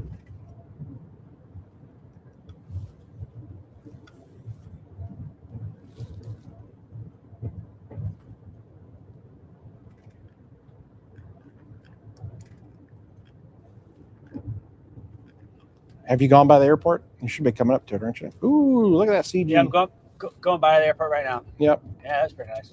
It's turns into Bowman. Yes. Yeah. You get to,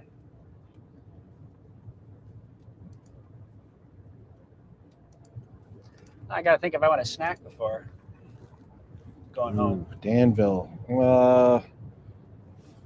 Dairy Barn. It's a little late for some of the favorites. Probably closed. Yeah, I'd almost go down to Tilton for a burger. And I think Mike's closes at 9. I wouldn't make it. I'm sure. I gotta be on TV soon, Kevin. Oh my You guys goodness! doing a Watch. live 9? We are. Yes.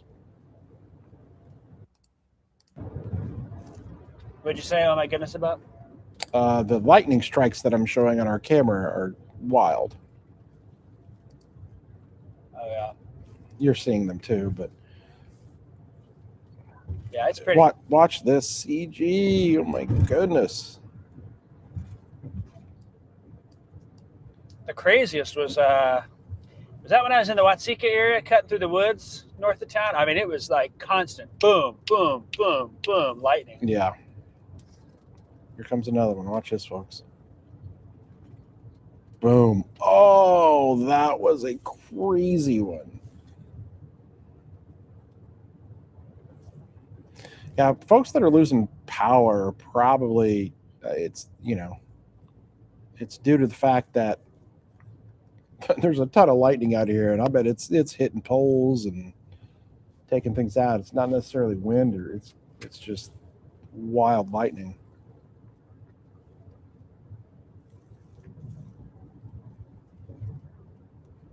Wow, here comes another one, folks. Man. Intense.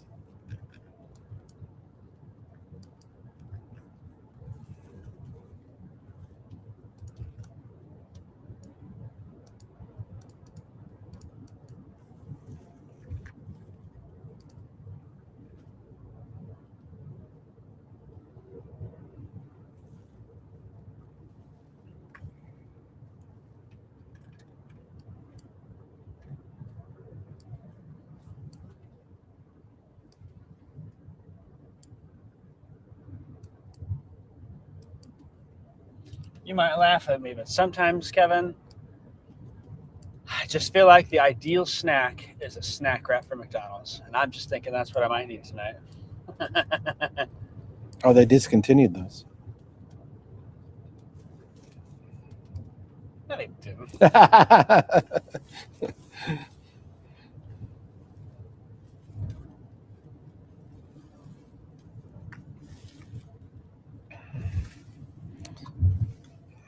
I'm a fan of Steak and Shake there.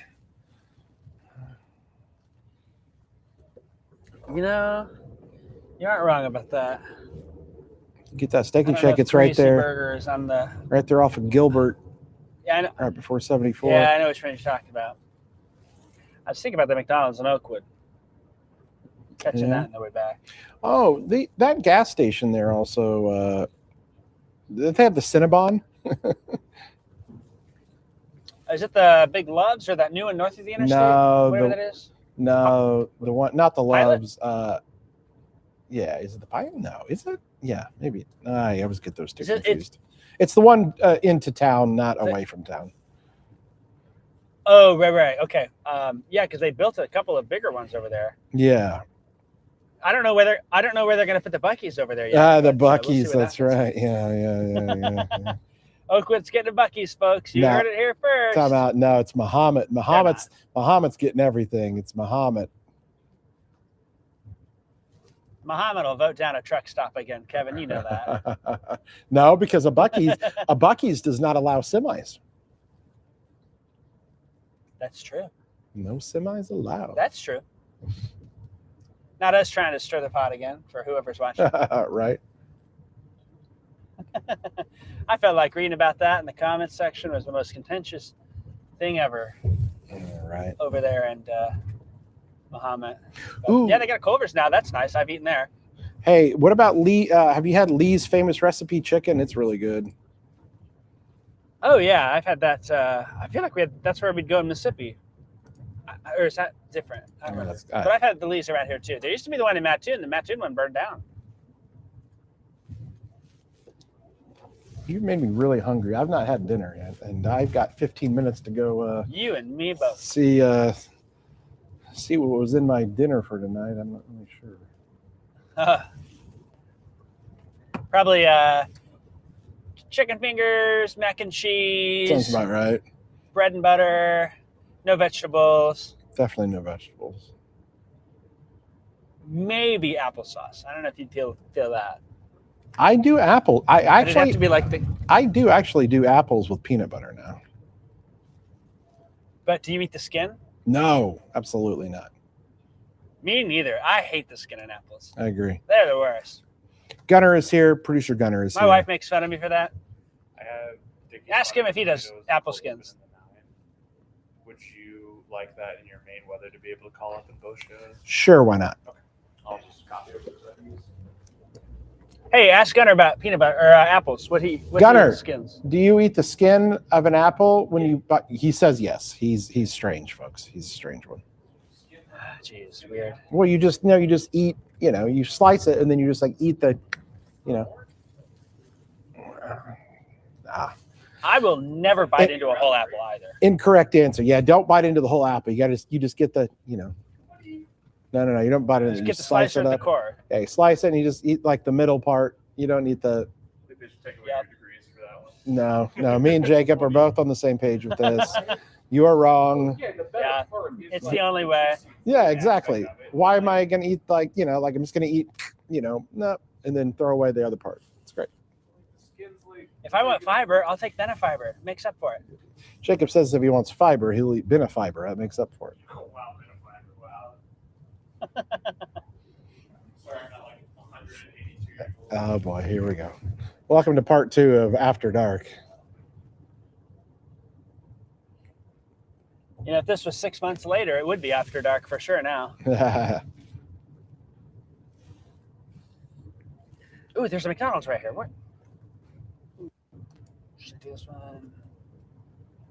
Yeah, I should do this one. You're on Bowman. You're at Bowman in Maine. Yeah. Yep.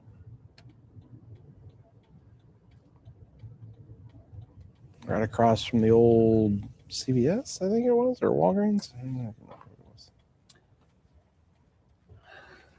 it was. Son. Snack wrap it is, I guess. Yep.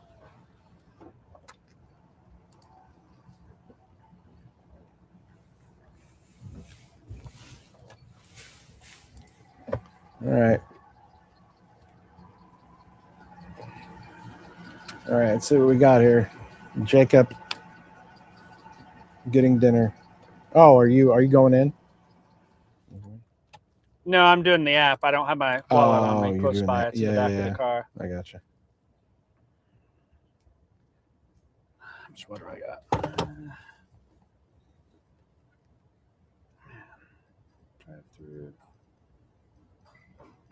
What No, else I got? folks, I'll tell you one there's thing I like too about the app is they always got good coupons. good deals. Yeah, you Sorry. get $1.49 fries every day, I think. Hey, I tell you what, I had one of the honey brown butter bacon, egg, and cheese biscuits recently. I thought it was pretty good. I did like that. So for you folks asking, no, the storm is not about to rip Danville apart. It's got a lot of lightning though, and it did try to like back build. You can actually see a few echoes. So basically that cloud building back towards Danville. So you're going to get the lightning strikes, but the heavy rain and whatnot, that is it's going to be just east of you, but you've got those lightning strikes going nuts. Also, Grace says you should get 2 ranch snack wraps. Ranch snack wraps? It's the meat. That's what I get. 2 ranch snack wraps? What ranch? Like, is it chicken that's in there? Right? Yep, chicken, lettuce. Yes, my mobile order is G121. Thank you. They sound Now that I very think nice. about it, I hope the lettuce isn't from where. Oh, yeah, let's hope not. We are still streaming, but we're to the point in the night where Jacob is getting his dinner. He's just pulled up to McDonald's. Kelly's here with us now. He's getting dinner in Danville. Oh, I know exactly where he is. I don't. Okay. Is that McDonald's? Thank you very That much. is McDonald's. Yep. Okay. That's McDonald's there. Jacob, are you getting the 2 cheeseburger meal? 2 snack wraps. Oh, 2 snack wraps.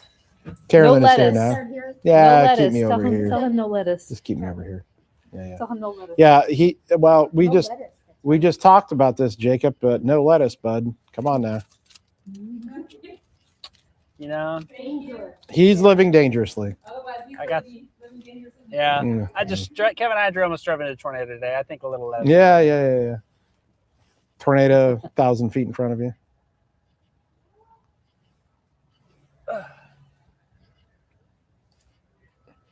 So we're bouncing back and forth between our camera views of the lightning show on the Danville camera, and then Jacob with the lightning show about to happen after he has McDonald's.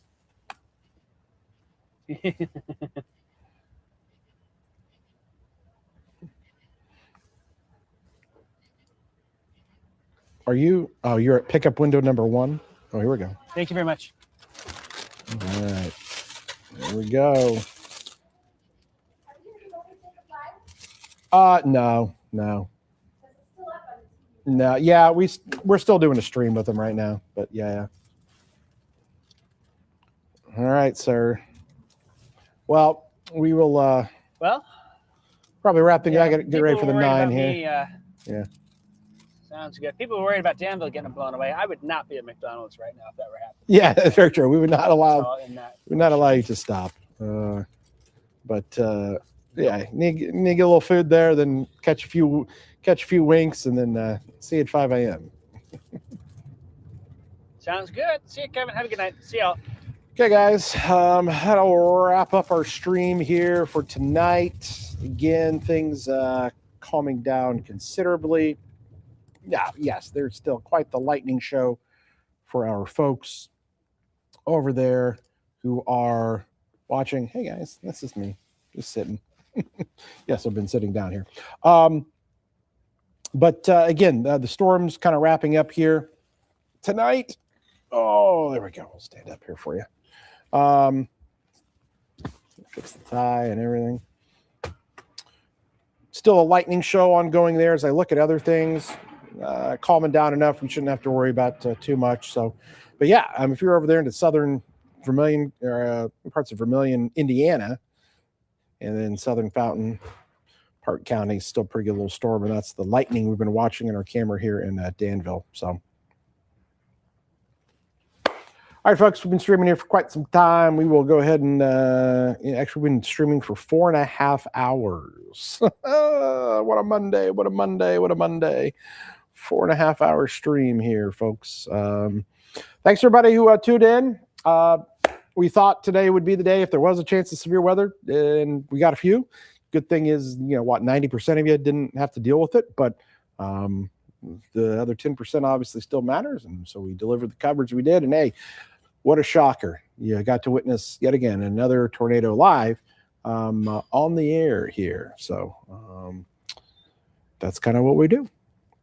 So hopefully everybody can get some rest here and take a little break. And it's going to get a lot cooler too. It's the nice thing. Humidity is leaving us.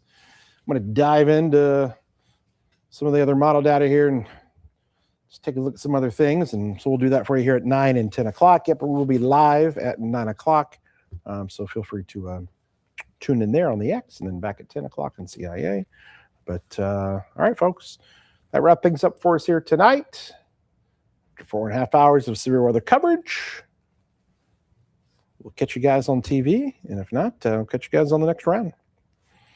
See you later.